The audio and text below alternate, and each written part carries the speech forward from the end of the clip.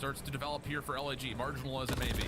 Assault on 4. I was about to say, you kind of need to play for a cruise missile here, considering your lack of offensive success and the guarantee that you will be playing a round 5 offense if we get to that point. But that gets denied, and Atlanta have worked their way back out of spawn. And Abizi, this seems like he's got 9 lives. He's taking gunfights. He gets down to 1 HP. This doesn't get finished off, and finally, Fame through the wall will deal with it. Also, getting a second through mid means that LAG can continue to contest this B zone. Yeah, but they have not worked that B progression over towards the B point, so it's going to be Atlanta FaZe able to extend that time. No one was able to jump into the point and just decap that third segment.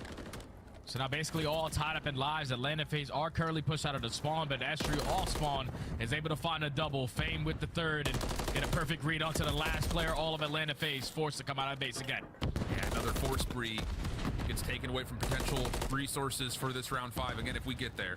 Still opportunities though for Atlanta, not fully spawn trapped, but being tested. Estriel over towards the previously captured B zone has gotten a look at a lot of this Atlanta offense, but now he's had to reset and he's got absolutely no idea that Atlanta are all around him.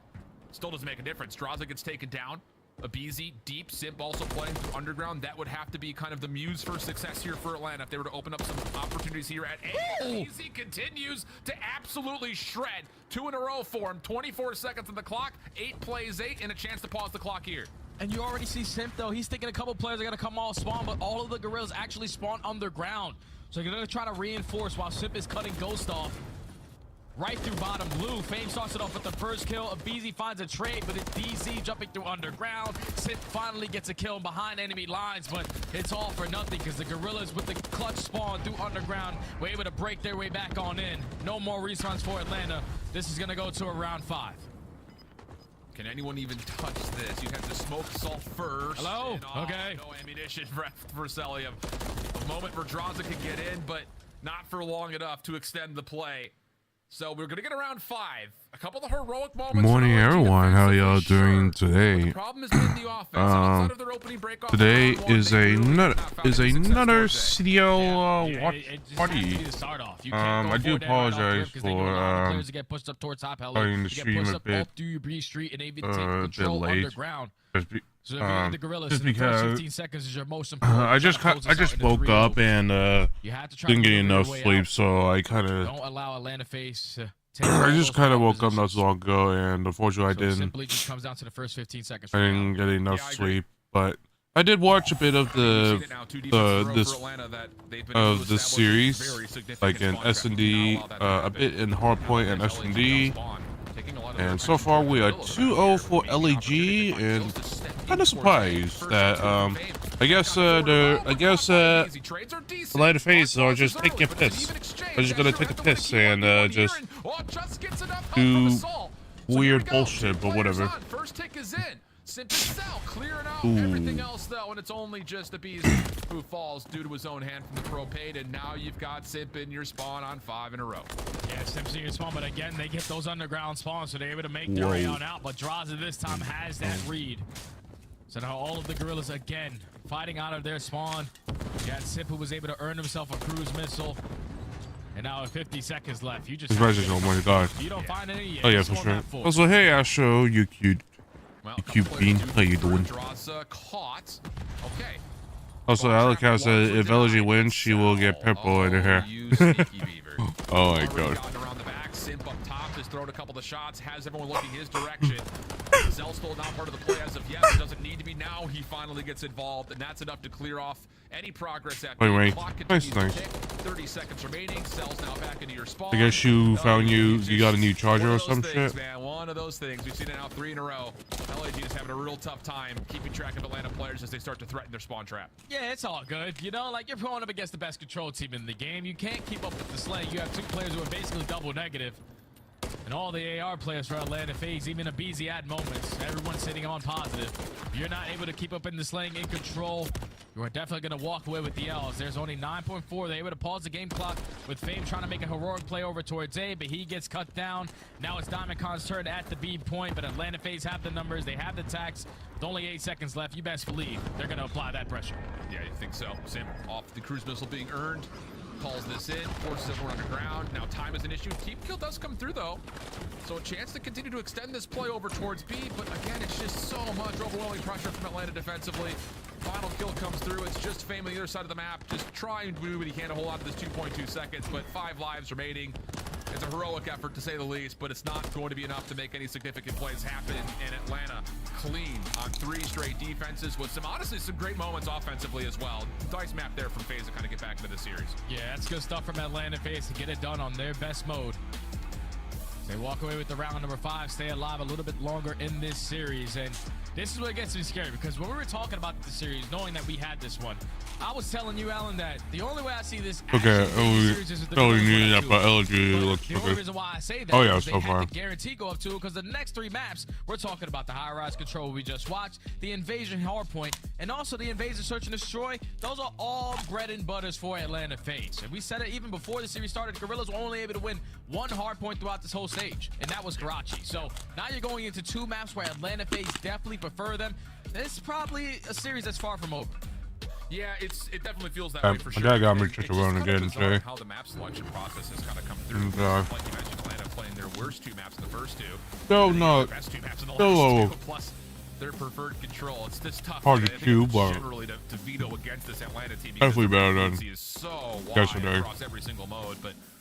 You know, I think for LAG, again, there are moments throughout this map you look at and say, okay, like we're working with something here. Yeah. It just, I think, again, they lost track of a player here or there when they're on the offensive side. You know, Celium gets free. He gets into the spawn, finds a couple of spawn kills. Sip does it maybe in the second round as well, where he kind of gets slipped by and no one tracks him. Okay, I'll need that. But LG looks okay. Early. It's just every time LAG work through the full focused spawn trap of Atlanta, they look like they kind of just continue to put the pressure on to a point where it's just insurmountable. Yeah, they look like they have their head out of their ass at this moment. And just, you know, hey, let's turn up today and just piss on them. I mean, right now, they're 2-1 at the moment, but no. And Draza finally came alive in this map, number 3. This is what makes Atlanta FaZe so scary, because when everyone is on point, at least they're working with something, at least. When you get Draza to play at they have 1.8 fans. Alongside Selim, who barely you know what you're going to get out of the Tiny Terrors. And we saw it on full display in that map, number 3. And now we're going into a map number 4 where they are activated. Like I said, this one might be far from over. Yeah, I agree. The thing is, we have gotten at least a number of reps out of LG on these invasions coming up. I really want a 3-point. I really want a 3-1. I mean, we're just gonna have to see. Particularly great. And then this was subways, highways, invasion. In time when we got like through the end of the Major 1 qualifiers into Major. The only way that LG can win is that if they win the gunfights, obviously. But the most important part is that they get the spawns, and they get the spawns for next point, for the other points, and just be able to hold them off as long as possible. Maybe more than the actual record, because the record is just not particularly great. Speaking it honestly.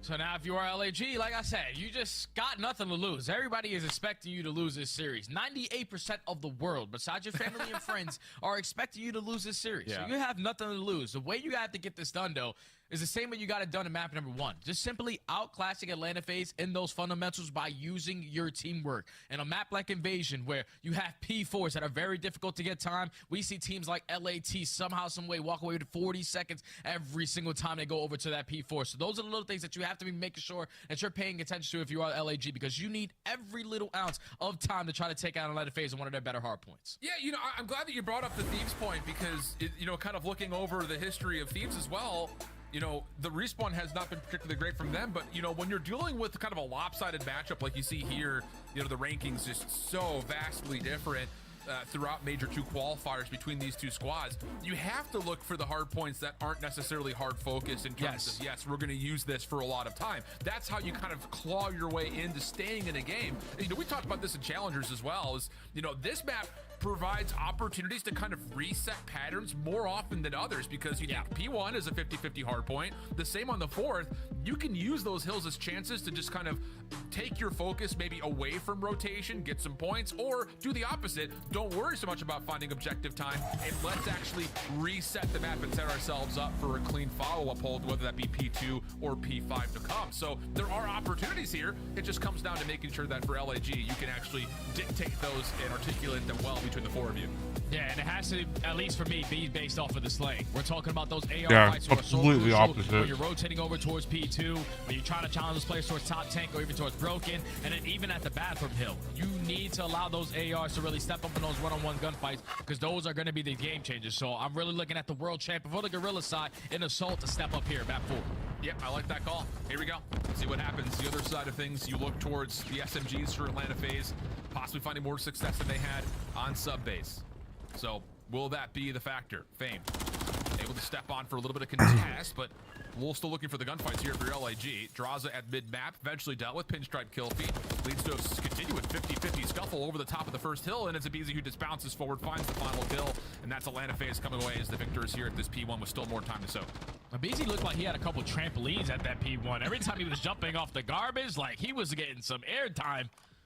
The fact that he's able to stay alive as long as he did and then still continuously soak this time at P1. LAG have not found a way on in. Finally, you take care of him. Great team shots from him and Fame to potentially walk away with this final 10. But you can already see the Gorillas taking a step ahead off the rotation. But if you pay attention to your mini-map, Atlanta FaZe got 2 players on the pitch. So you have to be able to read this if you are Gorillas. Oh, what a blessed spawn here from Fame. Just as the hard point starts to open up, it was going to be a 2v2 over the top at the second hard point, but Fame comes up from the backside of Palace Wall. Plus the delayed hit from Estriel. That's just small blessings turned into great results right there for LAG. They get the setup around P2, and now they're off to the races, soaking up a lot of time. But now they have to hold from every single angle because Atlanta FaZe, they have back Palace, they have broken side as well. With the BZ finding 2 and Simp finding the 3rd, the brink is already going to be here for Atlanta. And with only 30 seconds left, the Gorillas are now all spawning over towards the Palace side. It's going to be a gifted rotation for FaZe to get over towards P3 nice and early. But you do have a couple players from the Gorillas contesting the old and also working their way up through courtyard to try to make their way over towards P3. It feels a little labored, though, looking towards the minimap. Like, I like the idea here that LAG are just not allowing Atlanta to get on towards the old time, but it almost feels like it's taking a little bit too long for them to get set up for P3. Luckily, though, the kills are pretty quickly found as they make their play through rugs. So the setup is in, but Celium has kind of, again, been allowed to live for maybe longer than you would anticipate. Trade comes through nicely, but LAG still don't fully spawn in. Estriel off the off spawn has to try to make something happen and delay this Atlanta hit from the front. He's done well so far. Oh, yeah, that's all Estriel needed to do, and at least cut down one, put their focus for Atlanta FaZe onto that one player. You're still going to get those close back gas spawns, but Atlanta FaZe now starting to pounce. 3 players around the bathroom hill. Salt's able to spot 1. Can he find a kill? Yes, he does. But now Atlanta FaZe has 2 players in the point. It's the tiny terrors you have to get by them. And this is unbelievably good from the side at Atlanta, but Cell snaps over to try to deal with Fame, and that actually leads to a team kill moment. So that will be worked out well. Fame on 4 in a row. 15 seconds of scrap time. Looking good here for LAG to this point. And now we get to that very tricky 4th hard point here at the park. How do Atlanta find ways to scrap together some points here? Because you see them working for the favorite side of the minimap, but hey, you're down 40 here. You still need to find a way to get some time, you'd think, as well. Yeah, you need to get some time here at P4 to try to get back into this game. You see Simp, just playing for the one-on-one gunfight versus Fame, but Fame reads it to perfection. Now he finds himself on 5 in a row. And if you are the Gorillas, you're happy as hell just keeping them off at this point. But now you have no map control because all of Atlanta FaZe take mid-tank. They already pushed up in towards Cafe. You have to win these next set of fights to potentially put them in the trap that you want. And you can play the macro game if you're LAG, like you mentioned. Just make life difficult over the top of the hard point, but also see if you can set up Fame for the 6th elimination. He's going to get a 1v1 with a BZ over towards Water Street by a bullet. He wins the gunfight and earns the courage missile. So now, with that all done and tallied up, LAG spawning out towards Palace kind of have to make good movement here. I mean, there's still 20 seconds you have to play through this old time before you can even look at P5. And Fame, as he tries to step in to deal with the contestant at Celium, does get cut. So Estriel's double opens up space through the back alley, and Diamond Con following up has allowed an opportunity for LG to try to reestablish this hit towards the right side of the map. Yeah, it's good stuff from the Gorillas to just keep Atlanta FaZe off of that hill as much as they possibly could. Fame also earning that cruise missile to play a big part later into this game. But now it's all about these fights over towards the next hill. LAG trying to take some mid-map control. You have Assault trying to set up the pinch to potentially spawn a couple players from Atlanta FaZe out. He actually wins that gunfight, so here's an opportunity where the Gorillas can find a break. Whoa, and Diamond Con snaps over towards Simp, doesn't finish off the elimination, and Simp somehow turns that into a double. Unbelievable individual play. So now around the back go LAG. Atlanta do spawn out, at least for now, but BZ is completely unchecked. Off the 2, reset now on 3. Draws on the other side, does get cut down, but Atlanta FaZe have worked their way back into the lead. Yeah, it's a tie game. They're going to be able to take the lead at least for a couple seconds. But now it's all about that rotation over towards next. Simp trying to find himself a cruise missile of his own. He's now on 6 in a row. And Atlanta FaZe is starting to turn up in this HP. Not going to slow down. 7 does get cut down, though. Great shots right there from Fame. But back to the P1 we go, where we've seen a BZ jumping left and right like he had trampolines in the middle of the map. Oh, it draws a good read on over towards the Assault. Hey, there you go. How you doing? Welcome. So chances here for Atlanta to actually soak up a considerable amount of time as Draza continues to win gunfight after gunfight. 15 and 8 on 3 in a row. And this feels a little bit more like it if you're a FaZe fan, as they have soaked up the vast majority of this opening 30, and there's no signs of that stopping anytime soon. Yeah, and look, they're more focused on slaying. You're finding all the kills, but no one is soaking any time. Finally, with 3 going down, going to be able to put a BZ onto that point, with LAG now making a decision to think about that rotation. And this is a hill that they have to try to respond on. You can't allow Atlanta FaZe to walk away with the majority of this P1 time and chain it to the P2 hill. And Domicon is going to slide his way on through. He's only able to take down 1, but it's going to be Atlanta FaZe winning the rotation over towards next. And this is probably a moment here if you're LAG. You need to consider using Fame's cruise missile. You cannot allow this game to get out of hand. Problem is, with Sim having earned one of his own, he could just use one to respond. So here's the call in for the cruise. Long route from Assault. He needs to be able to isolate these players inside Ice Cream. You have to find these eliminations. Assault tested. Oh, and he gets denied.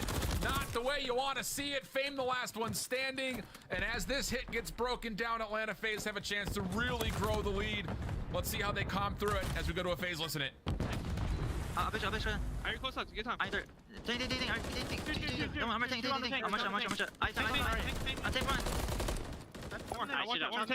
I'm helping you. I'm trying to help you. Time running me. Time got me.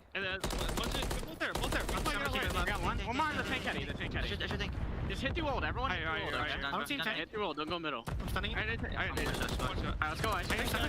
Tank. I got something. Square tank. I should think.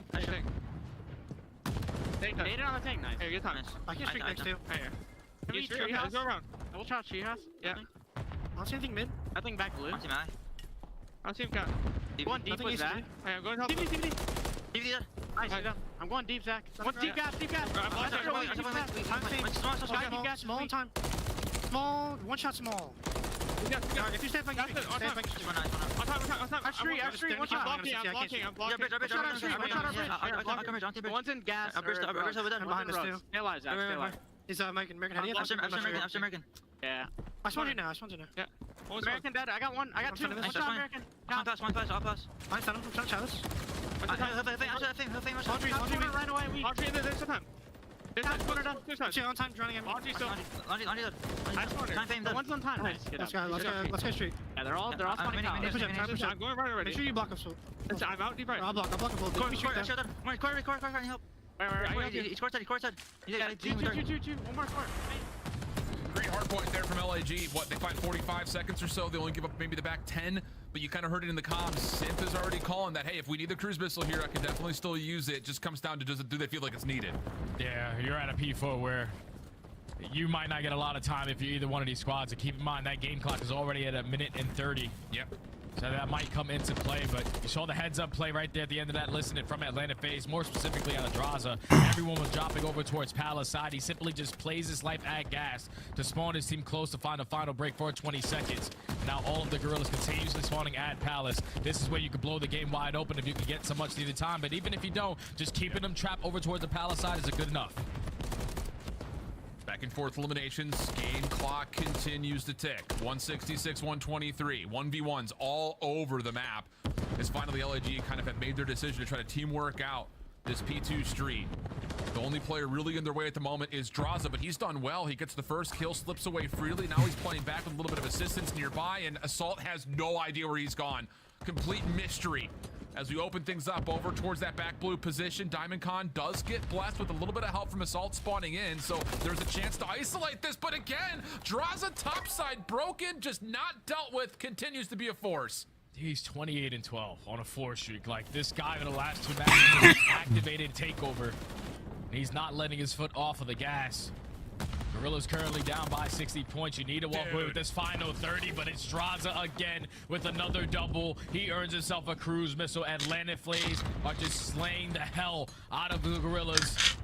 And they're just getting closer and closer to forcing that game 5. He's like a ghost. He just pops up somewhere, goes away, disappears. No one can find him. Then all of a sudden he's on the hard point. Then he's back up towards top blue. He's just everywhere. So another cruise missile tallied. A little bit of consolidation time here if you're LAG. It gets them just above the 140 mark, but with 59 seconds on the game clock, you have to do what you have not done yet, which is find significant time here on P1. Otherwise, this game may be over. Yeah, Astrio finding a double might be just enough to start it off, but there's still more numbers on the side of Atlanta FaZe, able to reinforce in towards the point, and there's just more focus on slaying rather than getting the time. As you see, Abizi just putting himself in a nice little corner, but with only 49 seconds left on the game clock, you find 3. This is where you're able to sow for free. But you see those spots from the Gorillas, they're everywhere, so you got to try to read this if you're Atlanta. Need a couple of individual gunfights to go your way if you're the girls on the other side of that. Astriel continues to have a great series. 29-24. Clears out the hard point, but like we said, you're at a gap of 70 or 60 points, pardon me, and you only have 40 seconds of game clock left. So whatever it is, it has to be very, very, very convincing. 12 seconds of scrap trying to be earned. Simp pushes him off. Gap still at 60 points. It's now Simp starting to brew up for some potential streaks. Diamondcon does at least confirm the trade, but you look at tally what's coming up next at P2, and it's all FaZe, all over construction. Yeah, this is the 3rd time that they won the rotation over towards P2. Can it lead to some much needed time to try to close out this game? This is where you make it rain with all those missiles, all the gunfires, all the nades coming in. Assault even nades himself. Just assisting Atlanta FaZe to try to close out this game and force that game 5. Yep. And if you're Atlanta, you can win this in a multitude of ways. Yep. Really comes down to whatever's more convenient. Do you want to let the game clock expire, or do you want to just jump on and get to 250? Mathematically, really either option's fine. It's just this, whichever really the game provides you. And as Draza starts to read that, there is a lot of pressure coming out of LG. He steps back, 33 and 15. He's got help nearby. Trophy systems on. The pressure of the game clock also starting to tick against LAG. They clear out a lot of it, but the last one standing is still Draza. And I'm telling you, this guy doesn't lose gunfights. Pistol. Put him in bed. You want him at 5. I've said it once before in this map. I'll do it again. You got it. Here we go. Let me tell you, Alan, I don't know what Draza did on that commercial break, but he has just been activated. Like you said, he's a very, very difficult gunfight to try to win. Basically playing like a ghost out there on the mat, because he has just been in takeover mode the final 2. As Atlanta FaZe respond with 2 back-to-back respawns. We can never count this team out. They're always going to be in the series, even when their back's against the wall. Now you're going into an invasion, search and destroy in that game number 5. Allie's got to be feeling a little bit better now, Alan, you know, so you can take a deep breath. Yeah, the good news is you can still issue returns on Amazon orders within a couple of hours if she preemptively pulled the trigger on that. Wow, what a map from Draza. 6,300 damage, 29 non-traded. Mercy. 31 and 25 from Simp as well. Celium still puts out 4,300 damage with 15 assists. So even though the stat line isn't necessarily the sexiest thing you've ever seen, it was still impactful to say the least. On the other front, though, I'm telling you, man, Estriel's really playing well this series. Yeah. Just couldn't quite get things done here for LAG, who really only had that rotation over to P3 that really speaks, you know, largely for how they played the map. And it's kind of fallen into the hands of the ARs. Again, a slow performance from Assault and Diamondcon. On maps like High Rise, on maps like Invasion, you need your ARs to step up. And there's only one AR that's putting on for their city, and it's Draza so far in the last 2 maps. They're the only guy to go positive between all 4 players. But Atlanta FaZe, they have brought this one all the way back. Very, very tight control. Breeze through on the Invasion HP. And now you got an Invasion Search and Destroy where they're sitting at 7-2 on the season. You're feeling good, like I said, if you're Allie. Absolutely. And if you're a FaZe fan, and the other 98.2% of people who picked FaZe. So lots of things to look forward to if you're a FaZe fan. But hey, like we said, if you want to kind of speak to the hero story here, LNG played this map a bunch. Just comes down to, can they get past the hurdle of beating an Atlanta team who largely only lose to New York and Toronto in Search and Destroy. We'll see what happens. We'll head to a break, then map 5 right after that.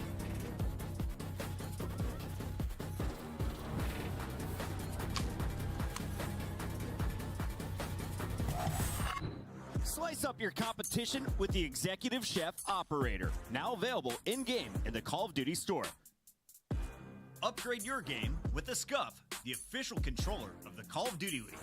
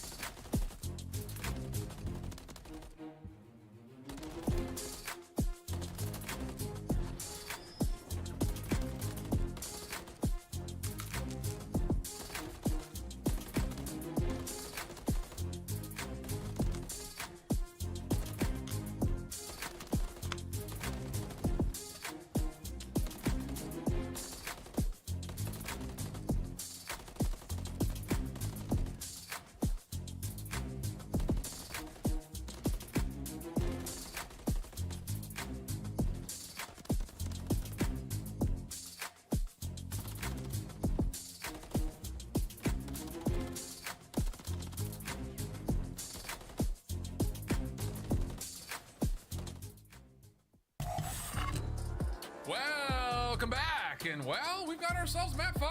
I don't think a lot of people had that on their bingo card for today after a hot start for LAG Atlanta FaZe. Now all of a sudden have the 1.8% that's looked LAG, all of a sudden feeling a little bit down and gloom. So, we got an invasion search and destroy. Say it all off, and again, like we talked about, last 3 maps of this series were all looking really good for Atlanta. Even coming off of the 0-2 break, they were still smiling, laughing, having a good time. Things look a little bit more locked in right here, but for LAG, hey, this is a test on the mental, right? You gotta be able to just set yourself up and say, hey, we're not just hanging with these guys, we can beat them.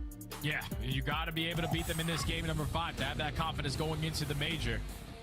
And if you get it done the same way you got it done in that map number 2, it was all about teamwork. But one stat that really stood out to me when I was looking at it through the commercial is that, believe it or not, LAG are great at finding the first blood on the attacking side. They find it about 48% of the time, which is close to 50. But then the conversion rate after that is 58%. You're telling me you're basically finding the first blood guaranteed, but then not winning in your 4v3 advantages. You need to be able to make sure you change that here. Do the same exact thing you did on map number 2 to try to walk away with this W. And you got to remember back when they were playing this map a bunch, we kind of talked about this LAG team and said one thing: they're playing too slow when they have numbers. They're taking way too long in the rounds, trying to follow up and convert, especially from the offensive side. So that will be, I think, a target of focus here as we jump into the first offense here for LAG. Assault will, again, scout that. Selim, of course, is playing over towards Waterbridge. That's very normal. Simp also very normally playing over towards Broken. So this is essentially what you would predict if you're doing your research on Atlanta.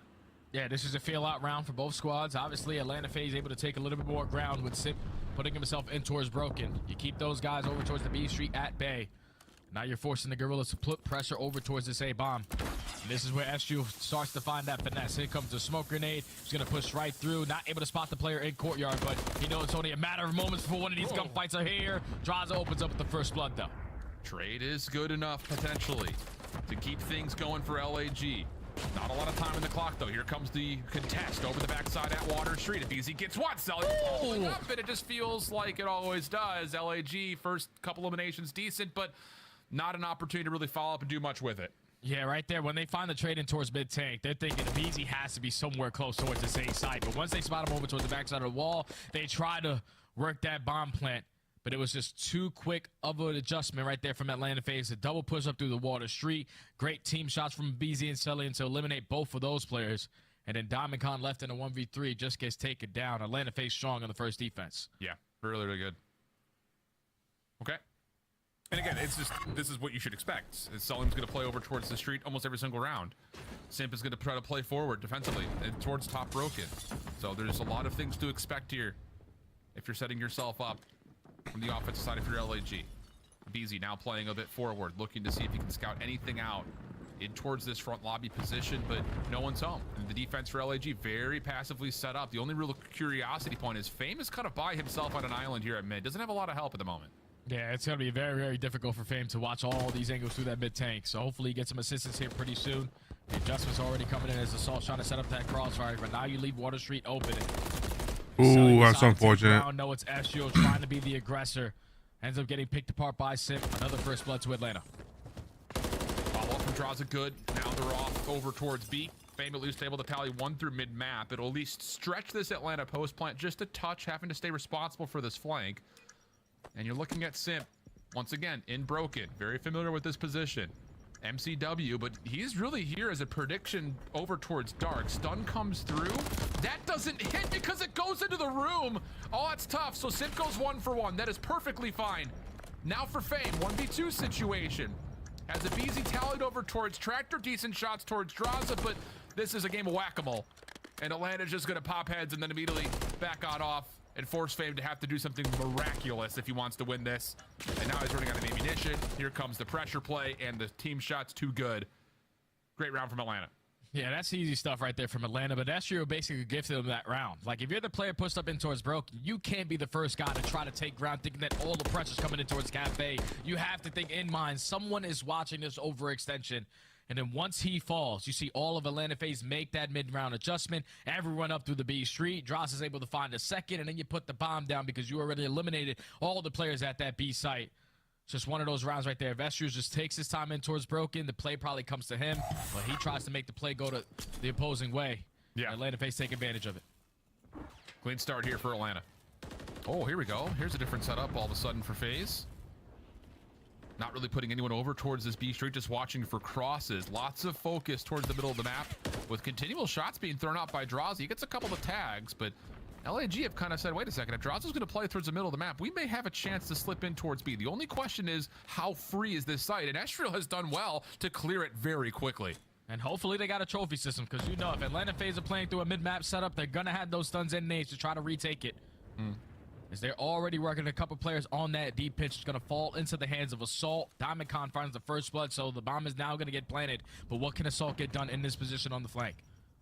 You have to know that Atlanta prefers to play this retake from the backside at B Street. But Celium gets the first blood through the front. Assault finally gets activated, finds one, steps out. Simp looking for the trade. A little sloppy, but still confirms it. And meanwhile, Cellhead isolated towards the other side. So now you got a 1v1. Diamond Con opting to play this pretty far forward, and the opening shots are perfect. Simp gets turned aside, and LAG get on the board. Yeah, that's good stuff right there from the Gorillas to use the information gained early into the round and use it fast, because they didn't spot anyone cross over towards B. No one in towards Broken. So Astro gets the read on it, pushes right on up. You find the first blood, you get the bomb down, and even though it turns into a one-on-one, Diamond Con does not shy away from the engagement. Pushes up towards the tank, wins the one-on-one versus Simp, and finally gets the Gorillas on the board. Yeah. But it's a good read, honestly. It's one of those things like Atlanta, like you said, is just... Oh, they got one so far. At the middle of the map, but Estriel quickly clearing things out allows LAG to get a very far advanced forward position. And how about this now? Smoke through mid. Not going to be able to tell Atlanta anything about who's crossed through the middle of the map, and it's a 3-man stack inside a lobby. I love this. I love this different adjustment already from the Gorillas. So actually the player up on the ledge. There's no way in hell you're going to be able to read this guy in this position.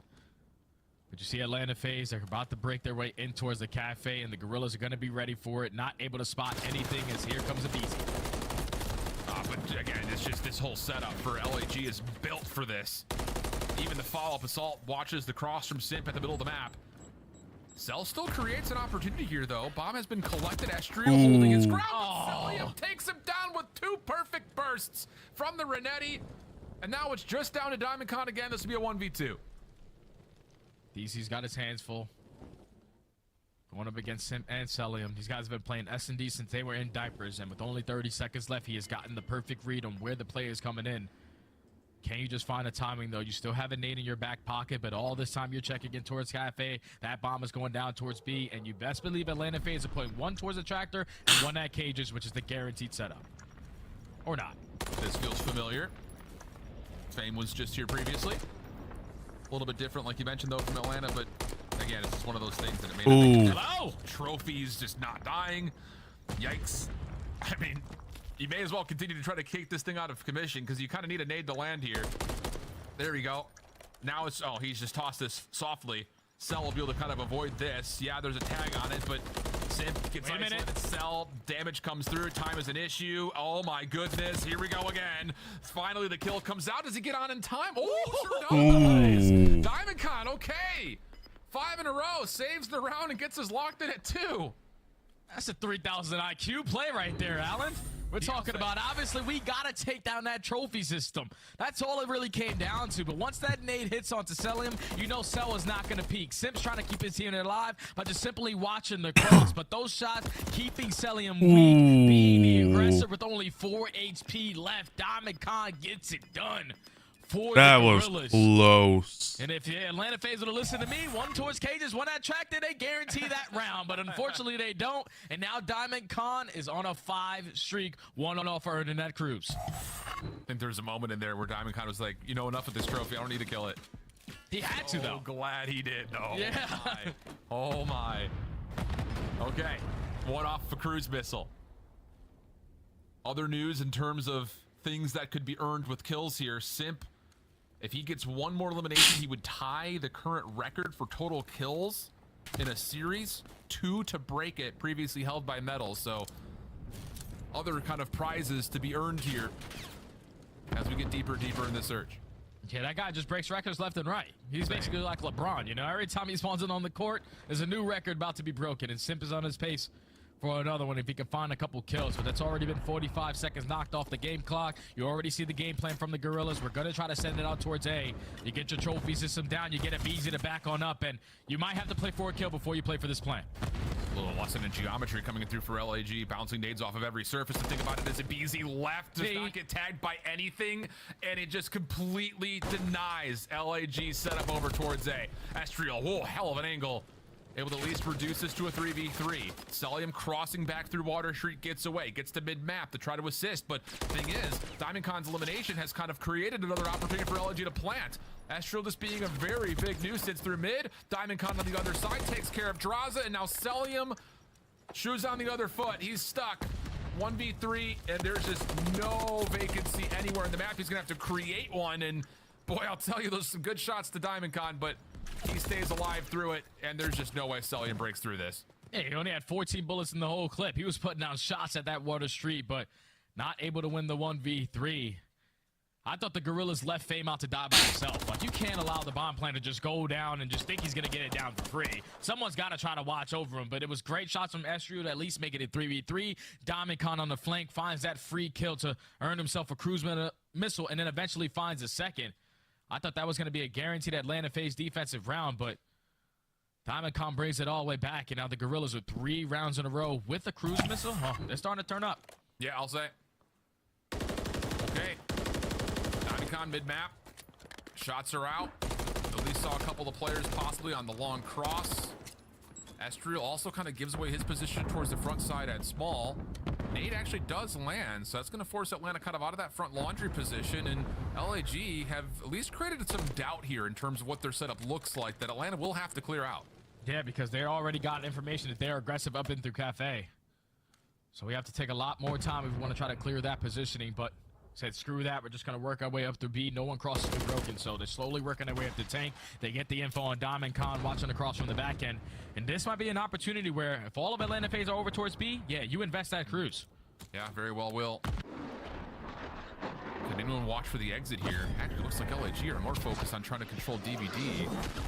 So surely, if Easy will drop in, he does. Information on the others. Here comes the double hit from backside DVD, and Draza gets completely caught off guard. Only thing about it is Simp is still playing forward. He's been able to plant the bomb while all this is happening, but Estelian was trying to get there to help, and Estriel delays his play long enough to find a freebie. There's the kill record for Simp, but more importantly, there's the round for LAG, up now 4-2.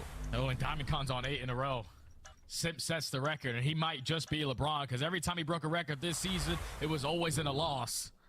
That's now 4-2 for the Gorillas, 4 rounds in a row from these young men. They are trying to turn it around, turn that 0-6 into a 1-6. As they have now won 4 rounds in a row. Use the cruise missile to your advantage to just secure that round guaranteed. And now you're just a couple rounds away from taking down Atlanta FaZe, getting on the board in stage 2. Just got to continue to ice up. Diamond Con, keep putting on for your city. Different hit from Atlanta. Aggression in through DVD here. 2-player stack. Little crossfire setup. Diamond Con stun does not reveal this, but had to have been enough pressure from other sources to kind of push Atlanta back just a touch. Their opening breakoff doesn't provide an opening kill, and we'll reset everything into a 4v4 with a minute on the clock. Yeah, we're just slow and steady wins the race. The Gorillas are playing for some early info. At least they gain the info that no one is pushed in towards Broken, so it might be the play call again to not even contest over towards A. Let's try to work our way up to B Street. It's already been 45 seconds knocked off the game clock. You just got to try to get a read on what Atlanta are doing, and they have not shown anything. Yeah, and they're going to go back to the same A hit. Draza watching across corner. Abiz is on the top of the tank, and then Simp is up close and personal. The only thing unguarded, as you saw Simp check it, is this outside street. It's all about timing here if you're Simp. Just checking whenever possible. There's the trophy. That's usually the green light signal that here come the nades. And Simp just steps right up. Thank you very much. Oh my goodness. I mean, you have to be able to break it down better than that if you're LAG. Diamond Con still continues to build kills for streaks. 9 in a row now, but 10 seconds on the clock. He's going to get blindsided by Draza. And FaZe. Yeah, there was no way for them to win that. I just don't like the way the Gorilla played that attack. Like, you're going into this A site with no info. You're instantly throwing a trophy out through the freezer door and just thinking that the bomb is so free. Like, why would you throw trophy out there if you don't know if they're there, or not? That's where I'm really confused. And with only 20 seconds left, you were forced to commit over towards that A bomb and play. Maybe they had something that we don't know, but it's still weird as hell. I just think if you are the Gorillas, you got to use the information that you gain, not playing off of blind stuff and just trying to make something happen. But they're still in the lead, up 4-3. Atlanta FaZe starting to climb back into the search and destroy. Back to the attacking side they go, and you can already see the adjustments from the Gorillas not taking control of Cafe. Atlanta FaZe already got a read on it. Yep. This is all about trying to get Astral in towards Broken, which LAG will successfully do. But like you mentioned, free control at Cafe means that Atlanta are kind of, you have to think like foaming at the mouth here, saying, all right, let's see if we can use this as a chance to break through mid. If not, maybe even just get right in towards A. And there's the cross, assault tagged up. That's enough information for selling him to start, for Simp oh to start no play over. And now Fame is caught. Oh boy. Ooh, night. What a win. He had the freest kill of his life, but now all of a sudden your bomb carrier has dropped over the top at mid tank. And this timing play over towards B Street may determine the round for LAG if they can find this kill onto Cell. Yeah, because it's only 35 seconds left. Yeah. Selim has to try to win this one-on-one versus Estriel. But neither player has moved yet. Assault is able to find one through Water Street. No. Selim, it's time for you to try to make a play. He finds one off the Diamond Con, but he should get traded here by Estriel. Trying to dance around with death, but eventually does get taken down. And that's the Gorillas securing the round. It came down to right off the rip of that round. when Fame and Assault were able to team shot to just simply keep him alive. You find that first blow onto a BZ, that's the bomb carrier. So Atlanta faced a tall task to even receive that bomb and eventually work towards a bomb plant. But at that time, you know how Invasion goes on the attacking rounds. That time just gets away from you. Not enough time to recover it, work the objective. You allow the Gorillas to pick you apart all around the map, and now they're at game point. Oh yeah, Ali is shaking, Alan. What's on sale today? Well, this is very interesting. Oh, this is going to be a beat. Oh! I'm about to say, the A hit has been so unsuccessful for them, and now you just overwhelm the backside of B with nades. That converts for first blood. You know you got Draza caught out. Smoke comes through, but that actually provides a bit of alleviation here for Atlanta. They're able to get their defender out, and there is still a chance at a 3v4 here with Draza just kind of pixel peeking the ice cream door. Yeah, that smoke doesn't really cover a lot for LAG because you still have Crossfires for Atlanta phase with both of those ARs, one in ice cream, one through the back door. But you know it's only a matter of moments before BZ decides to find the timing in through dark, and Diamond Con in the perfect position to take him down. But I love this, Jay. LAG has cut all noise. I thought they were just going to try to create some doubt, see if they could get Atlanta phase rotating back over towards A. But action does continue over towards the B street. Even trade, now 3v2. But keep your eye on Salt. He's starting to feel a little frisky, and with more tags over towards Draza, did they see him cross? Does it make a difference? Assault gets there in time to find the kill. Just down to Celium for a 1v3. Fame's gonna get this plant off. Assault watching over the top. You just have to play Crossfire setup here. Just don't let Cell do something amazing. Has to be the buddy system if you are the Gorillas. Just play the trade scenario. You know that Celium is gonna be playing for multiple gunfights with 35 seconds left. He has to get a move on it. Salt playing towards Water Bridge. Fame is in that dark patio position. If Cell can find this kill on towards Assault, maybe there's a chance, but looks like Assault has just seen him. Yep, they're going to reposition around this. Create issues with the clock, with the time. Follow-up has also now been known. Cell has cleared a lot. Maybe there's enough time for him to force a couple of gunfights in Fame. Wow. Offers him his life, but the kills come through. And yeah, you can see it on Fame's player cam, just like a deep sigh of relief. And that series may not make well, I did not expect LAG to be able to do it, and they pulled it off somehow. They pulled that fucking shit off. Finally received some smiles on their face. Assault's like, I did not do nothing. Those final 3 maps, that was all you guys taking over. But LAG, man, we're talking about a story of David versus Goliath. I was talking to Bryce before the series started. How do I sell the dream?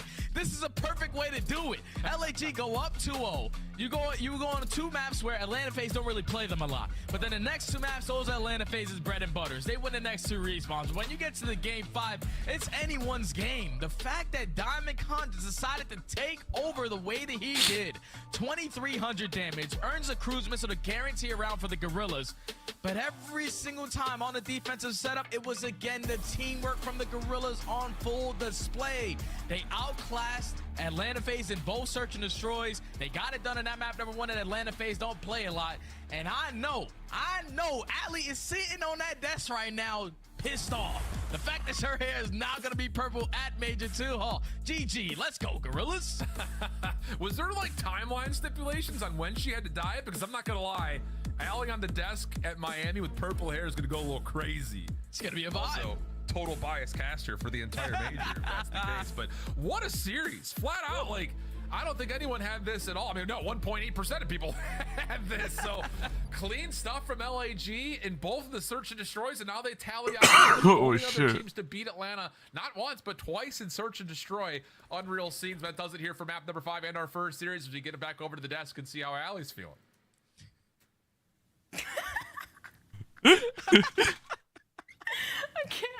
I can't. What's even worse is I literally have a hair appointment tomorrow. Like, I have a hair appointment booked for tomorrow to get a refresh before the major. And what am I going to tell her? Hey, by the way, what are your thoughts on doing purple? Neon purple. It's not going to be, no, it is not going to be neon. Here's a purple scuff controller with your new hair. Just use that as the example. Alley Cat, welcome to the Purple Hair Club, and big thank you to her sponsor, Diamond Con.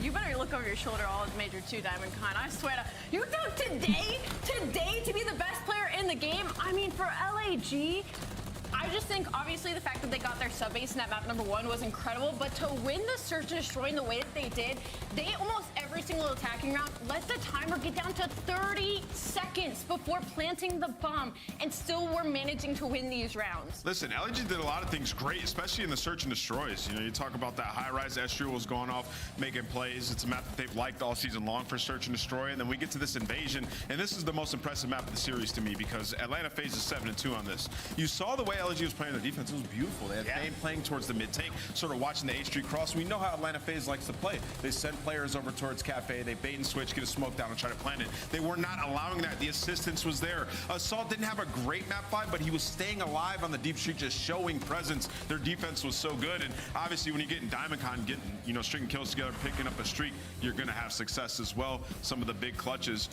Honestly, though, on the flip side of this for Atlanta FaZe, let me get serious for a second. Get serious. I know a lot of people are going to be saying, oh, they were testing maps, this and that, the third, whatever. Bro, Optic and Toronto have been testing maps for 3 weeks. Right. They're not losing to LAG. So if there is a S tier and it's 4 teams, for me, in good conscience, Atlanta FaZe is at the bottom of that S tier, like 4th, because that is an unacceptable loss. Like they're going to have to figure out some search and destroy going into this next major. Do you know what's weird? Yeah. They 3-0'd Toronto Ultra. It's fair.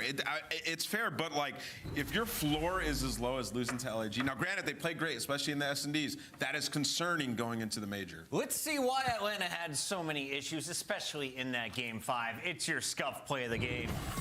He was Diamond Con and Alley all match long, and he did it here to seal the deal. The purple hair is coming out in Miami thanks to plays like this. I mean, the 1v2 was just played so incredibly well. What's hilarious about it is we're sitting there watching him shoot that trophy, and we're like, oh God, like now they know where he is. Like, you can't get this trophy shots to go in. He still manages to do so. Cook throws the nade, wins the kill on the guy in Cafe, and then just outplays Celium because you know he's already weak in this play. I mean, just beautiful stuff from Diamond Con. Yeah, he didn't really give them an opportunity to win that round, right? Like he pushed up, threw a grenade in the back right, blew up the trophy, and then it weakened Celium. And like, if you're in Celium's position, you can't chow there. Like in your mind, you're like, I cannot chow. Sim goes for the angle, and it's just a beautiful clutch. You can see the vibes there on Cloud9 right now. What I loved at the end of that match was Fame looking into the camera saying, we got one. We got one. They're on the board, and as you mentioned before, sometimes that's all it takes for you to turn it around for your team. Right now, it's time, though, to speak to Estro in our Monster Winner Spotlight. Estro, congratulations on a match no one thought you were going to take. Just 1.8% of the public put their bet on you. What was it like going up against FaZe today, and how did you guys play so loose? We knew we had to play our game and just play loose, bro. We knew we had to come out and shoot like one of the best teams, and we really wanted to get a dub on the board. We've been grinding, even though it hasn't been showing on the win column. We've been grinding, been working on stuff behind the scenes. Estro, we'll follow it up. Do you know I have to dye my hair purple now because you guys beat Atlanta FaZe? Yeah, I heard. So make sure you stick to that. I'm gonna do it, I promise.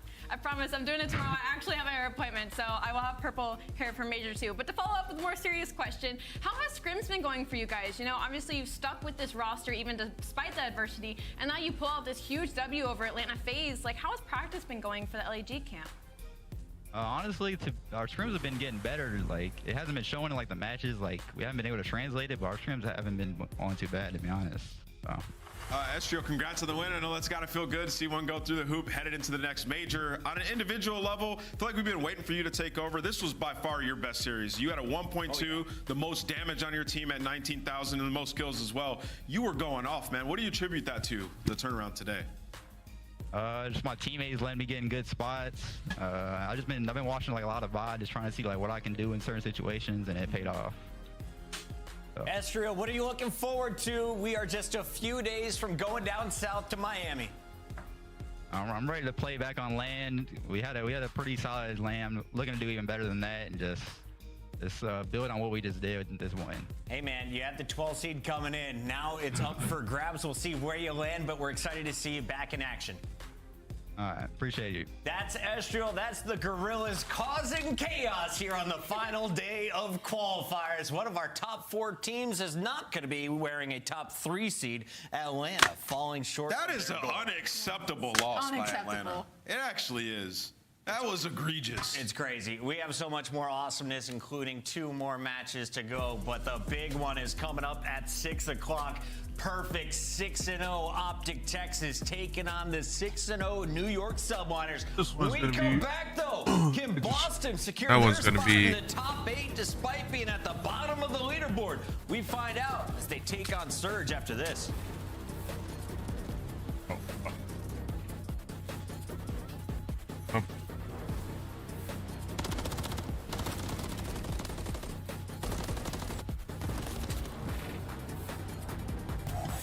Upgrade your game with the Scuff, the official controller of the Call of Duty League.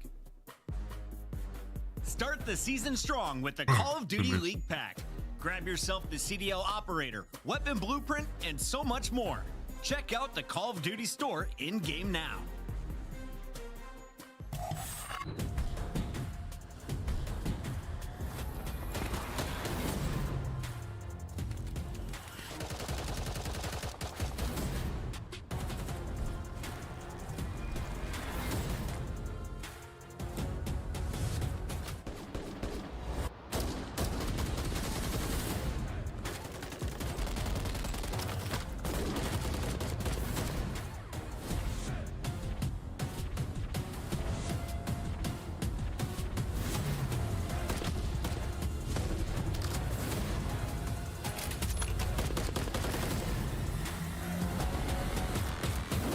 I gotta restart this PC.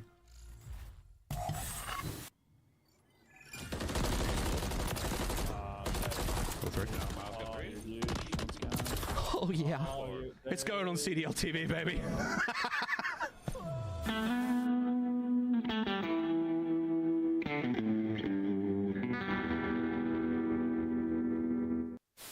But early in our 7th circle here, there's still 30 teams left. You don't have any resources. Get to the zone if you can. Win your fight. What the fuck, LG? You go. You see a loaded I didn't expect this win as well. I'm very surprised. So many squads. This is unprecedented. Being able to see this from the Concaster is so special. There's our first moving zone. They're going for it, they're going to be in as well. It is not the Ravens. It is a Phoenix that has risen from the ashes here at the major. They take flight. They break the curse.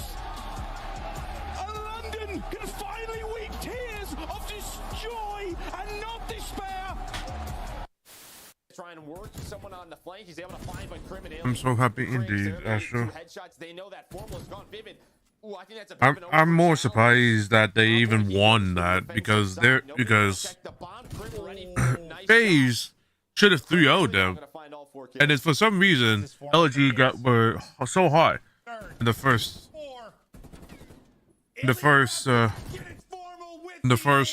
2 maps. I'm just kind of surprised, and I'm like, whoa, what the fuck was FaZe doing? Or were they trolling or something? Or like, what the hell were they doing?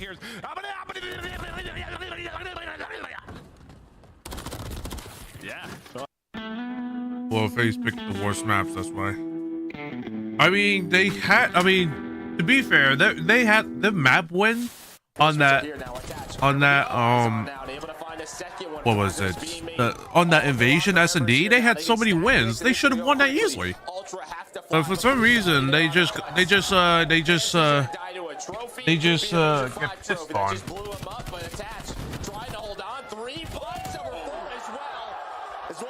So I'm a little confused.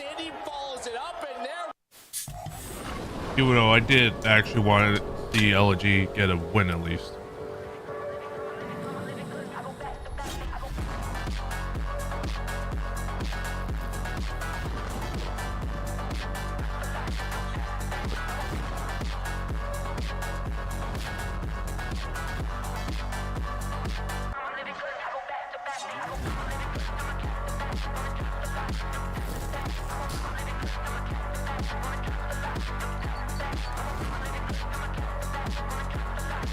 Well, FaZe can't play 2 maps that they lost.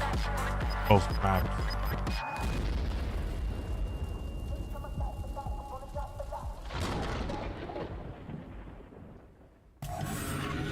You had to bring it back to Boston. And this time, deep in my thoughts when I didn't have it. Sleeping on the floor, wishing it was a mattress. This is now I'm in Hollywood with actors and actors where everybody knows the latest trends and fashions. I'd rather keep it a buck, 100 if you ask me. Toronto has some breather room. They're able to get out of the base. After a couple plus kills, but Barista makes up for it. Bucks being down 2 through bottom mid. It's in my DNA to have hope and make a way. Well, Frosty for the first down low. Geo trying to take it off. Big Search Deep Boston and what is going on here? If Surge. You know, I mean, I do have Surge winning this because I just don't see how Boston can be able to kick their ass. Even though I will dye my hair purple if LAG win this series. I'm going Atlanta FaZe.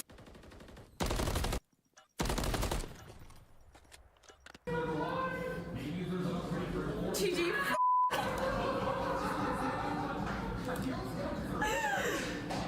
Alright, well. Yikes! Somebody needs to clean up that green room. It's a mess.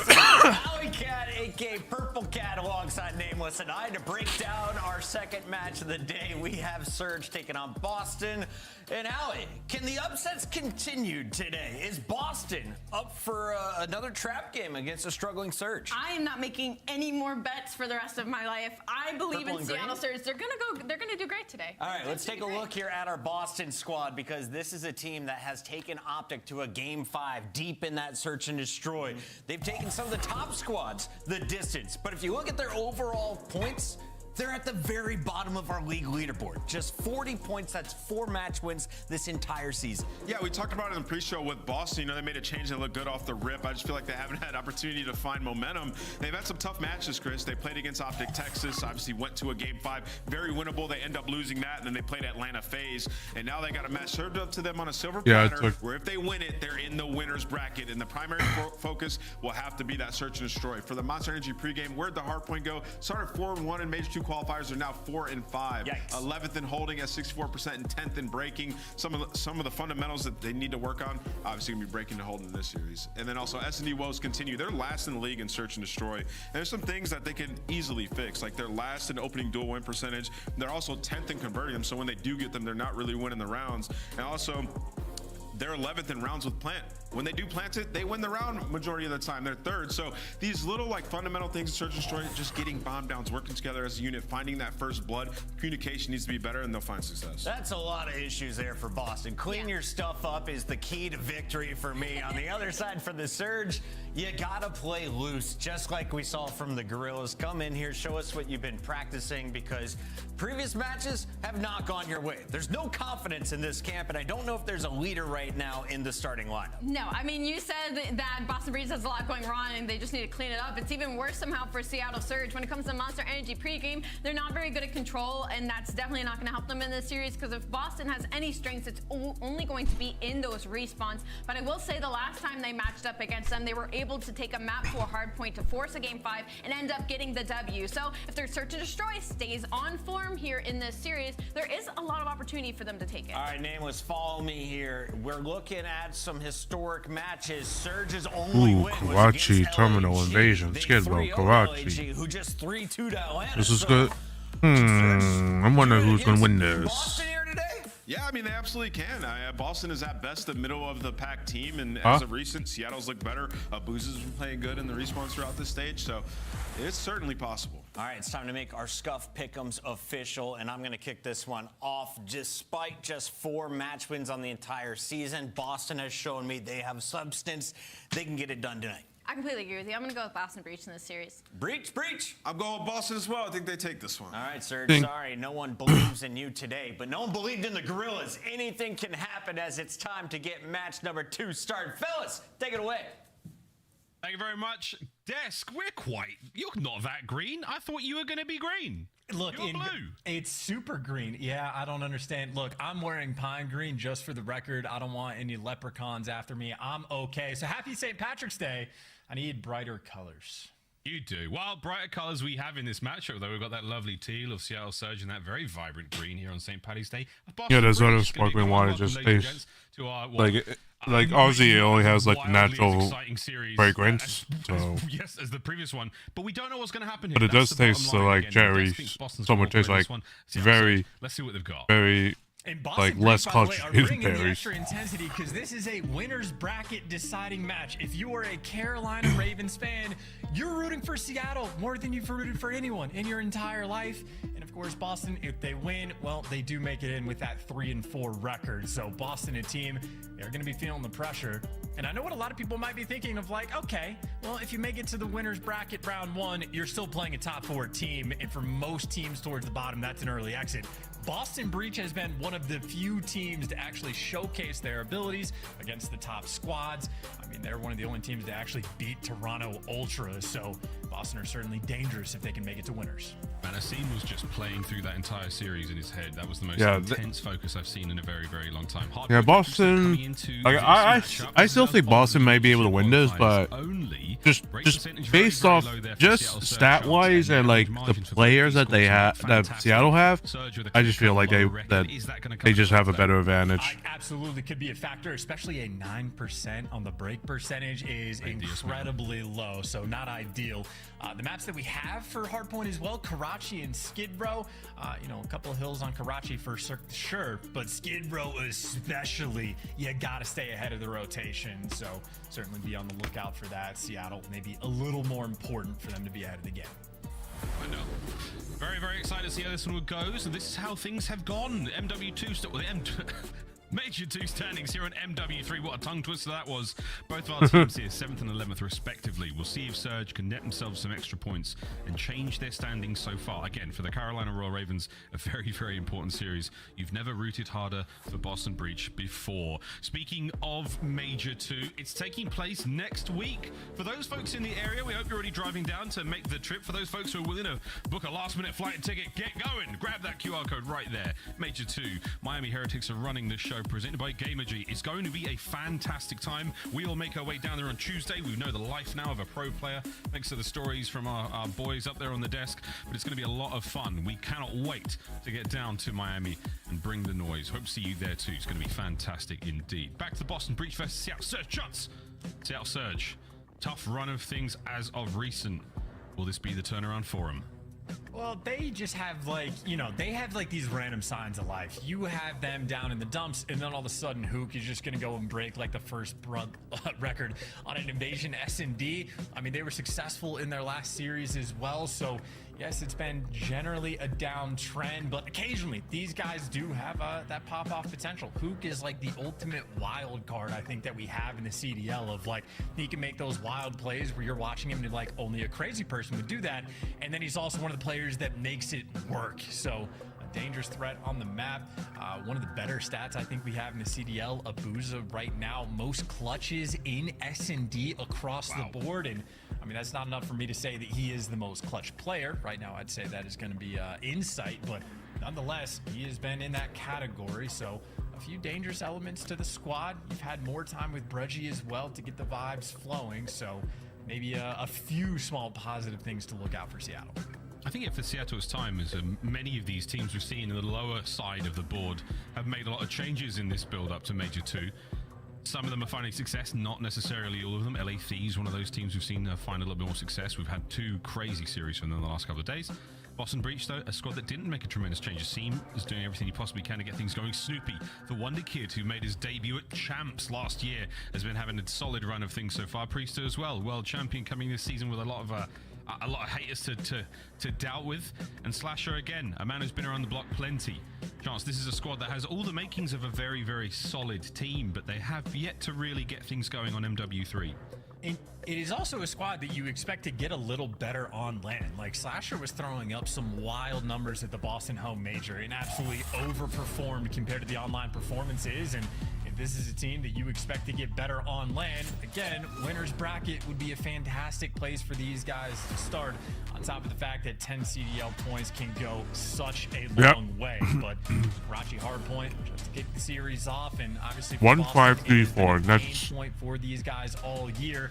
Even when the rotating the hills, the worst teams in the break. For both sides, the worst but teams in the game at actually Boston holding on is to 'em, and when they're not substantially rotating, worse. Not too fantastic at breaking either. So Boston have their work cut out for them, and maybe an opportunity for Seattle to get that early edge.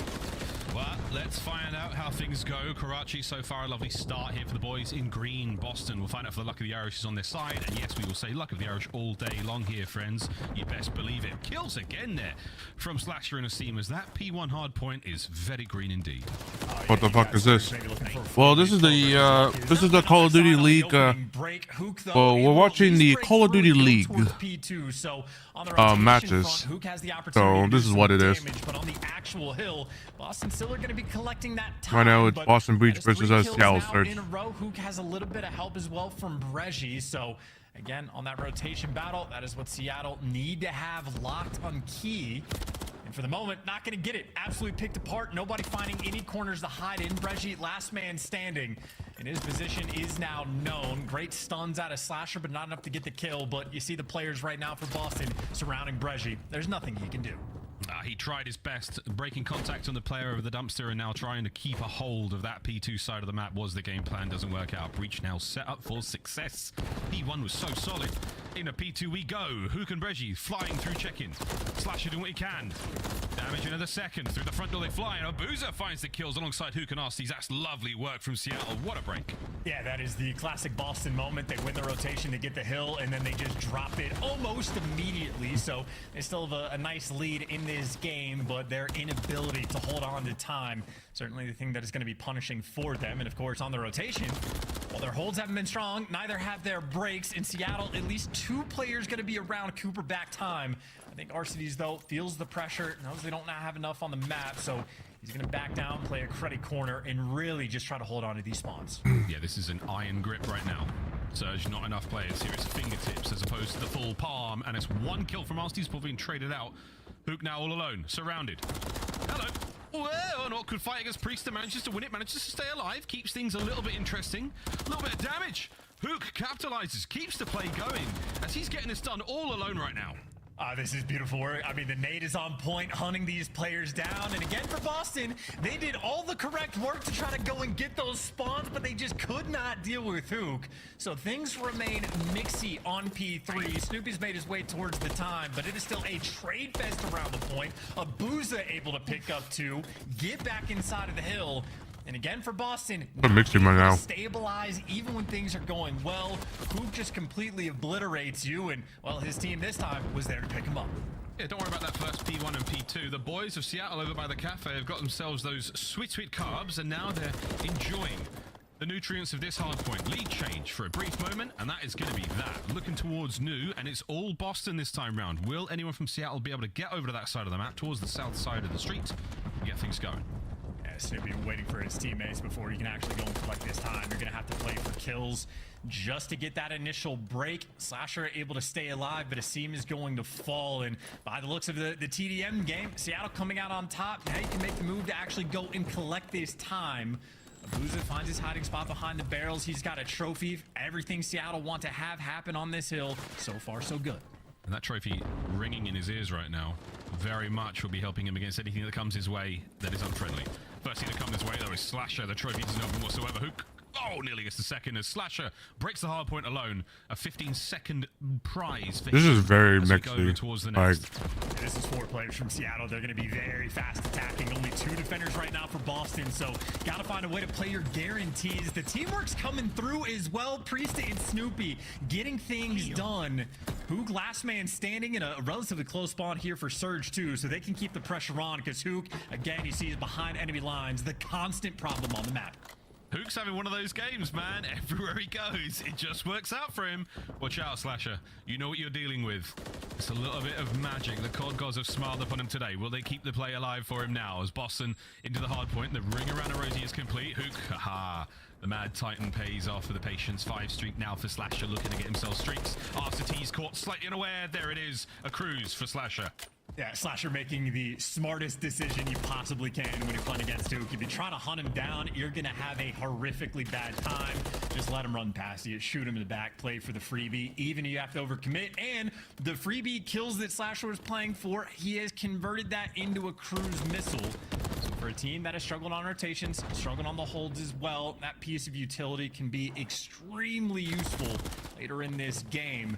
You see the opening break, though, for the new P1 time. Surge will get here first, but you have bodies for Boston all over this map. Well, the bodies are about to hit the floor for Surge right now as the Cruise makes its way smack bang into P1. Looking at the usual power positions.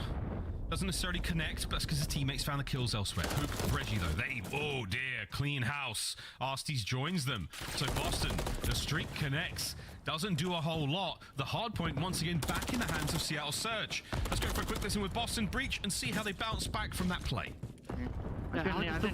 What's mid lane? Mid lane. What you think you see? I've seen bridge. Mid-ramp, I push up. Shot time. Mid-ramp heady. No, he's top fire. Low bridge, top fire to low fire. Low bridge, low fire, one shot. Low fire, one shot. One shot, I have to read out. He went low red. Okay, three down. Try to get from bus, from bus, dead. She's out. He's on me, top out. He's on fire. He went low fire, bro. I have low pillars, I'm in a weird spot right now. Low fire. Trying to get all the flank. They can be from vending. Okay. I'm only top bed. I'm holding grass. One's already like low vending. I don't see him. There's two right, flanking 10. One's one shot. Two gonna be 10 guys. What the hell? The hell is this setup right here? They're gonna be top 10. Cubby, dead. Nice. I got secret. I got secret. Dead. 10. I'm trying. I got secret. I got sun. I'm trying to cross. I can jump high. I have a helmet saying. You're good. I have time. Okay. Looking back secret. They could be dark. I see dark. Dark Alec, he's one shot on the yellow card. Yellow card laying down. Dead. Grass. Grass. I think he's gonna hit the fire. Or top fire. You want some fire too? Top fire. Rainbow. I'm trying to get back. Top fire Rainbow. Let's see top Rainbow. One shot. I spawned out P-Dog. Yeah, he's already jumped. Okay, this is a good time. He's on me old. One's grass. Okay, set up break. He might go B-cut on you. Not low green. I'm gonna go top 10. Might go B-cut ACs. I stun him. I see him. I'm not hold this one. I'm gonna play this guy. You guys go, I'll let it calm communication from Boston Breach. Not necessarily too far forward in their game plan, but I felt like everything got through there, Ian. I had the complete awareness of where everyone was on the map. Yeah, it's definitely comms where everybody can think as it's going through, but, the Toronto comparison, I think, would be a bit too far sort of thing as far as in terms of, like, calm and efficiency and whatnot. A lot of gunfights, by the way, that they are just struggling with. Comms aside, just the gunny in the teamwork right now for Boston. Maybe just slightly behind. They're currently getting outslayed by just a few kills, looking to bring things back, but this has been a hill for Abuza. He's been on point, finally gets dropped, and Boston at least get the clearance to attempt to secure the final 20 seconds. Hook, though, always has something to say. Constantly behind you, always a nuisance. He's 22 and 14. And frankly, the pressure that he has brought has been outstanding, setting his teammates up maybe for the double kill. Bridget can't get it. But over towards New, at least bridge control is in the hands of Seattle, but at early time, the only team going to be able to get it is Boston if they want it. Well, new hard points up. The last time we were in the street was solid for Seattle Surge. Can they get the lead back now? Arsty's throwing the bomb side out of the Monster Energy Fountain. Gets a two-piece down there, baby, as well. Slash is up next. He tries to stay alive. The regen will help a lot. That stun's not going to help, though. No one in the hard point just yet, and it's just problem after problem for Arsty's in this life. Not able to get forward. Reggie, top third is now his. 35 this match seconds to go in Boston. so far has just been so back and forth. Like it's constant, like back and forth. Worst case for Boston as well. Number 4 versus number 8 are they can't even like get a hole. So awkward timing's coming through on the opposite side. They can't even get a perfect hole. This is just so mixy in every hill. You see, a CM ends up coming out on top of the Reggie, the last man standing for Surge, and in the meantime, Boston actually took Surge off the scrap as well. So Boston right now flipped the map on its head, be annoying at the old time, and have set themselves up for New, but still mixiness on the spawn front. Snoopy is vaguely behind enemy lines. Abuza, the opportunity maybe to rip a player and get him off this time, but he does not yet have any support from his teammates. Yeah, no support. If he dies in this situation as well, it's essentially a waste. That's what he wanted. The timing is there. Here comes Surge. The reinforcements, an unfortunate nade, but he's still got plenty of players around here. Snoopy, though, cuts him down. Good work out of Boston Breach. Not necessarily a bad move from Surge, just Breach handling business, and that's a wonderful hold on the hard point still. Hook, though, trying to keep this forward position now. Reinforcements through the bottom side of the hotel. Slasher guns them down. Oh, Snoopy did this. How did you not see that, Snoopy? It's no more for him. Snoopy stays alive. Will he get his second? He does. Unbelievable God work damn. out Breach as they are starting to heat up here on Karachi. Man, things are looking sloppy, but these players are gliding around the map right now. Snoopy with the smooth moves, but we go again. It is only a 40-point game between these two teams. Anybody can win it. And his team is playing just such a distant angle as well. Might be good enough for the freebie on Arcades, but Arcades actually gets a kill before he falls, so Surge still in the time. So many directions to look, though. Hook just dancing around. Snoopy able to drop him. Boston back inside of P1. This is their opportunity to put the stamp on the game. These Snoopy versus Hook fights, very high input, high intensity fights. Boston Breach, hard point, 225 now. It's 25 for the win. Luke's trying to clear these players out. Slasher with a perfect coverage. Overwatch from the top AC, and he's keeping the players at bay. No one close. Snoopy's in the time. Surge once again held back. Nobody getting in whatsoever. It is a watertight defense from Boston Breach. These are the final 5. Here we go. Surge, get in there if you can. It has been an immaculate hold. Final 5 once again. A boozer last man. And from the top rope, Slasher looking to get streaks once again, but he'll take the map win happily. Boston Breach, map number 1. 251-79 in the end, not particularly close, but that was definitely a back and forth battle for quite some time. It did certainly feel like Boston was typically like ahead of the game, ahead of the rotations, in the better spots, but it was just like the difficulty of containment of like Hook especially, constantly behind enemy lines, constantly making plays to like go and get these breaks, and the amount of call-outs of like, oh, we're missing one. Who is it? Hook? Okay, well, he's behind us. Good luck trying to find him in these moments. But outside of the Hook containment process, everybody else on Seattle maybe just struggling a little bit. So see there in the damage numbers, a drop-off after Hook. And meanwhile, Slasher. Oh, interesting that 17. SM has a lot of damage, but he has so little kills. In the slightest, but I mean, you're still doing your job here and there, Boston by just doing a lot of damage to the enemies. Well, and such. But, wildly surprising. I think the major question mark for me, you know, just not being able to get the kills is definitely a little bit concerning. But you know, as long as you're doing the damage, while we won't be that as much concerned, but it's still a concern nonetheless. That you're on, because so far so good, a commanding lead in the hard points there, and ultimately, chance. I don't think any moments where things were very much in trouble for them. Not that Surge were looking bad, but Boston just very composed. Yeah, a few opportunities on certain hills here and there, but especially like the rotation into the junk hill from the street, where Boston are doing a good job of getting the players off the scrap time while they're winning the rotation battle. Boston just had more of those moments where they're winning sort of that two-front war, but I just know looking at some of these highlights, Hook really just is a force of nature to play against. Like the kill where he had, where he's leaping over the dumpster to chow you in spawn. Dude. Instead of taking the freakiest gunfight of all time and forcing you to jump over just a miserable spot to be in, he just flies at you and kills you before you have a chance to think about it. So it is truly a different experience, but the experience map number 1, again, back and forth battle for a bit, but eventually the final few hills, Boston again, one super solid rotation, and they're able to run away with the game. Very much so. Game flow there of our first hard point. Toast. Done. Boston Breach will take that lead. Again, we'll see what kind of Hook shows up for the rest of the series. This could be a very interesting one indeed. Looking at our series, though, folks, we say goodbye to Karachi. Howdy ho to Terminal. Invasion Control after that. We have to go the distance. That's Skid Row and Karachi for the hard point and the Search and Destroy. No Rio hard point or Search in this series whatsoever, or Invasion when it comes to the hard point and Search. I was quite looking forward to a bit more Rio, especially between these two teams. Again, the kind of Snoopies and the Hooks of the world. I want to see these more fast and furious games, but instead we're going to get it, on every other map. But we'll see how the Terminal goes. Chance, any sort of high-level calls here, brother? Well, it's just a very interesting map for Boston to be playing, right? We saw them against Texas on Terminal a few weeks ago, and they looked fantastic. Got a 6-3 victory. The strats were on point. Then we saw them against Atlanta FaZe, and they got 6-0'd on the exact same map, and it was the first time Atlanta had played it. So there's some mixiness, I would say, on the side of Boston. And then for Seattle, their best S&D map by a mile. They got a 5-1 record on it. Admittedly, a lot of that is with a different roster, but Surge has been happy. If they can grind out Terminal, they absolutely will. Overall, throughout the major two, 3-3-2-6. Better edge for S&D for Surge in the not a great look for Boston. Yeah, these are the ingredients of that. And I know that mix, Seattle recipe is for pretty Search and good Destroy so on that far. map. Again, both teams On their have last straight roster, Boston, but not really. That record is the roster, 2-6. the current roster, The ranks are not necessarily on their side, but the conversion rates very, very close indeed. We'll see how that goes. Stats are one thing, but once you do get into the game, once you load in, once you flip that first patty in Burger Town or visit the Scuff Duty Free Store smack bang in the middle terminal, baby, everything changes. Here we go. Map number 2, Terminal S&D. And this is also a map where you better make sure you come with like an explicitly good game plan. Arcides has been very respectable in the game mode, but he's got that sort of standard, you know how he's going to play. I think Hook is going to be the player that you have to make sure you contain. Hook will absolutely full send it, run at you through library, go on wild flanks.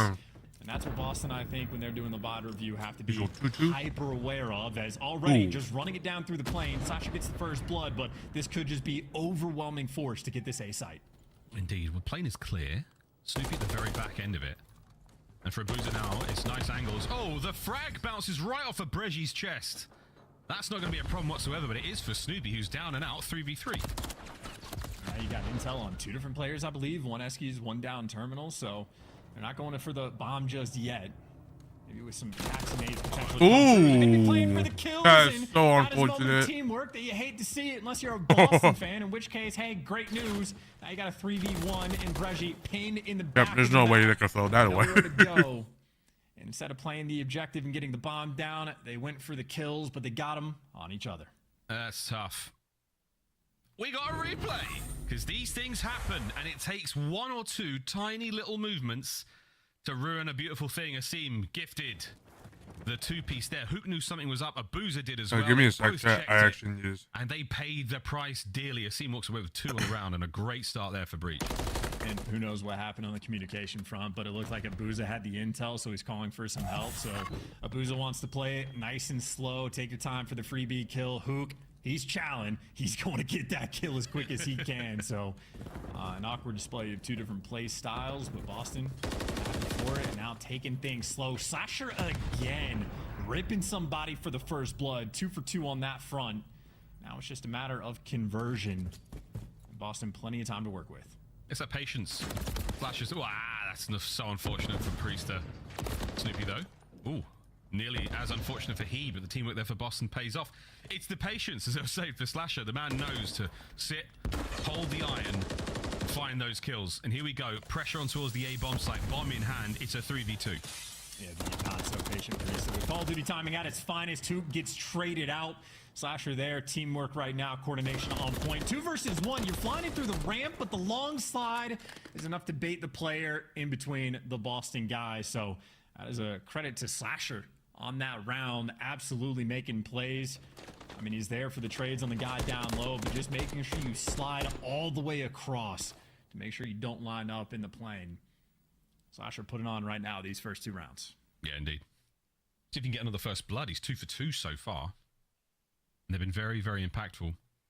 I will say the Seattle Surge roster is not a tremendous amount of post-game chatter we can see. I think it's very much, they know exactly what they want to do each round, and they sort of let that fly. Or maybe it's 1 or 2 word calls. Operation Condor. Time for the fork. Slasher. No first blood this time. Priester steals it. That was a big win. They got the information. Snoopy going to follow up as well. And 2 versus 4 now for Seattle, where you're forced to make a move. You got some damage down, but look how quick Priesta is in the hallway to make sure you go and get those trades. As bomb down, RC's last man standing, and they know exactly where he is. That is another beautiful round for Boston. And again, just going to be playing with him, trying to trap him in. Slasher's got the intel. Maybe a double flank coming through, or just line him up in library. Might have been spooky, but with the weakness there from Arcides, and Slasher able to help through the cockpit as well. Nothing you can do. Another beautiful round from Boston. That's just enough. And Asim walking away with his life barely there. That could have been a very awkward lineup moment again here on Terminal, but Boston breached, luck of the Irish on their side, which we now have a 2 count for. They managed to survive once again. Good looks here from Boston on Terminal.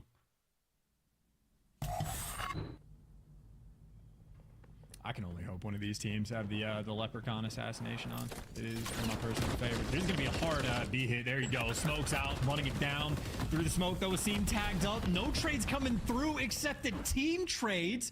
The teamwork right now, Seattle doing their very best to help out Boston, making it to winner's bracket.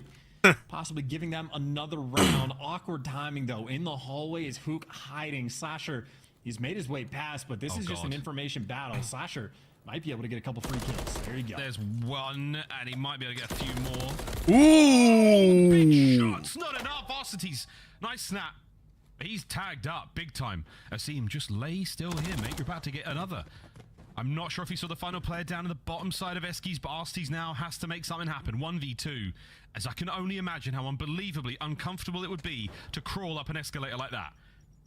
I mean, that's ab strength. That is just, yeah, you're a sadist if that's the type of thing that you enjoy. Or masochist would be the correct word. But a 1v2, they know he was trapped in Eskies a while back, and that is just simply a corner that Asim has that you are never going to check. This is looking like another unwinnable round for RCDs. He's gone for the Harry Potter under the stairs. He's living there right now. No way. What a fantastic spot to be in as Boston Breach once again find themselves looking very happy indeed in the player cams. And it's good play calls, too. Not just for the spot from the scene, but after Slasher dies in the plane, he is calling out, hey, it's the guys over by Eskies. Plane is wide open. So Asim sticks around just to be a nuisance, plays for the late kills. That pays out perfectly.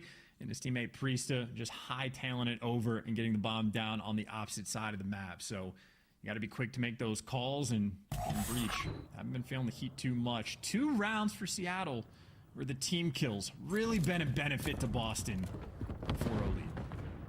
They do sting. The Boozer's right in that corner of Burger Town for now. Slasher with a cross as well. So lovely setup here from Boston Breach. All angles covered. No one's going to move too much. It's Surge. They have to get something going. Hook. Across the catwalk. Bracey with the opening salvo there. Again, not a whole lot's going to happen for a while here. So everybody stay cozy. Ooh, we'll check back in a moment. For Boston, no one's taking the bait, right? You would have been playing a deep angle, waiting for someone to roll through, but that hasn't been the case. I just gotta get used to these. 3 players basically around the Dream side of the map. These sparkling waters feel that like don't have like that the bomb is going to be going over towards A. all The that plane is nasty open though. buds, you know. So many players in the terminal. Snoopy can wallbang Definitely- this, but not always easy to get a kill. healthier than But with plane exposed, the other that means bullshit Boston the trusting other their retake. sodas. He's seeing a lot of information. The player on the stairs as well there, but that bomb's got to go down quick. 25 seconds. The Slasher, he's about to board, and he's going to find that someone is in his seat. 3 players will be in the wrong seats right now. Surge have got full control. Will he check this patiently? Oh, He no. did on the hop. Reggie. Ooh, that's Oh, wins the fight, unfortunate. the big one. That's the first blood, and that's the bomb down. And now this looks very different for Boston. Yeah, playing the slow angle. A little bit of time to work with on the retake, though. Still a couple stuns maybe to work with for Snoopy as well, but nice play out of Hook. The crazy man jumping out of the back plane and out for Asim. Has to go hunting for him, but Hook always willing to pull the disappearing act. Do you check these corners, or does Hook just want to get to you for free? Yes, he does, but it is still a 1 versus 4 effectively for Asim with no time. You just want to play for the cruise. Can he get the cruise, though? It's a simple kill. 10 seconds to get it. These players are going to have to vacate the plane eventually. They don't opt for the emergency slide. He might be able to catch them still, but a very, very good bit of work here from Seattle Surge to take the round and finally get themselves on the board. 4-1. Better late than never.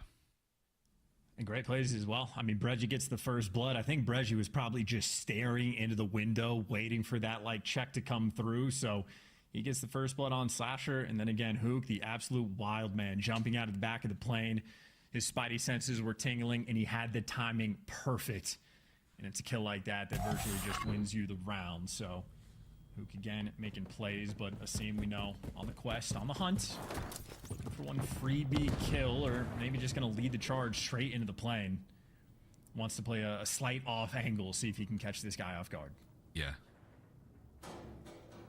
And this is so tense, man. You're playing for that streak. I do believe he's not running the covert sneakers. He got there a little faster. And now it's just a moment of whose will is stronger. Oh, Hook. He's doing what Hook does. He's pushing the opportunity. And here we go. A gentle thud. Across. Hook. Oh, dives into it, and it's a perfect trade for the Cruise. Happy to take that if you're Boston.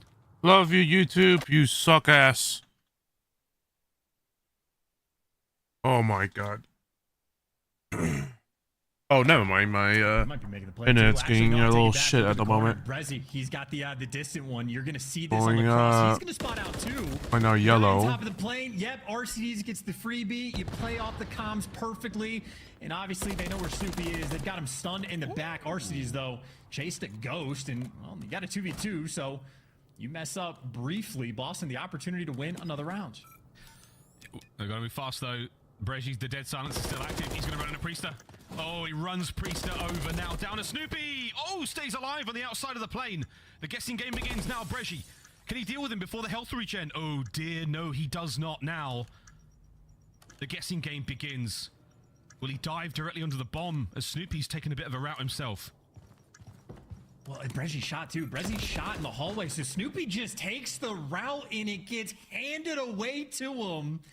Brezzy, I don't know why he shot in that moment, what was going on in the comms, but even before that, he saw two players cross. RCDs gets the one on the guy in the back of the plane, and they even had Snoopy stunned.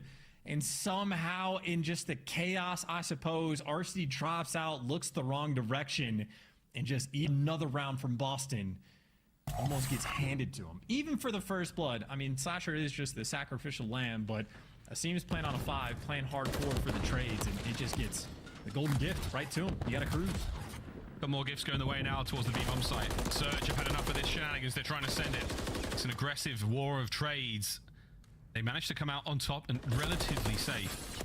Got high ground to play with here as Arsty's, my word, gets away with his life. Slasher's still in a fantastic position to pick up more of these kills. Here comes the Cruise. Asim will definitely make the outside of the map that is safer. Will he bend it? Oh, just misses the angle. The Boozer stays alive for now, but Slasher's still able to pick up a few more. Life advantage, Boston. Still got the comms that someone was in a corner. Now, though, Abuza trying to make the play. You're a man down. You have to do something bold, and Abuza finds the timing.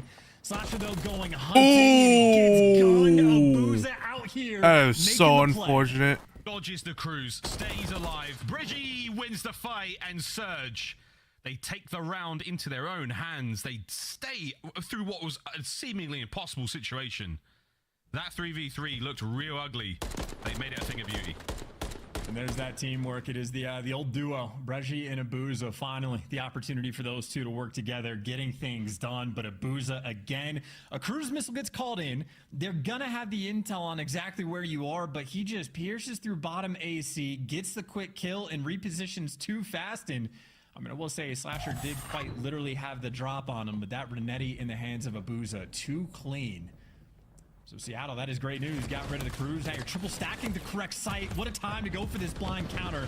Smoke's route. It's going to be chaos, but Asim, so difficult to move forward.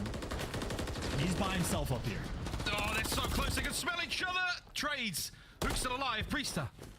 They're going to back on out. Boston will cut their losses. They get one each, and they retreat. Surge not pressing the advantage just yet. The A-bomb site, though, they've definitely been spotted now. Can they reinforce the back line? Beautiful shots from Slasher. Arsty's beaten to the race.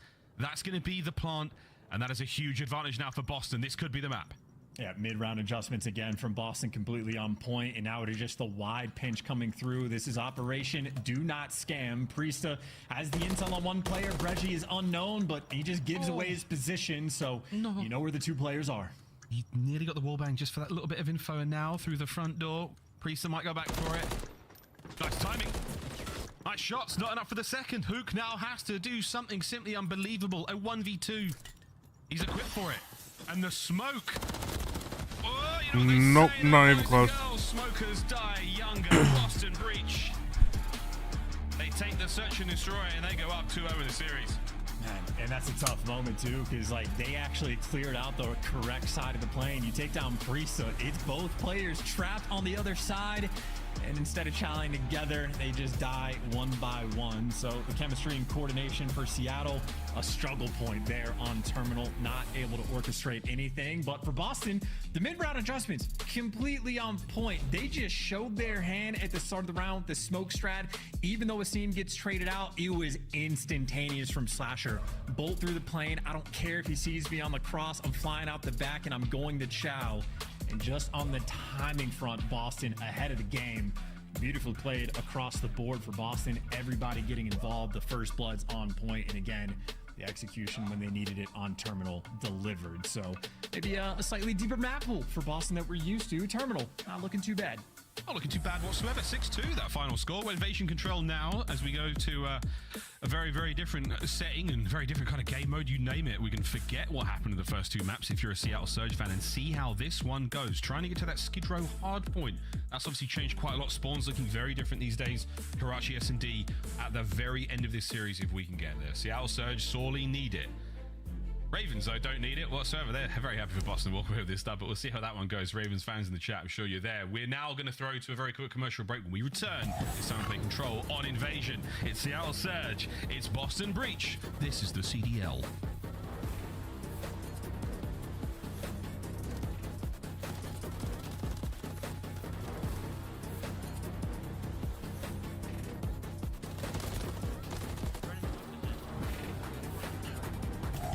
Upgrade your game with the Scuff, the official controller of the Call of Duty League.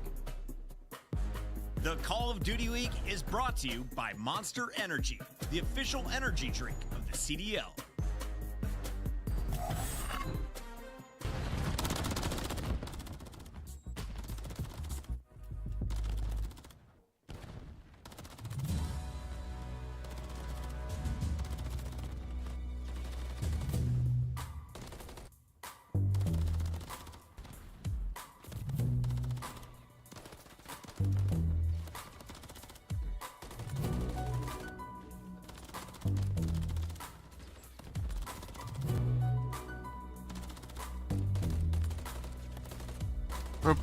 For Boston.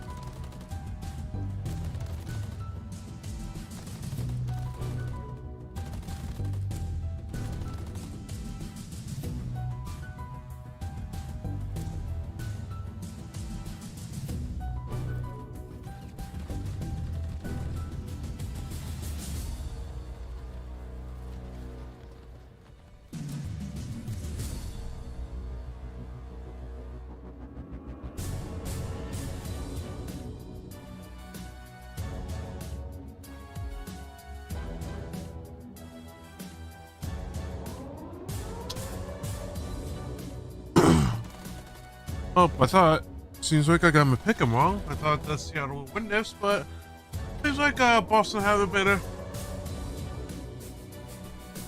an advantage. So, gonna be interesting.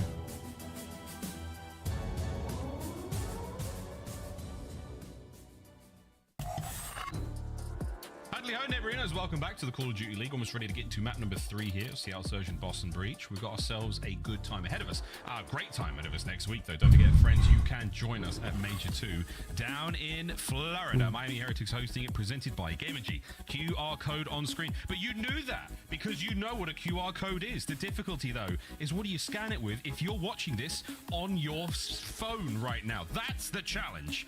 That's a problem for you to solve and for us to find out about on Twitter. Boston Breach, Seattle Surge, almost ready to get in a map 3 chance.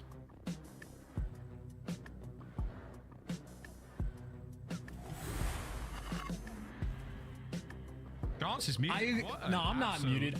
No, I'm taking my time to think of how I want to approach these control metrics. That's all I'm doing, because you have a 1-5 record for Seattle, and it's a situation where they need this to stay alive in the series. So much like Surge, I'm gathering my thoughts. I'm collecting myself to make sure I'm prepared for this map 3, where, of course, Boston feeling pretty comfortable. You got a lead. Both the map wins have been super solid. Everybody's shooting their guns, and the teamwork has been flowing. So Boston just want to get this done quick 3-0 fashion and book their flights to Miami.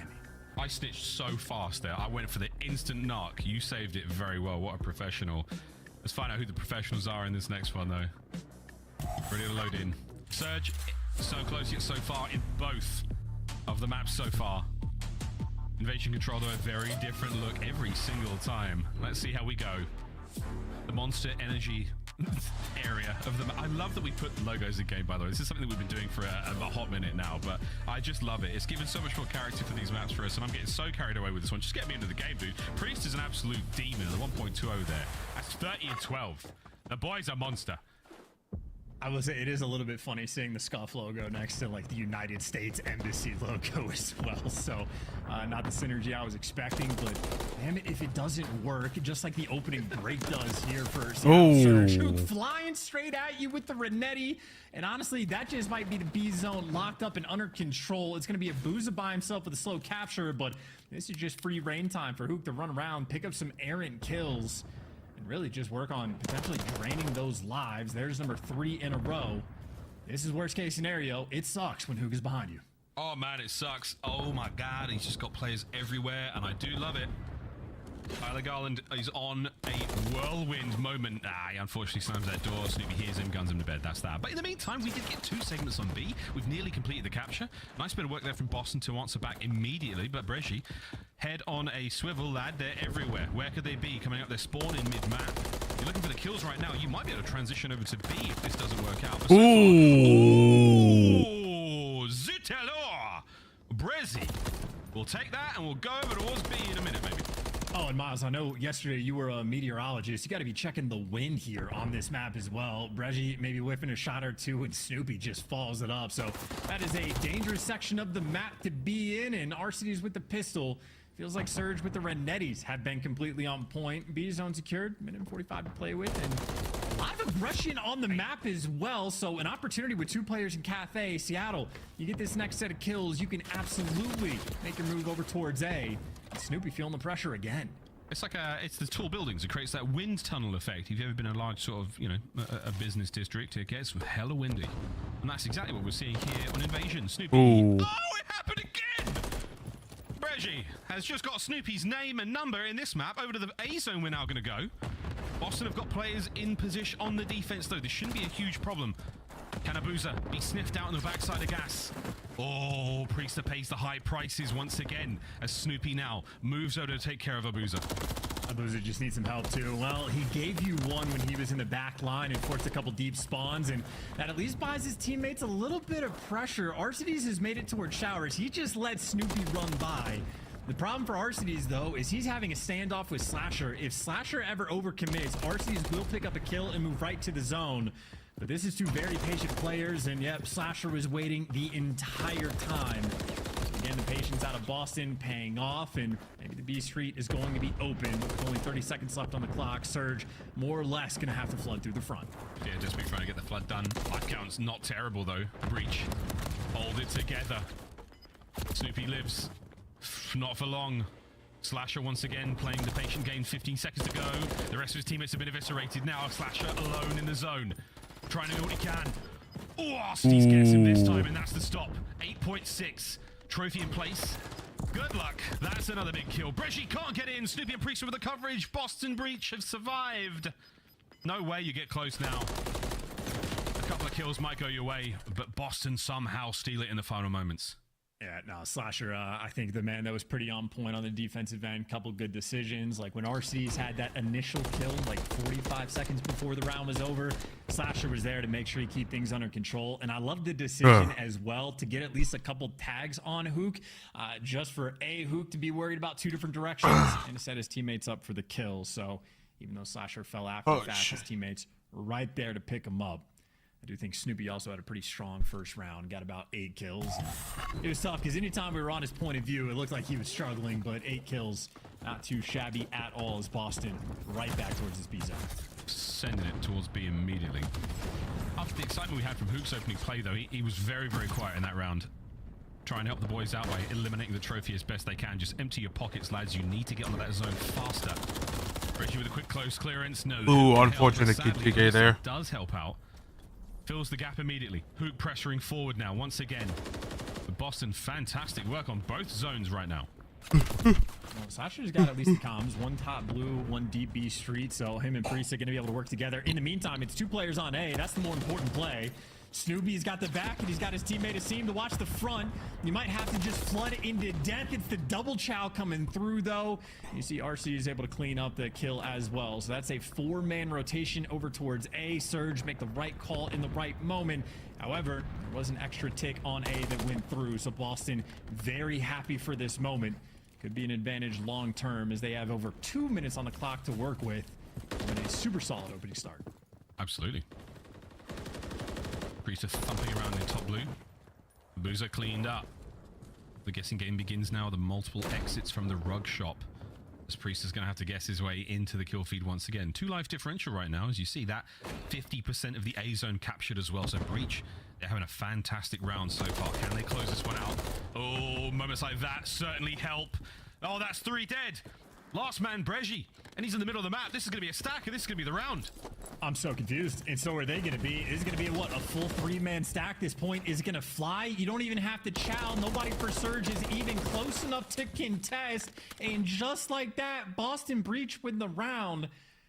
The stun grenade It'll be another 3. It'll be a 3-0. Laundry. He doesn't connect with anything, and then he slides in and checks back Laundry. So Priest is able to shoot 2 players in the back for free, and that is the instantaneous collapse. Boston happy for the gift. 1 round away, and they will be seeing winners bracket at our Major 2. And they just have to win, what, a defensive round, so things are looking sweet. Things looking sweet as well. Wow. Boston Breach. Ride that momentum. Carry it through. Try to close this one out. Lovely shots from Abuza. Start things off. Bresci backs him up shoulder to shoulder. Oh no, but then one of them's down. Onto the zone, you get it. Bresci, 12 and 8. He's doing everything he possibly can, but he has the entirety of the Boston roster to contend with in a moment, and that is going to be difficult. Canarsities help soften them up on the approach. At least 1 or 2. Lovely shots at range. Gets 2. Bresci brought down, though, sadly on the zone. Over to B we go. Seattle Surge with a nice opening play so far. Yeah, I think Slasher was on point. I missed his positioning on the map, but I know we got the wall bang kill on Bresci as well. So I think Bresci and RCs, honestly, we're doing a pretty nice job, but Boston Breach on the defensive end just a little bit better. In the meantime, Slasher a kill away from the Cruise, but he's going to fall. That's a peach of a grenade right there from RCs, who now, Seattle, get to keep up the pressure. No Cruise missile coming through. You got 2 players in the spawn, and the B zone is going to be secured. An unfortunate auto mantle, though, and Priesta again able to maybe dagger you as that 2-piece going to slow down this round a ton. That's a stinger. Here goes the B zone. This will be 2 minutes and 15 seconds to play with. Life lead from Seattle Surge as well, so is it a slight late game resurgence? We'll find out in a moment. Oh, Boozer heard that. As Priesta repositions and the rest of his teammates work around him. Oh, patient Priesta, though. Oh, God, this is all the irons, and he got Ooh. an extra kill, and Priesta gives you 2. Trey's on point. P-Dog right now, 15-11 on a 4 spree. He is feeling the groove. I will say, though, for Boston, no one's actually able to effectively set up the spawn trap in any way, shape, or form. Hook, though, gonna fall, and every death you have in these moments is gonna set you so far back. RCD's next man in line, and again, Boston don't have the stranglehold set up just yet, but Right now for Surge, they are just slowly trying to work out of their spot. Slowly but surely. Asim keeps climbing the feed. Snoopy in this mid-tank position. I remember seeing a young Jeremy Stud putting clips on social media from this very spot. Incredibly difficult to flush players out of there. Priest is on a 5. Comes to a close, but you now have some space to work with. Reggie, the lone man, for Surge flying forward and somehow finds himself 2 kills there. Keep the play going. Asim should be taken care of here. His spree's done. Onwards to A. This could be a moment for Surge. Well, a moment at least to buy yourself some space, right? Because you still have to worry about Slasher that's pushed out on the bridge. I think Arcides might be dealing with them. And you make your way in towards Cafe. Priest has got the intel. 2 are going to be on the flank. Hook is going to be in Cafe. And then last guy in spawn. Priest having to back down. He's switched up the corners. Brezzy maybe going to check them all, but yeah, Priest said the mind game's coming out on top. Snoopy winning his ones on the back line, and you already know where Hook was. In Cafe, there's his elbow, and there goes his face. There goes his face, indeed. Good shots there. 25 on the clock. Snoopy with the dead. He might be able to get 2 here. There's no way. Oh, he doesn't get 2. Asim gets the other. 20 seconds to send it. Surge, a couple of kills. No, Asim, wonderful shots. Great positioning. Smack bang in the middle of the map. The tags. Oh, Hook stays alive. 10 seconds to go. Able to get onto the point. Maybe Priest are just playing the safety of Laundry. And that's it. Squeaky clean. Fabric softener as well as Boston Breach. Clean sweep, clean sheets here on Invasion. And that is the series. A frustrating finish for Seattle Surge. But Boston all smiles as they take the series 3-0. And, you know, if you want good vibes going into the major for Boston, they've had a couple tough series, so a 3-0 is exactly what they needed. Winners bracket secured, a dominant performance. The teamwork looks supreme as well. That is exactly how you need to execute against a team like Seattle in a moment like this. So good smiles and vibes as well for this team. A week to go before we get to see him perform on land. And again, a winners bracket performance. They're going to be going against one of the top teams since they're going to have a bottom 4 seed. But Boston, they do have that upset potential. And my God, Slasher, 9 kills in 3 rounds. What an electric performance as Priest and Snoopy actually played. 9-7 for Slasher. That's not a lot. Non-traded, he got some objective play done. I mean, what more do you want? Hey, he got the big kills when they needed him to clutch up on defense. Slasher absolutely delivered. It is just funny, though, how well Priest and Snoopy were able to perform. Well, that's the absolute 3 done for Boston Breach. That's that. And now it's time for Chance and I to enjoy ourselves. A nice cup of the dark stuff. Is it coffee? Is it Guinness? I'll never tell. Back over to the desk. Miles, my guy, enjoy. All right, we enjoyed a nice green thrashing here, 3-0. We had an opportunity for Surge to break in potentially to the top 8. Instead, it's Boston moving forward. Royal Ravens' dreams, they have been crushed. And we will officially see Boston in a winner's bracket despite coming into the day with the 12th seed overall. Yeah, unfortunately a little bit predictable just because the makeup of this roster is going to be one of those ones that should be contending with these top teams. So Boston Breach came in today, did what they had to do. I think the most impressive map for me had to be the Search and Destroy simply because Boston Breach hasn't been finding a lot of success in that game mode against the Seattle Surge, where that is where they have only been finding success and on one of the maps they're more comfortable on in Terminal. Yeah, I would say Seattle Surge probably top 2 Terminal Search and Destroy team in the game. Boston just whooped them on that map. But honestly, on all fronts, just a cool, calm, collected series. Like even on that map 1, it was like 140 to 140, and then Boston just took control of the game, secure rotation over towards Street. And you see why they bring in a guy like Asim. In the KD department map 1, it wasn't too great, but him and Slasher make a huge play rotating over towards Junk, getting the spawns, and they just farm them from the rest of the game, secure that map 1. And you could see the level of practice that they put into their Search and Destroy headed into that map 2. Massive team plays, but also Snoopy with a big clutch, getting his moment. So for Boston Breach, it's about as easy as it gets, man. It's also really impressive that they were able to take that invasion control because they have been trying that map now 1, 2, 3, 4 times in a row and only won it once, now being twice. So clearly something they're working on heading into land. Is Boston a real threat in the winners bracket? How do they match up against the top tier? Well, we talked about it earlier. Like, I just feel like Boston hasn't had an opportunity to get momentum. Like, every time they start to play a little bit well, they had to play a top team. They made that roster change. Now could be their opportunity. They were in the losers bracket last major. Now they're in winners, coming off of a hot win. We saw what Slasher did there. If he can do it again, they have an opportunity. Well, of course, we got to give a shout out to our Scuff player, the game maker. He goes by the name of Asim or Asim, however you want to pronounce it. He is nasty. He went down to challengers immediately, picked back up into the CDL, and he is frying in search this season for the Boston Breach.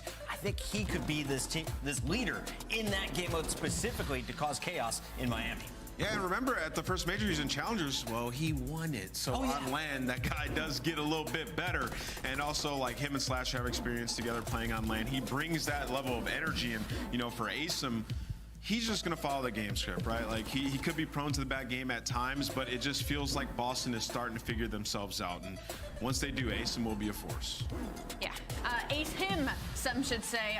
Boston Breach, again, I'm just happy to see them kind of finding a stride, simply because this is a team with champions on their roster. So we expected them to be an underdog, but they haven't shown us too much lately. So I'm excited to see them next week. Joining us now live in the Monster Winner Spotlight, we have ASIM. And Asim, I want to ask you here to start things off.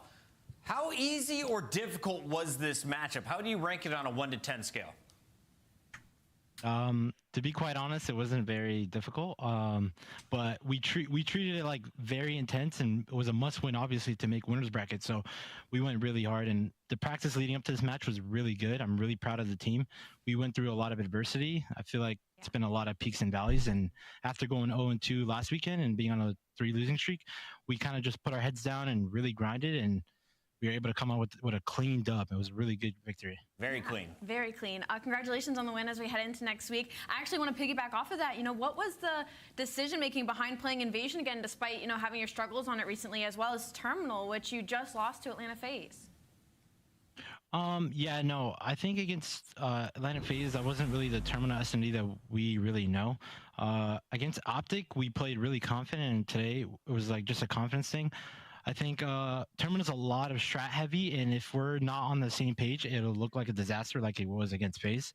And Invasion Control, we've just been putting a lot of work in, and we're just really good at just understanding the game plan and like filling the right lanes that we need to. So I'm honestly super proud. We played 2 maps that, like you said, were pretty rough, but we really put the work in. So I'm glad it showed.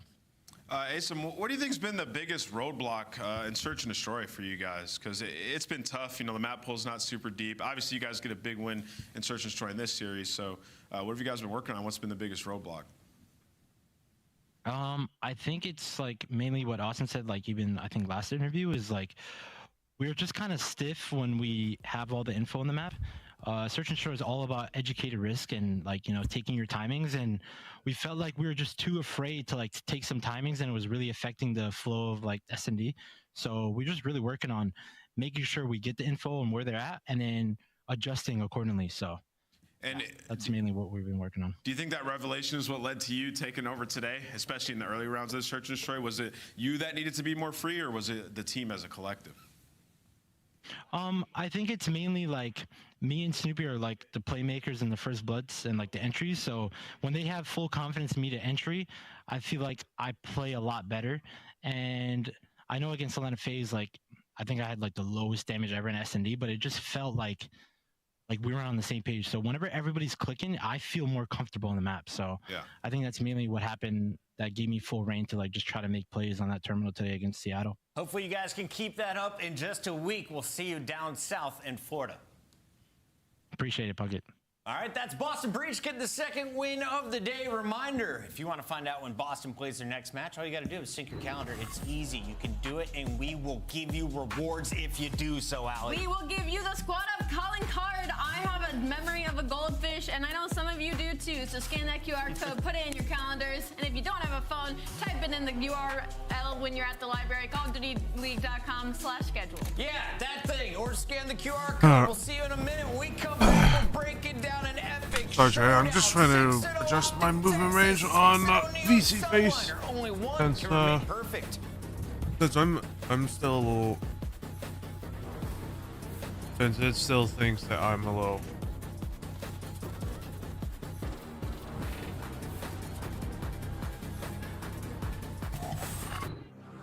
Upgrade your game Not that with the far Scuff, away, so. the official controller of the Call of Duty League. Start the season strong with the Call of Duty League pack. Grab yourself the CDL operator, weapon blueprint, and so much more. Check out the Call of Duty store. New York versus Optic. This one's gonna be interesting.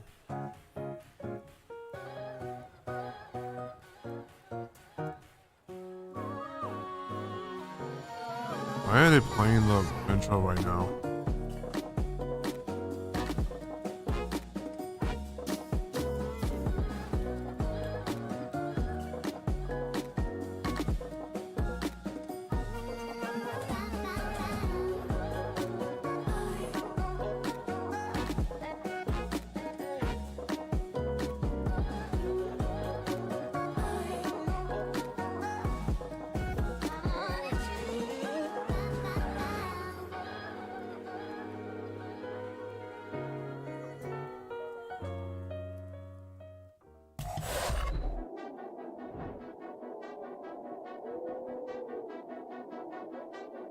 Interesting, I'll say.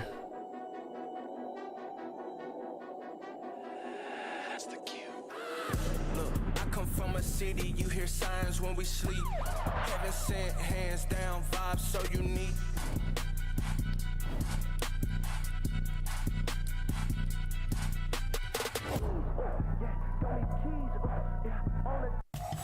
Feed has been absurd. Like, they are blendering them in this moment. Here comes Shotzi 10 in a row.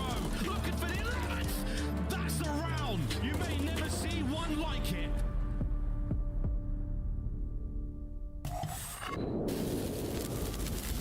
Before we get to the big battle, it is time for some hot takes where we review some of the spiciest community comments. Today, we've got a big topic, and it's all about superstardom. We had to go to our friend Aches for his poll. Name was, he makes all kinds of rankings. Some are trolly, some are like fake tier list. This one felt semi-accurate. Do you like his picks? I mean, first of all, I hate defining superstar or all-star, but I disagree with his rankings for the most part. I just don't think... Being a superstar in no sport ever has been fully just defined by winning. And for Aches here, he sort of separates some people who have been lighting it up and also have a ton of fans. Like, it's all subjective at the end of the day. But when we talk about the All-Stars, let's take a look at the people that he has listed there. And this is his second best tier. This is his second best tier. I mean, it's almost like people want to limit the amount of superstars that the league can have. And I disagree This is a new with segment. that. And you can see here, for the All-Stars, right away, I have a major issue. Abizi is not an All-Star. He's a superstar. Yeah. By every metric of the definition. The kid is an absolute monster, multiple championships, a part of a dynasty, and he still takes over games. That's just one of many issues I have with him. And to that point, if we're putting Dashy on this list of all-stars, Insight Decide needs to be on this list as well. He has consistently been one of the better ARs for the past like 3 years, and he has plenty of championships to boat. And this entire year, he's also been an absolute superstar for the Toronto Ultra in that role. So I think if we're gonna put Dashy on this list, Insight definitely deserves to be there, if not replace him. Adding more names. Okay, so we're moving Abizi up to the superstar list. That would make a total of 6 if you add the 5 from Mr. Patrick Price. Let's take a look at how our superstars stack up, going by the numbers. Is Sip at the top of the leaderboard? Is he still the best player in Call of Duty? I mean, yeah, the guy is a superstar. Like I said, there's more than just this list that we have here. If you have Pred here, how can you not have Abizi? Yeah. Can somebody answer that for me? That's the part that does not make sense to me. But yeah, Scrap definitely a superstar. Hydra as well through and through. You think about some of these other players, man, on these teams like Kismet as well. He definitely should have been in the All-Star list. Yeah. The guy's an MVP. He's been lighting it up. So I'm gonna find it very interesting seeing people in the community try to make their list as well. Great point. Why is Kismet not on that all-star list at minimum? Honestly, he's almost to the point where he could be considered a superstar. I mean, that guy has done it all for a lot of these rosters that he's had to be put in. I like the term superstar. Let's save it for other sports. I don't know if we need it right now in Call of Duty. I just like to have great players and world champions and tournament champions. That's how I break it down in Puckett's book of history. Me too. All right, let's break down the matchup that is coming up, though. They're playing for a title in Miami. Who is going to have the #1 seed going in? We find out in just a few moments. Optic Texas taking on New York Subliners, and the fans from around the world, they're getting fired up, Allie. Well, of course they're getting fired up. I mean, these are two completely undefeated teams, and it's been a while since Optic has looked this dominant. So, of course, they wish you could say Optic, but it'll be NYSL. Looks so much better this stage. Not sure if they've got enough to be NYSL. I don't necessarily disagree with this take, Steven. Keep it rolling. What else we got? Bam! CJ, those are 2 fingers. Nope. 3-1 Optic. NYSL will win because of the spawn. I like that. Problem for you, though, is New York have never played Rio Hardpoint. This is the first look we're going to see from them on that map. Now, granted, I think they should be good at that map. It could get interesting, though, because Texas have been very good. Let's keep it rolling. What else did we get? Caesar season. Preston says Kenny flu game coming up. Is Kenny sick? I think I did see him tweet that he's been sick recently. Kenny's not maybe, feeling good. Maybe they haven't had as much practice, but hey, man, Kenny can perform under anything. We've got tweets of Wizard, Optic Texas, tearing down that green wall on St. Patty's Day. The Subliners get the win according to Wizard. Get your tweets in. Hit us up at COD League.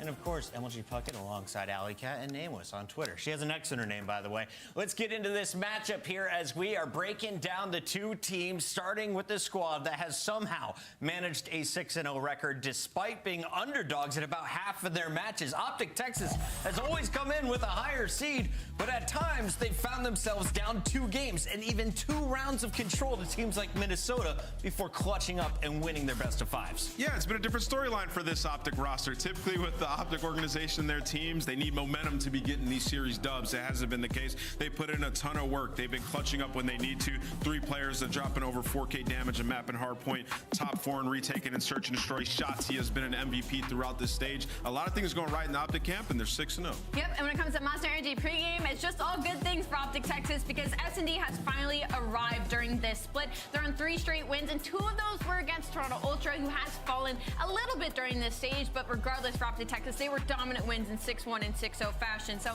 going out against the other #1 S&D team in this split in New York Subliners, they have a good chance. Scariest player on that squad, we'll talk about them in a moment, but let's preview their opposition. Sitting officially at top of the leaderboard with an 18-map win, 4-map loss record, New York Subliners took home our first major, and they have breezed through the competition so far after having to reverse sweep the Ravens in their first match. Yes, and they went to a Game 5 versus Atlanta, and again, their search and destroy is also looking absolutely incredible when it comes to the Monster Energy pregame. A 7-1 record with the 66% round win rate, first overall in the league, so they are definitely feeling comfortable when it comes to those 2 and 5s in this matchup. Also, 1 and 4s, their top 2 hardpoint team. They're #1 in hardpoint differential. Sibs has a 1.2 in HP. Everybody's playing so good, and their map pool has been growing. So for New York, it is a perfect storm. And you got an Optic Texas team sitting across from you that has been improving in S&D. So this is a true test for what we consider the favorite at the next LAN. And I got to ask you guys, some people are wondering, how important is this match? They're already in the winner's bracket. Nameless, is there any reason Real to throw a terminal match Karachi, sub-base Karachi. There's no exact reason, but I would say New York is trying some maps in the series. Like the first map they've never played, Test Nat, Karachi Control, another map that's given them issues in the past. They're 2 and 4 on it, and they had the opportunity to have a different one. So for New York, very much taking it serious, but also testing their map pool just a little bit. Maybe hiding some cards up their sleeves before we go down to Miami next week. Right now, it's time for our Scuff Pick'ems, and I'm going to start things off. Optic has been on a tear, but it's New York with the cleaner victories. I got to go with the Subliners. Yeah, this is a hard one. I wouldn't be shocked if it goes to a Game 5, which both are technically undefeated in right now in the last 30 days. Please. But I think I'm going to go with New York Subliners. New York, New York. I'm going with New York as well. They just look so strong. Kismet and Hydra and S&D, I think they take those searches. And the fans, let's get it from production. Fans are going with Optic, I'm told. All right, let's see how this one breaks down. We got Shift and Study on the mic. You guys excited for this one? Oh, let's get it fired up there, boys and girls. This is going to be a banger. I mean, both teams, like we said, undefeated coming in. And, hey, they're both playing some of the best Call of Duty that we've seen, not just for themselves, but just generally across the CDL this year to this point. So, yeah, I think the desk appropriately hits on the fact that this map series set, there is a little bit of flexibility in testing from New York, but for Optic, this feels like they're gunning for that #1 seed. Oh, yeah, without question. I feel like with the Maximos that we have, Optic are definitely looking to try to go 7-0 because New York, on the other hand, they're testing all these maps. We're talking about map #1 Rio. They have yet to play it. Even on the Terminal Search and Destroy, they've only played it 1 time in this stage. You get to the Karachi, which is not really their go-to when you talk about control. They rather play high-rise or invasion, but since they were the team B, you get Optic, who vetoes high-rise. They do not want to see New York on that map, and you do not want to square up against Optic on a map like invasion. So you throw Karachi in that you don't really play a lot. And then also going going forward. Even in the map number 4, Subbase, New York have finally added this stage to their map pool, playing it twice, sitting at a 2-0 defeat. The only one that's really head-to-head matchup is that game number 5, Karachi. So I feel like it's more important for Optic, at least based off these maps, to try to go out there and get number 1. But for New York, it's better practice just expanding that map pool versus one of the top teams. Absolutely the case, and I think we're all kind of sitting there hoping that we're going to get an absolutely instant classic map 5 here. But before we kind of jump into it, again, this is what's kind of on the line here after some faults, especially recently today with Atlanta dropping to LAG. This kind of clearly cuts out some separation to where, okay, you're not just playing for a top seed, you're guaranteed a top 2 at worst. Whereas you kind of look at what's happening over all the rest of the standings, everything else is at a lock here in terms of where we're at and who's going to kind of finish in the upper bracket here based on, obviously, this being our last match before we get to Miami. So with everything kind of coming through, there was that chance of there being possibly a 3-way tiebreaker, but Boston coming out, taking care of business with their 3-0, gives them a bit of separation than the head-to-head tiebreakers, Miami and Carolina. Well, we casted that one yesterday. That was kind of the make or break for both of those two teams, and Miami came out on top. So they worked their way into the upper bracket, whereas for Carolina, they find themselves starting the lower bracket. That's actually insane because Miami were going into their own major sitting at 0-5. They needed a miracle, a couple wins for them to even make it into the winners bracket. They found the final 2 to secure that 8th seed, but it's still not going to be a good time because they're going up against one of the top 4 seeds. But obviously, these are the guys that are on the screen ready to spawn into some Rio HP. This is going to be an absolute masterclass of a series. If New York just show me something on Rio, because they have yet to play this one as a team, but you would expect the lineup like Kismet, like Hydra, with Skies and Sib, who can whip out that Rival 9 at any given moment. Oh, this is going to be a head bash early on into this one. Absolutely the case. And I won't lie, when we saw Rio come out and we were kind of maybe even just spitballing between us about what teams very well may like a map like this, I thought New York would have been like all over this map, just based on who they've got on the roster. So not having seen it yet, we're about to find out. We're on the other side. We've seen Optic play this map a handful of times, sometimes to great success, other times not as much so. Usually when they're finding success, they're rotating extremely well. However, that has not necessarily been the case when they found losses on this map. So I think you kind of look at that 9th in rotation percentage generally across every hard point. That has to be, I think, where Optic really come out swinging, because we know what we would expect from New York, who rotate early almost every single time, no matter what map they play on. Yeah, New York are always going to do the fundamental part, putting themselves at that hill nice and early on to set up properly. And I think that's what Optic need to be focusing on, because you saw the stats right there. They're overall on Rio 8th in rotations, 9th in holds, and 8th in breaks. But the things that they find success in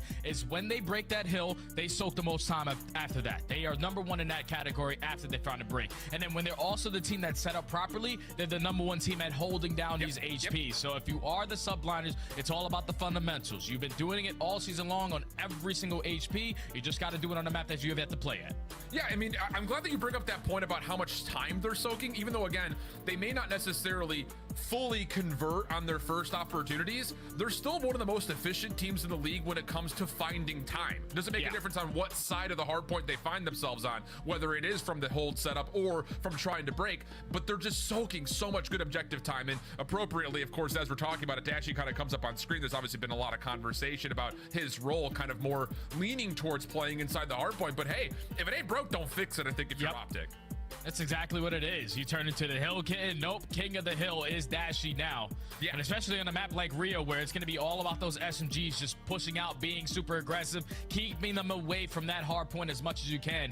That's where Dashy's going to make his pay, by soaking up that hill as much as he possibly can. But as you take a look at the hardpoint metrics for both of these teams, obviously for Optic, this has always been a strong mode for them. We've seen them at Major 1, though, where they fell short in a couple HPs, and unfortunately were not able to win that series, but they have completely turned it around in this stage. And then for New York, it was just overall turning it around in the respawns. We're talking about taking over now in HPs and also taking over in controls. These guys are basically mirrored back to back, but this is just like, it's just a battle of the Titans right here when you look at these numbers. Absolutely. And, you know, again, I don't want to like shy away from this, but on an average margin, New York winning by 50 plus points is still absolutely ridiculous, especially considering the tone was set early by Toronto, who were beating teams on an average margin of 80 points essentially on the season. But on the other front, even though I think there are some interesting elements towards Optic not necessarily, you know, being dominant across hardpoint, hey, the thing was, you talked about it, when they got to the LAN, they were forced to bring out Subbase they'd never played before. That has now become a staple for them. And then throughout this entire Major 2 qualifier, they've really moved between every single map pretty nicely. This has been the most flexible Optic, I think, that we've ever seen. Yeah, that's what you're able to do when you're sitting at a perfect 6-0. You're testing map pools versus some of the lower teams, so you're able to get a couple reps on them. And even though you're scrimming them in practice every day, there's no better practice than actually playing them in a match because there's something on the line. Those CDL points being 10 can play a dividend factor going forward. Obviously, for the top 4 teams, they're basically guaranteed to make champs. It's all about everybody else. But finally, we're going to get into the 3-0 HP. I'm super excited to see the battle between Shotzi and Hydra. We've seen that graphic all day long because the way that Shotzi's been playing so far to stage 2, that guy is simply untouchable. And then on the opposing side for Hydra, he's always been Mr. Takeover for the Subliners roster. And on a map like Rio, you best believe those guys are going to have a lot of Rival 9 battles. You also have the former teammates of Pred now going up against Sid on opposite squads. Yeah. Lots of things to look at, friends, but it's Optic, New York. Final match of Major 2 qualifiers. Let's get it on. First couple of kills evenly exchanged in New York. Still kind of just floating, waiting to see if they can find any final coverage, but Optic right here still soaking up hardpoint time. Yeah, they were able to take those Esky side and also win those gunfights early on over towards Bridge. So they set up the bridge nice and early, able to use their numbers to keep control of this P1. But now it's New York's time to strike. Hydra and Kismet, that SMG duo has been causing problems everywhere that they go. As they find the break with this final 20 seconds going to be theirs. And already off the rotation, you see the play that Kismet is making. Pops that dead silence, but he put himself in a position to try to make the rotation a lot easier for his team. That's the thing that's been a staple for New York, like we talked about on every other map. So you would assume that would be a major focus for them here on Rio. Again, if you're joining us late, a map they have not played to this point. But Kenny, Shotzi work it through, finding a couple eliminations over through gate side. Key 1v1 here between Kenny and Hydra, which Pred is able to jump in and assist with. So just when you thought New York set themselves up for the quick rotation, it's Optic who battle back, and now it's just a battle for spawns on the right side of the map. Yeah, now New York has to try to break it through the front. You still have Sib contesting through the middle of the map. Kismet with some great shots to at least eliminate Kenny. But Dashi able to respond with 2, not able to find the 3rd. New York is still just trying to keep this white because they don't have those spawns. Optic Texas, they should be able to fill the gaps right on in front of them. But all of New York just using their tracks, trying to get past those trophies, trying to get past the guns that Optic Texas are currently having in. Clean, lots of nades coming through, denying those trophies from existing for all that long, and then the follow-up gunfight's absolutely perfect for New York. Pred trying to hold on to a position top platform, not quite able to. Shotzi, individual play, not gonna work out, but a trail nade from Dashi once again opens up the hard point, and the scrap time will go to Texas. Yeah, this is good stuff from Optic Texas, even though they didn't get a lot of time off of this P2, just not allowing the subliners to get any time, and you keeping the lead in your favor. And now you're forced to break in towards P3. Let's see the way that subliners decide to set on up. You have Kismet pushed out towards Bridge, a couple players watching the back end, and only 1 player on the point. So if you are out to Texas, let's just send it. Yeah, absolutely. Why not? Right from the front door, Shotzi's found his way in, pistol out, looking for the last in its skies, who's down on HP, so it's an easy finish. Hydra still existing, though, gives this a good old try. Help is nearby, but Shotzi on 4 almost snaps over to Sid for the 5th. Trains are good, though. Optic still in the hard point, and Dashi wins another follow-up gunfight, meaning that, again, we're just back and forth. It's just an absolute carousel of players from both sides trying to work their way in. And this is an all-out mix fest. New York keep getting those back spawns. So Optic thinking, all right, we're getting 2, we're getting 3, but they are still spawning in towards the back, so it's not easy to get that time. But with all those engagements happening, it's New York able to come away with the scrap time. It's going to tie the game up, but this is going to be Optic's opportunity to win the rotation, this time over towards P4, which is usually a money hill. How did New York decide to break on it? Dead tie game. Here we go. Dashi, first 2 kills, good from the back line. Shotzi trying to play out through boxes, not going to work out, but the follow-up is absolutely perfect. Hydra sneaks on in, though. Nice little timing here. Long-range battle with Pred.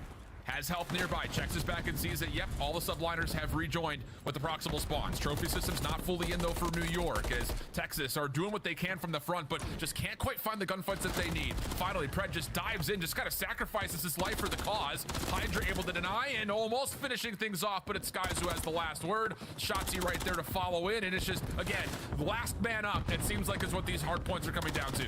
This is what it comes down to when you have 2 Titans playing on a map like that's this up close and personal.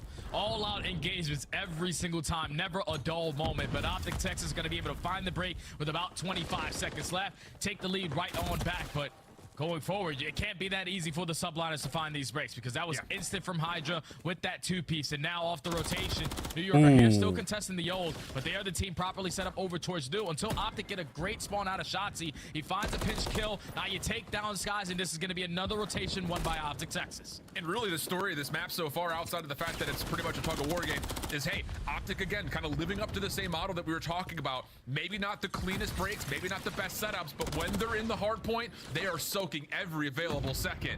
So sticking with this pretty nicely. Pred trying to watch the rotation from the back of P3, not quite able to work things out. 2v2 towards the old time. Hydra. Ooh. Oh, what a gunfight versus Kenny, and that will be enough to neutralize the hard point, and New York have a chance to look at this back 25. And they're finding all the kills as well, so now Optic Texas, you have to do your best job to try to keep them off as long as you can.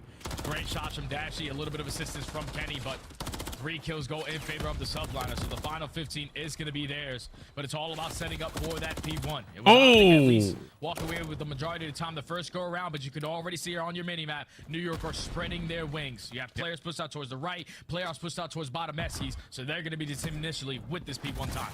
Rotations look good for New York. It just, again, comes down to the fact that Optic on these breaks have found ways to just still scrap together. 20 seconds here, 30 seconds there, and once more, hardpoint goes neutral. So the setup really not amounting to too much here for New York at the moment. A chance for Hydra trying to bump the hill with Sib playing deep. Now on 7 in a row, has earned himself the first cruise missile of the series. But the follow-up from Texas, absolutely perfect. Kismet, last one standing, should be receiving this hit pretty quickly, but he stayed alive pretty nicely here. Hydra's now here to assist, but nades are coming through. Texas find the follow-up gunfights, and they've secured the pro. Yeah, all they needed to do was take down Kismet. Nice. Even though the sublines are able to get back into the play, it was just better map control. Come on, Optic. Texas. You got this. Now let's talk again about that hold percentage. They find that break, and they are not letting go of it. No. Now New York this time around at P2 are going to be the team on the preferred side. As you see Optic trying to get aggressive off through the middle of the map, but they are getting cut down left and right. They're going to grow the lead up by 25 points, but now you're forced to find another break on P2.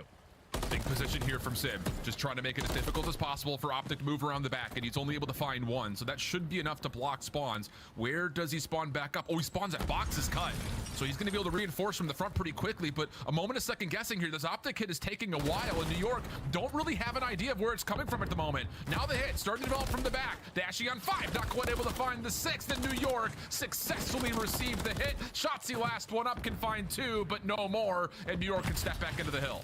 Yeah, I was a little bit worried because they were the team at least set up around that P2. No one was playing for the time. They were more focused on getting the kills. After you find those kills, you can soak them as much time, but just keep the map in your control. It's a tie game until Optic Texas find the break with about 20 seconds left. Now that's going to force the subliners early off the rotation over towards the P3 again, where they only had one player in the point this time, last time around, but this time you can already see the difference in the setup. Hydra's still going to contest the Yod, at least keep them at bay, keep them thinking on where the pressure's coming in. But this time to New York, again, set up at P3. Just can't allow Optic to break him with the first 5 seconds. Alarm bell starting to ring for Kismet. Backs up over to join Hydra. Little play through the side shop. Shotzi only able to find one, though. Quick trades are in for New York. First receive pretty darn good. Pred does neutralize and get into the hard point for a little bit of time. And, whoa, he's turned that into a double. So even though New York will get back in, they're a bit restricted in how many numbers can play forward here.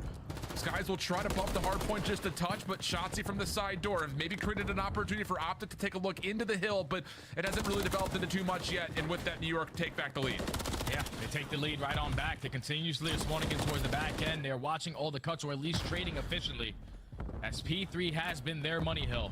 And now with only 20 seconds left, you're going to force Optic Texas to hit that early rotation. Finally, some scrap time going to the subliners. You give them a nice little cushion, and this is where you invest that cruise missile to try to disrupt the setup from Optic Texas and make the break. Just try to string things together here. Crew's not fully going to land. Pred actually kind of just pops out from boxes, finds himself another kill, so the cruise missile ultimately really doesn't create as much space and time that New York were looking for, and now Optic have broken from the front. Kismet's still alive, Hydra nearby, but Optic have the control, and as the cruise missile gets called in, we'll see how Optic receive this as Hydra's taking himself out of the picture. Chance to re-break as we jump over to an Optic Texas. Listen it. In front of me. Be flat, bro. Pause. Down to the boxes. I got it. I'm so one. I'm trying to live. I know. Pitch caution. I have caution pitch. You might have went around. Top. Caution pitch. Absolute. Boxes 1 HP. Absolute boxes. Try this time. What's the time? Hit twice sometimes. Kids been on time. Wait. I'm going down. And then time. Hey, 2-0. 2-0. Where's the guy? He's behind the white van to these boxes. I think one's soda on me. I'm on you. What? Yo, what's on you? Hey, coming towards me. I can't see him. You went steps. I did up. I saw steps. I don't see steps. SB, they're serious. What are you going, guys? It's that Tom. The shooter's that Tom. Right away. Right side. Coast left and right. Nice. Coast left and right. I'm reloading. Look at the pitch off boat. I'm trying to get it. I'm late. Graffiti. Nice, let's go. Last catch. Pitch out. I'm pitch. Hold us up in. I'm holding some in. I'll see my pinch. He's not a pinch. Top is up. I'm trying to hold some mid first. Back right uses. I have some mid. On the motorcycle, one shot back right. He's pitching. Love you then. Parker went downstairs. This. Parker, this. Look at this. R6, Paco. I gotta realize. What's the side? Push it on. One shot. I need time. I can't get the guy. I'm thinking I'll be Tom. One's up the stairs. I'm this side. They're gonna be Tom. They're Tom. The guy's on. I'm living. I'm traffic. I'm getting in mid. I'm so one. I'm trying to just live on Tom. Mid, pocket, this. Exactly back right. Be close. One more you. Talk to me. One on you. One on you. Eski's weak. Eski's really weak. Okay. You're really weak, Caesar. Just two there. I'm coming out. Let me out. Dante, wait. Full shot. I'm dead. I'm ready for this. What a tough moment from Optic, but a hell of a fight over a very scrappy P5. Essentially gets us back towards more level terms, and here we go, Jay. Back to P1. New York in the hard point, but still just about anyone's game. Hey, look at Shotzi just timing this pitch. Finds the first kill, finds the second. He's been a superstar all in this stage. Screw what Ace has to say as Optic are able to find a break in towards P1. 200 to 219. Ooh, that's unfortunate from Shotzi. Trying to run it up and take this lead on P1 HP. Subliners, when we jumped into that listening, they were just going one-on-one every single time over that bridge hill, and that's the way that Optic were able to get back into the game. And now there's only one player left on the point. You find this trade, it's going to be all Optic Texas time, but you can see with only 20 seconds left, Subliners are taking a step ahead, already off the rotation at P2. But Optic fully invested in towards breaking this through the old time. Dashy over the top. Clean shots towards Kismet. Hydra for the trade. Follow up from Shotzi. Absolute masterclass. Tie game. Optic, small lead. Here we go. Rotating back over. Like you said, New York here first, but quick action from Shotzi. Names over the top. Also going to try to foil this setup from New York, and they've already blocked the spawns. Just have to secure the break. Dashy finds the kill also on the pitch, but now it's on Hydra, who gets that pinch spawn through boxes. He's able to find a double. Now Optic are able to flip those spawns, but if you are the subliners, it's all about one wave of kills. Try to keep them off as long as you possibly can at this P2. Skylights finds a double. Shotzi somehow, some way, makes his way through to make a play happen, but he gets traded by New York, and it's only 20 seconds until they take map 1. Not a lot of numbers here for Optic. And now it has to hit from the front, but Kenny gets 2 somehow. How has he managed to pull that off? Shotzi cut down by Sim. Clean shots as he doubles down. 240, 224. New York still with numbers into the hard point, but they're being tested. 15 seconds. Optic have to see another hard point. Hydra on the cross cuts down 2, and that will likely be enough to do it. Can anyone touch in time? No, barely not. 250, 224, and New York's first go at Rio looking nice. Woo! I told you, these guys got this in the back pocket, because you always got to think the subliners are going to do the fundamental parts correctly. And every single one of these HPs, but when you allow them to play a map like Rio, we expect the SMGs to go off. But the AR stepped up as well. It was Civ and Skies able to earn themselves a cruise missile, which was eventually leading to the break at that P4, which was the game changer. But you can see as the game went forward, the first rotation, Optic Texas were the team with the spawns at the end of P2. But the last 2 times, New York knew if we can trap them in towards the back and then eventually win one set of fights to flip them out, we will be able to close out this game. Great performances obviously from Civ, who has that takeover. A lot of engagements out of Hydra, 6,700 damage. New York subliners to continue where they're at so far in this stage. Another hardpoint victory underneath their belt, even on a map that they have yet to play. Rio is theirs. 71 freaking engagements for Hydra. That's a lot, dude. I mean, just like comparing this to an invasion hardpoint, oh my.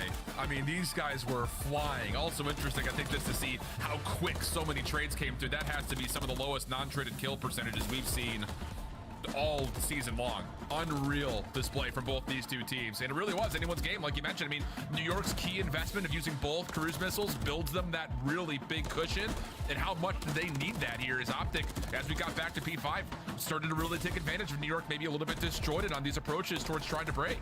Yeah, they would just go one by one at that bridge hill as soon as we jumped into the listening. At that point, you're just trying to be a superhero player.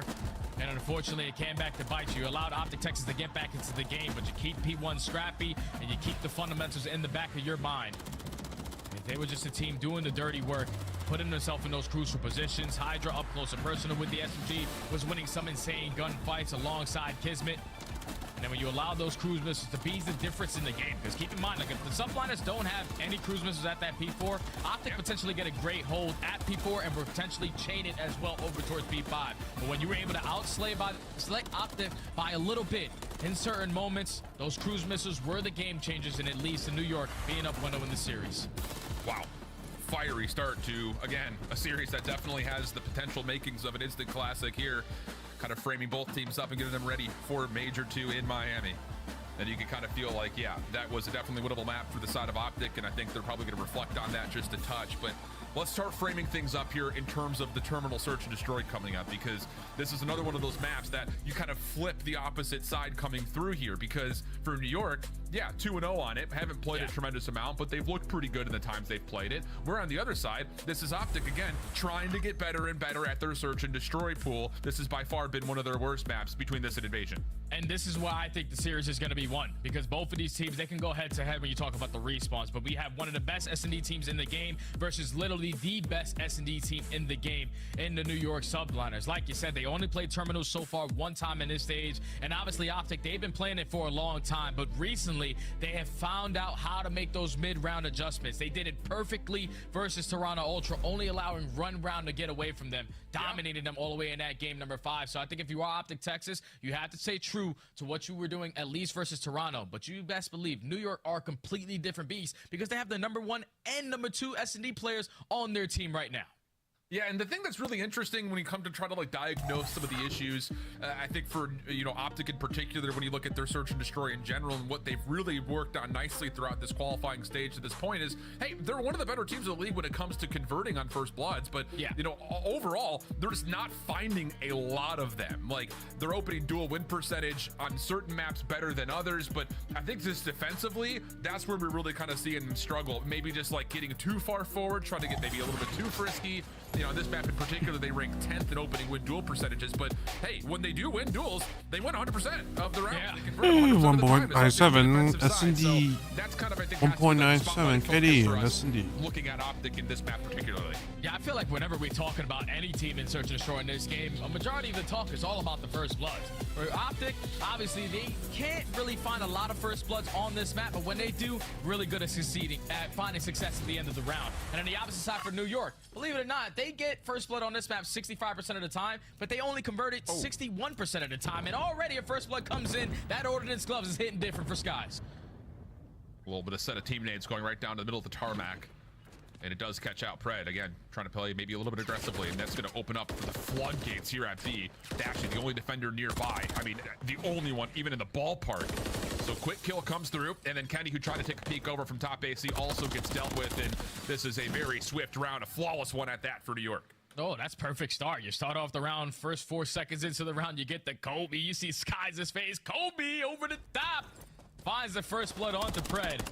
And then there's no trophy systems to work for Optic Texas, so Dashy, he spots everyone over towards Burger. He tries to dance a little bit, but there's just too many guns on that side of the map ready to take care of him as the subliners come out and just dominate in that early attacking round. You usually do not find a lot of success on attacks, but in the first round, if they don't have any trophy systems, that's where you have to apply that pressure.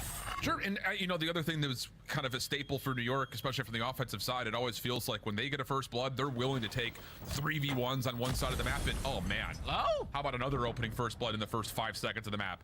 Kenny this time dropping through mid, same kind of setup that we kind of saw from the opposite side.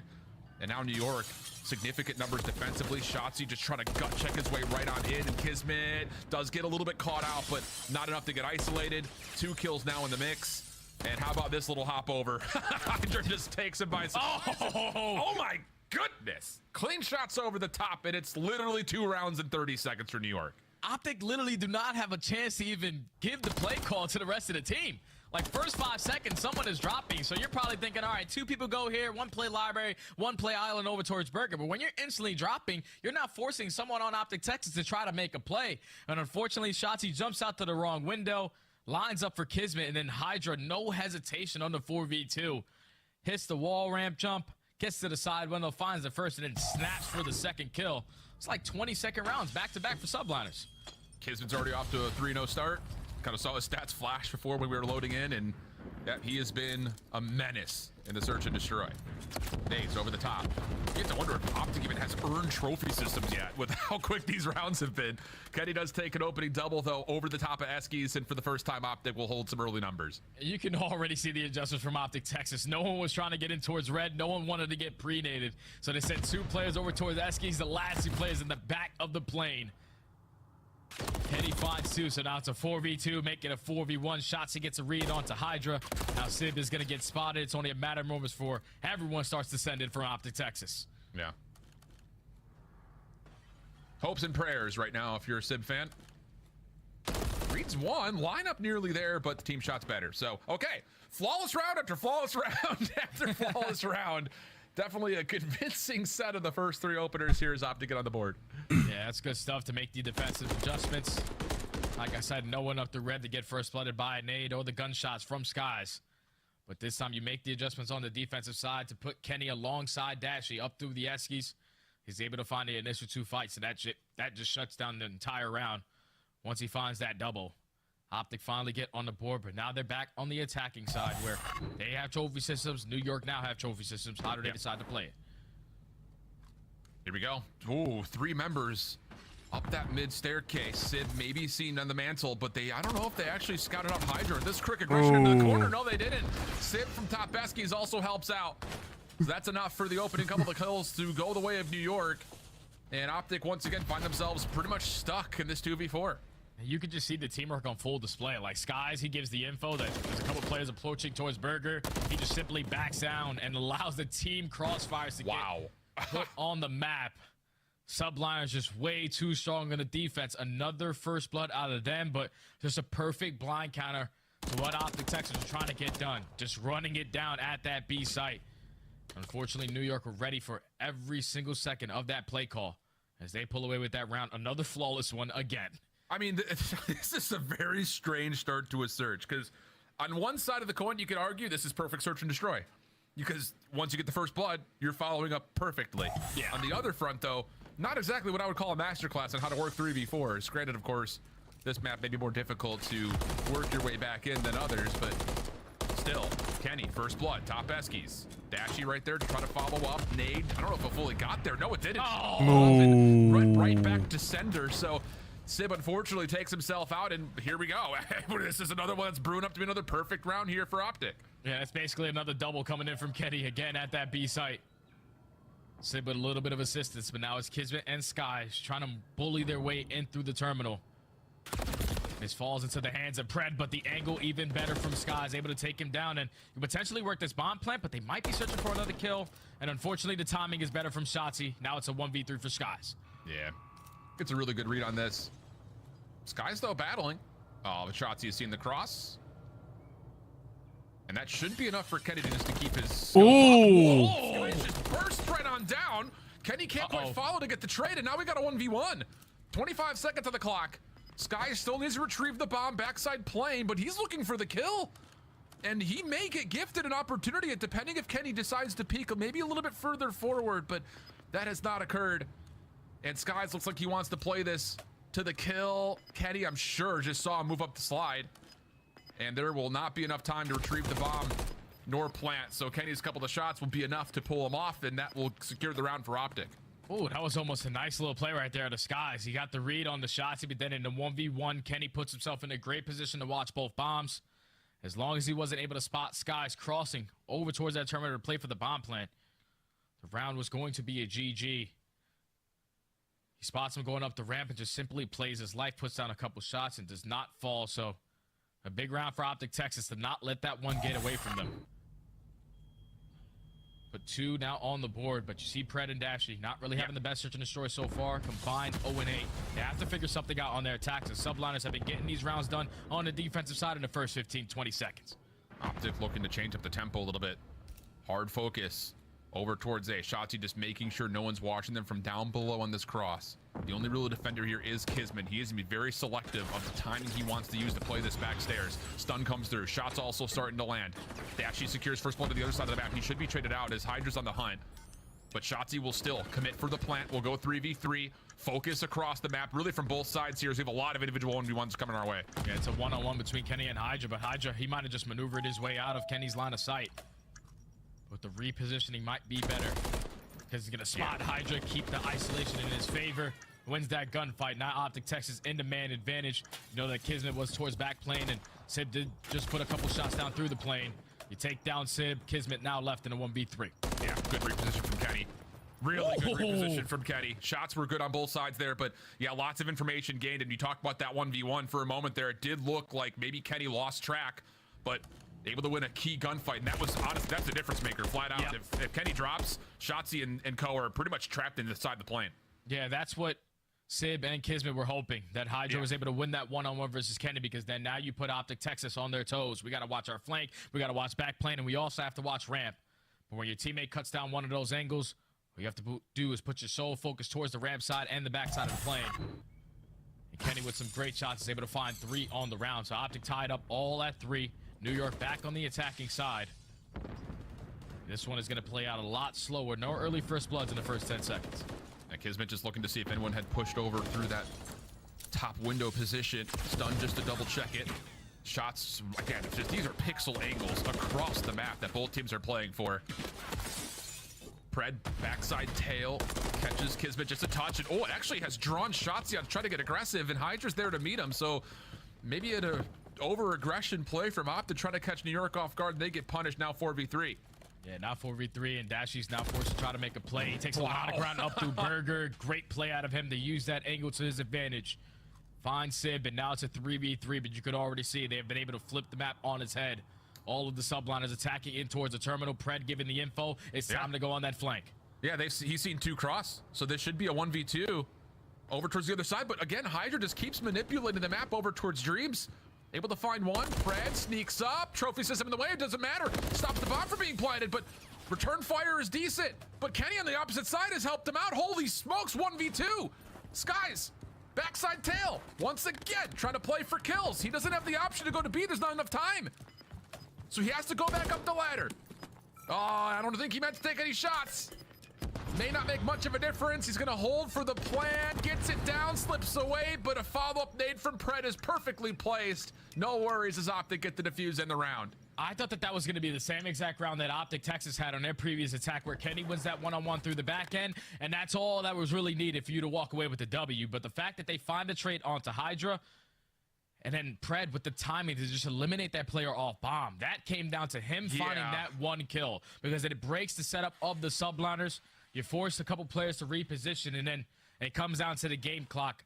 Pred still had his tax, use the stun, you use the nade to your advantage, and then even though Skies gets the bomb down, you're instantly there to respond. As Optic Texas now with 3 rounds in a row. We were talking about those mid-round adjustments on a map like Terminal, and they are on full display right now. Oh, hey, and let's be honest, 2 of the 3 rounds through New York were won off of first bloods in the first 5 seconds of the round. Yeah. So you just stay alive for more than a breath, you're good to go, it feels like right now for Optic, who have now once again kept the tempo up on their offensive side, immediately committing for the plant. Sib from this top ladder, I was about to say he may catch info on the exit, but a late stun comes through, and now he doesn't really know for sure if anyone stayed on the B side or not. And now you can already think, if you are the subliners, you're going to work your way up through these Eskies. Someone has to be playing up close and personal, but all of Optic Texas, they back on up. They plant the bomb into an angle where they can spot it from long distance, but Skies and Kismet at least able to take down 2, make it a 2v2. Shotzi trying to get something done with only 20 seconds left. And that late frag has kind of made sure that no one was on for the defuse. Smoke trying to keep himself alive, not going to work, as Kismet and Sib just became a little bit too unpredictable. So the quick tempo from Optic looked decent, but the post-plant setup foiled. One of New York's strengths is finding ways to retake, and they provide it once again here. Yeah, that's the only difficulty about planting that bomb the way that you did, and then completely giving up all of bomb control to try to play it from back Burger. Because then you allow the sublines to take it from top 3, to push to top Eskies. All they have to do is at least win the trade fights. And they were able to set up both ARs to win those long-range engagements. Then when it comes down to a 2v1 for Shotzi, you see he tries to be Batman, throws a smoke at his feet, but there's players from the subliners all around him. They secured the defensive round, tied the game up back at 4, and now I'm really curious to see what New York do, because they've been shut down at A. Every single time they've gone B, it's been a 2-piece by Kenny. They might just have to go right back to the terminal. 3-man hit coming over towards this A side. Shotzi playing aggressive on top of the ramp, but Sib not going to be baffled by that. Trophy system also down as New York now throwing a little bit of aggression of their own. Double trophy setup down here. One will be destroyed. Did Pred see the second? It may seem a little inconsequential, but it could be massive in terms of New York staying pretty stalwart if they can get into the plane and hold their ground in the first place, as Kenny has made a bit of a mess of this setup, and now Optic can kind of focus their forces here at A. And now how did New York decide to play this? Do they decide to be aggressive? That's so just sends it on the ground good to trade, at least though. find 1 kill to make it a 2v2. Now it's a 2v1, all left up to Pred to try to clutch up again that term. Oh, and he's gotten a read on Hydra on this cross, but all mutual information there. I mean, maybe Hydra sees him that little slide through, but it looked like they were banking on the fact that Hydra didn't see him, but not to be. Yeah, he absolutely does. The little ADS just to check it, just so aware. That guy's got like eagle vision. Like he's just hopping around the map left and right, and he's still able to earn the info for his team to go for the double chow. But they find the first blood. Great stun connection onto Shotzi, who was trying to hit that side wall hop. When you find that first blood on their most aggressive player, you just have to trade officially in towards the terminal. And that's exactly what happens as New York are able to chain a couple rounds together. Now puts them at game point. Aggression from Hydra. Trying to get over towards bathrooms. Nade in towards library. Should not land, but it does create the freedom for Hydra to at least stay in this position relatively concealed. A little bit of support. Kismet, good stun. Tags coming through. Shotzi just barely still alive, but Sid follows up. Kill is good. And now Hydra has completely broken this play, gotten around the back, and my goodness. We've seen, well, I was going to say 5 perfect rounds of search and destroy for one team or the other, but it's only one small trade that Optic can find, and New York will go 2-0 Nothing that Optic can do at this Wow, point. what a map, bro. Are you kidding? I'm not gonna lie, Alan, New York to me right now the best team in the game, because you're coming out and you're testing your map pool versus one of the top teams that we have in the league on some of their better maps, or some of the maps that they have played a lot more frequently than you have. And based off of map number 1, Rio, they get that one done. But the adjustments in this map number 2 to just get a read on what Optic Texas are doing. It was multiple first bloods out of Skies. All instant response out of Civ as well. Those ARs are getting kills left and right. But every single time Optic to finish up that search and destroy, it was Optic Texas early on when they were down 1-3, winning 3 rounds in a row. But then for New York, when they were down 4-3, they make those mid-round adjustments to close out this search and destroy 6-4, and now find themselves up 2-0 in this series. Yeah, and it's just, again, you kind of look at rounds 1 and 2, and then that round 10 right there at the end for New York.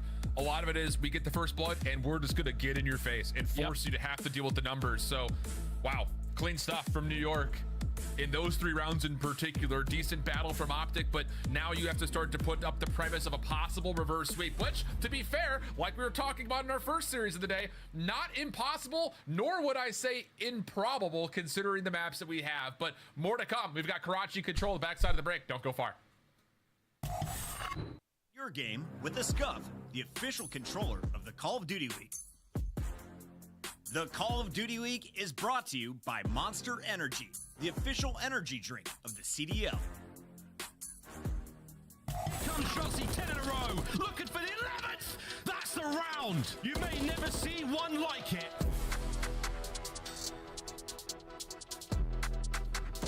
Everyone from Vegas leaves the trap behind enemy line. This is tough. As Ghosty finds 3 with 1 clip. Those are great shots. That is what Shotzi buys his team so much time. He's able to find 3 more. He is just going, and you see what this does for their hard point. He's just so good at being elusive. Yeah. It can be such a pain in the ass to deal with.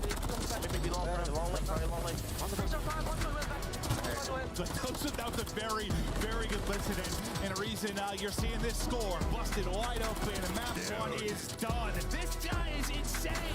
Same time, Asim once again gets a kill. He's got 2 in this round. Every time you get numbers, if you're Optic, Asim has brought it back. seam, working on the ace. That's 3 for him in this round.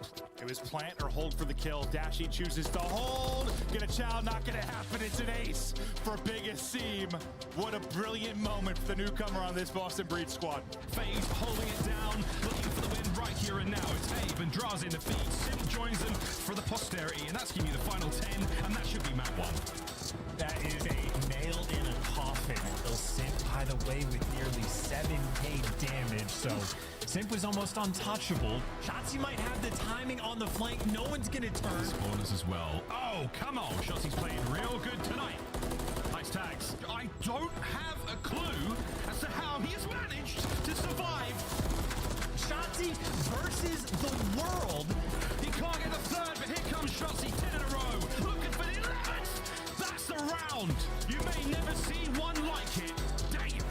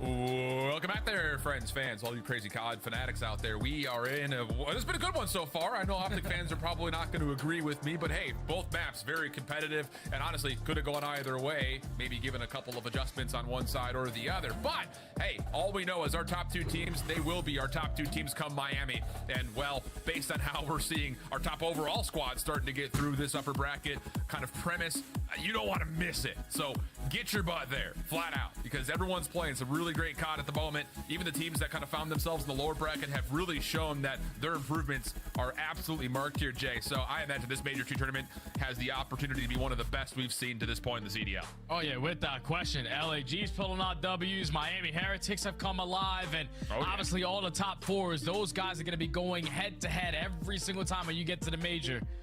So make sure you scan that QR code and make your way out to that event, because it's going to be a blast. But back into this series we go. New York Subliners are currently up 2-0. On a map in Rio that they have yet to play on the season, they find themselves victorious. On Terminal Search and Destroy, where Optic Texas, they were talking about making those mid-round adjustments, New York just slapped the hell out of them every single time they tried to do that. Because when you find the first blood, they did not give Optic Texas even an opportunity to think about trying to clutch up in the 3v4 with how aggressive they were playing. That's how New York is so next level right now in Search and Destroy. Without question, the best S&D team we have in the game. But this series is far from done, because now you're going into Control on Karachi, where New York, they've been finding a lot of success in Control so far in this stage, sitting at 5-1, but a majority of that has been on High Rise and Invasion. But for them, this is what you call next level plays, because they were the team B. See how Optic do against versus Optic Texas, one of the top just to get that extra rep 4 underneath their teams. belt.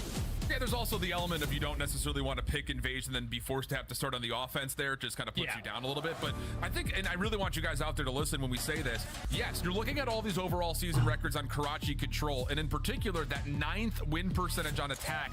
Not great for New York, but this is the only map that they've struggled on offense. Everything else has been top 3 in the league. So it really just kind of comes down to, can they figure it out? And it's not even off the fact that they're not winning offensive rounds. They're not finding a lot of success by capturing points, nor are they finding a lot of success staying even in the life count. So that's, I think, where my focus is going to be here for New York, who I'm sure will likely start on offense, jumping into this Karachi control. Yeah, that's going to be very difficult because Optic Texas, they're one of the best defensive teams that we have on this map, second overall, and they are literally the best team at not allowing a lot of segments to go the opposing way. So I think if you are the subliners, you're talking about attacks, you have to get it done obviously through the segments, but you have to get past the slaying of Optic Texas because that's what they've been able to do so well on Karachi. Slaying, not allowing them to get any segments, and just putting New York in that trap. We saw them in that trap versus Atlanta FaZe when they played this map. That's the only loss they have on control in this stage. So if you are Optic Texas, like I said, this series is far from done. You just need to allow those SMGs to get activated, to put themselves in those junk positions, to put themselves over towards Chicken Coop. Just make the game a lot more difficult for the subliners.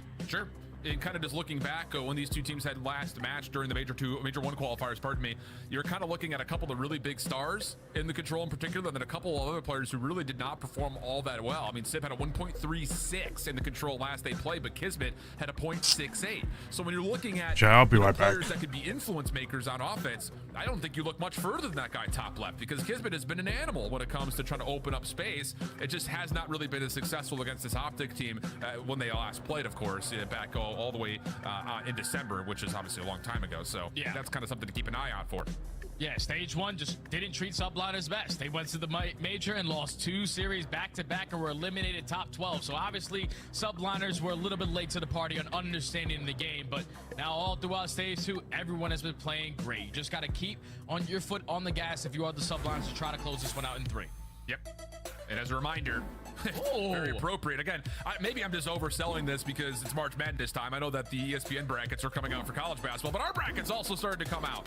Everything is set except for the number 1 and number 2 seeds between Texas and New York. And interestingly enough, I mean, look at the possibility in terms of who you'd play. I mean, I'm not going to throw this out there as this is a cognitive thought, but like with Miami looking hot and Boston coming off of a 3-0, I mean, both those matchups may not be as easy as you'd think coming as a number 1, number 2 seed. Yeah, neither one of those matchups is going to be easy with the form that Miami have found themselves in the last couple of matches, and obviously Boston Breach doing just enough to make sure they secure themselves that winner's bracket. But the addition for Asim for Boston, he's been great for this team. They just played a lot of tough teams, and then at Miami, they have actually gained some confidence now going into their own event. So either match, like you said, is not going to be a pushover. Well, again, just looking at some of the teams that have gotten hot, making it into the upper bracket, some of them today, for what it's worth. Again, you're trying to find differences between our top 2 seeds in terms of who very well, maybe the favorite, if you want to label it as such, going into this major, of course, with Optic coming off their 4th place finish in Boston, and then all of a sudden New York getting double first rounded, which was a surprise to everybody. You kind of look to these two guys at being maybe the X factors, because coming into today, they have been just about even across the board in every single statistic. I mean, there is not much separating these two at the moment. Yeah, it's definitely not a lot separating them. The only thing that separates them is the schedule. At least for Optic Texas, they played a lot more tough teams throughout stage 2. So the fact that Shotzi is a slight margin underneath Hydra in those categories, I'll put him above him, because he did it versus Toronto. He's doing it versus every single team that he's spawned in so far. And now you need Shotzi to try to get it done on this control to keep yourself into this series. Okay. Lots of things that could be difference makers here, but overall, you look at what both these two teams have done, and I think the overarching point is they're playing some of the best Call of Duty right now in the league, not just for themselves, but just generally speaking. Just small arguments, maybe debates to be had on who is the favorite going into the possibility of a Major 2 championship.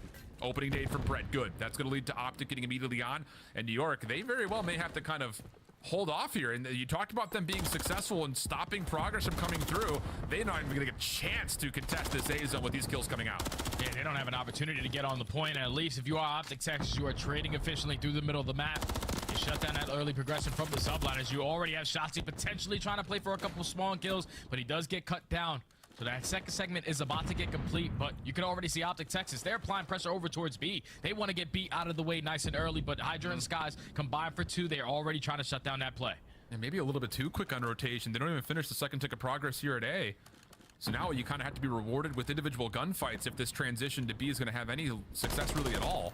Skies pops out a red. Kenny able to find him for free and then immediately take his position back as Shotzi will jump on the B zone and keep the clock stopped.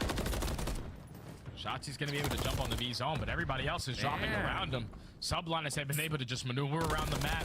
You had Hydra push his way through Junk, re-flank up through the middle, and just assist his teammates in those engagements. Now, if you're Optic Texas, you're forced to fight out of your spawn, and with Pred finding that double, you can work your way out of Chicken Coop, because all their focus is going to be like, are they going over towards B? Nope, they're going to go over towards A, get that one out the way.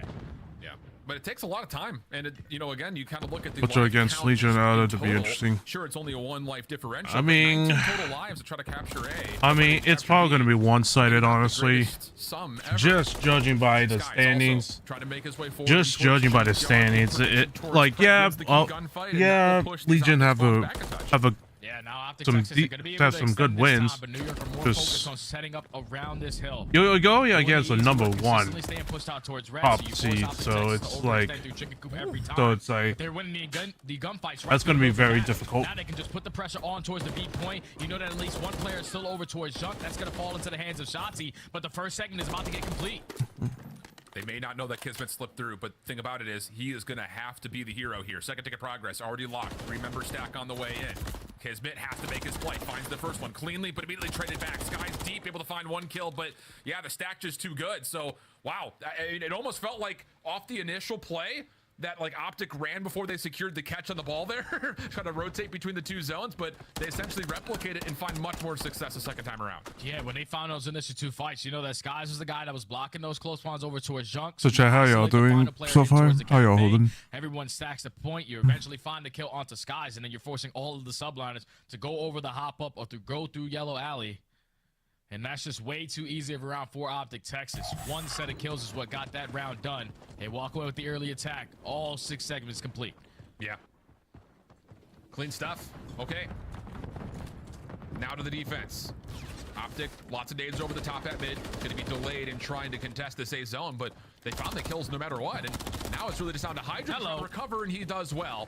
Double comes through, and he's got eyes towards playing over the jump wall, so he's kind of eluded the defender over towards B, and now he can continue to force Optic to have to either clear him out or take the long route to try to contest A. Oh, he's just dancing. He knows that Optic are trying to put a lot of focus on where Hydra is, because he is a playmaker, and he's trying to get it done behind enemy lines. Currently on a 3, but Dashy able to line it up with that MCW. All out pressure for the subline is going over towards B, and Optic are ready for every single ounce of this aggression. They have traded efficiently. They shut down that B pressure, and it's already 40 seconds knocked off the game clock. Finally, the subliners are working up some progression at A. But it is just 1 member on. Kismet trying to extend the play further forward. Pistol out, Dashy. No, get out of my face, he says. Hydra also jumped on by shots. He trade is decent, but again, that clock continues to tick. Just 1 tick of progress. Finally, back into the point goes New York. 35 seconds on the clock. You would have to think they need the extra 60 here. You cannot allow this clock to get any more dwindled. Yeah, you have to get A. You have to complete A. You know that Kenny is still contesting you over towards the junkyard side, but the rest of Optic Texas know. If we fly and win these fights, the round is going to go in our favor. There's only 30 seconds left on the round. Hydra trying to get it done, just being the aggressor up in towards Fountain. Just trying to find a couple kills to allow his teammates to get out of spawn, but time continues to dwindle down. Finally, the subliners put some kills in their favor. They're able to pause the game clock, but there's only 16.5, so you have to secure A right now. Have to get the A secured, but on top of that, 76 seconds to try to play for the rotation, and Optic are going to get in towards Junk, forcing you to have to take OEs. I mean, this is going to take a lot of time. And honestly speaking, if you're New York, you may only have 2-3 hits at this just because of the routes you have to take or the positions you have to clear out that Optic have taken. Yeah, you're just not going to rotate back over towards Junk and contest 2 players. That's going to waste a lot of that game clock. So you are forced, like you said, to overextend. And now with only a minute left, New York have to make this one count. You're going to have Kismet invest in that dead silence. You Civ across the map trying to contest Kenny as much as he can. He's going to get some assistance from Sky, so at least try to take this positioning. But you can already see on your mini-map, Hydra's just waiting for his teammates to get a couple kills before he decides to strike. And Civ with 2 might have been the opening New York were looking for. Now it's just down to the individuals for Optic. Trying to hold on to these back positions around the diner. Kismet, not bad to find a 1-for-1 trade, but Shotzi on the other front plays in towards that red office. And he continues to have some ground for this Optic defense to work with. Hydra slipping through, stops the clock. 28.4 seconds. The follow-up kills are perfect for New York. Make it even more so. Sib off 4 in a row. Clock ticks, though. Hydra stepped off. He wants to play for this play over towards the top of the jump wall. Kismet will get in to keep it stalled, but Optic will have the opportunity to try to re-break this through mid-map. Need to find the kills, though. First tick of progress locked. Trades back and forth. Optic finding the kills. Just down to Kismet. Can they lock him up? 18.6, and he's trapped. There's nowhere to go. Trying to finesse for as long as possible, but the trade is in. The clock continues to move. And if you are the Subliners, you just gotta stack the damn point right there. You find all the kills. There's no reason to continuously play cutoffs. You allowed Optic Texas to not really make a quick decision off the respawn. They're saying, oh, that one's going really, really slow for one segment. So there's only one player. If we can find everyone else around the hill, that's going to lead to an easy break. That's definitely a mishap right there from the Subliners, because you found all four in the feed, but then you only allowed one player to try to soak up that time. Yeah, they had a chance. I think they just kind of miscalculated. I miscalculated, but like they just at least walk away with one segment. They just made a misstep on just not just going for the point immediately when all four were dead. Yeah, I mean, I thought for sure, you know, kind of looking at it, Hydra in the point, that he was just going to say, hey, get on with me here. They just gave that away for free. Still watch this jump over the top of Dumpster from inside the zone, but not to be. And yeah, up by 2 ticks is Optic. Quickly back over towards the A focus. Trophy's now in place for Skies, trying to play the top side of AC. Dashy able to find Hydra over towards that barrel alley. Now Shotzi gets to work, opening up more space around the point. Sees Kismet at range, but is more focused on trading out Civ, and neither thing will come through. And with that, New York starting to get aggressive defensively. Yeah, New York starting to get aggressive, but Dashy and Pret able to respond with the double. So now that first segment is going to be complete. You have the Subliners already taking control of Drunk. Their last 2 players at least trying to contest over towards the Coop side. And with a couple kills going in their favor, they might decide to hit this timing on the pinch. And it's going to fall into the hands of Hydra. The comm does come in, though. Dashy with great team shots able to take him down. And the Subliners able to get in right before that second segment is complete. So now it's all on to Pred. The farthest player pushed out. What else can he get done? Ooh, that's unfortunate. All of Optic Texas now off the reset. This is a ridiculous gunfight to try to have to take, and sit with a pistol. Maybe just able to get enough regen to take it, find the win. Skies, Kenny, long-range battle. Goes the way of Skies. Dashy up top at Bricks. Looking to see where this New York push has come through, and Optic are, I will say, they've been completely befuddled here. They just have no idea where New York members have gone to. They tracked down Civ, but you still have 2 members from the front defending nicely. Oh, Hydra gets a little spun on by Dashy. Good comms, I imagine. But still, the focus towards A is limited, and this may force Kenny to have to step on the B zone just to stop the clock. Yeah, that's exactly what Kenny has to do. His teammates are getting bullied through the middle of the map, but unfortunately, he's going to try to play for a kill. Now, when he finds that kill, all of New York's focus is we got to take down Kenny off of B, but at the same time, we have to apply that pressure like we have been over towards A. Because you're currently only down by 3 segments. The game is not far-fetched. The contest is going to be here. You're able to take down Kenny. The clock continues to dwindle. 18 seconds left. They're able to pause it on A. 7 life advantage as well for New York defensively, so even if the extra 60 gets tallied, Optic, again, may only have 2 good hits at trying to break through this B zone. New York will concede. Try to play for the exits. Any kills here would be incredible just to try to stagger out this Optic transition. And I think the biggest thing you need to do if you're the Subliners is obviously someone is keeping tally of the current ticks. Cooking. Again, they need to stop playing slow. To at least walk away with 2 yeah, they're just defense on round number 5. Right now they just need to get kills. It's all about these engagements. Like right they need to get. There you go.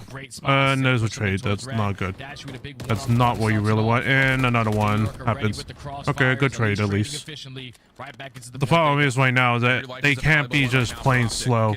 Whoa, completely overwhelmed. Double hit comes out. Oh, Kenny. Holy smokes, Hydra just got obliterated. Now Pred around the back. Not quite able to finish off as Civ is right there over the jump ball, but Shotzi able to work with Kenny for 2. First tick one. Shotzi done. That'll turn into 2, and let's be honest, that's likely going to be the 3rd. New York just nowhere nearby, and that's what we call good objective play. Get on, stack it, force New York to make something incredible happen, and they're not able to. It's a 3-0 for Optic. Yeah, Optic Texas has one of their bread and butter controls. All they needed was 1 opportunity, 1 set of kills to make their way on in. And they make it count as they walk away with a clean 3-0 on the Karachi control. Keep this series alive a little bit longer. And for the Subliners, I know you wanted to test this, but I can tell you right now what you need to work on. And it has to be your B setup. Because if you're allowing A to get away from you, for sure. obviously you're up by 7 to 8 lives. when you allowed Optic Texas to instantly rotate over and take control of red, and it comes down to one set of fights, you have to be able to create layers. On a map like Karachi, where it's very difficult to break on in if you're trying to overextend, if you don't have any red control. But the fact that subliners are giving that up for free, allowing Optic to play the timings of those gunfights in through the red side, they won a majority of those fights, and that's all it came down to, because you might have a couple players pushed out towards junk, but if you're losing those gunfights at red, you're not forcing the player at junk to rotate back, try to assist your teammate at cafe. He lose that fight, and then everyone off the respawn is forced to hit the jump over. Definitely something you want to go back and look over if you are the subliners, because you want to try to add this to your map pool. But Optic, they get it done in 3, and now they force a game 4. Yeah, I mean, it's kind of like, again, you know, you're going to have opportunities to review over and maybe even copy paste a little bit, right? I mean, from both teams on all the 3 maps we've seen to this point. But I think you're absolutely right. I mean, think about if New York just were to have stacked with even 2 members towards that setup over towards BHS Force. It's a totally different setup from Optic, to where you have to come through and challenge. And yeah, of course, there's going to be some lapses to look back over defensively as well, where maybe you're getting a little bit too cute playing for kills to create map positioning advantages that you don't necessarily need. Like, it just, I don't know, it feels like they're trying to take maybe an extra step too far forward in certain regards when maybe you're not needed. I don't know, hard to say. I'm just a caster after all. Those that don't play cast. Subbase hardpoint coming up next. This is going to be a fun one as well, because hey, we've seen New York on the map a couple of times. They've looked good, but Optic at the same rate, you know, found favor at this major one in Boston. So could be another idea for them to extend this series to map number 5. Oh yeah, this is going to be a battle, because we're talking about both of these teams flawless so far on this map. 2-0 for the subliners, 3-0 for Optic Texas. When I looked at the numbers, everything was basically mirrored. They're both second overall in rotations. The only difference is the hold percentage, where New York are sitting at number 2 and Optic are sitting at number 5. And if map 1 is going to tell us anything, New York were ahead in the fundamentals. Every single time they needed to get to one of these money hills, they were the team early off the rotation. And on a map like Subbase, you have to be that team set up properly, because we know how difficult it is and how punishing it is to try to find success in breaking, because you're spawning all the way across the damn map.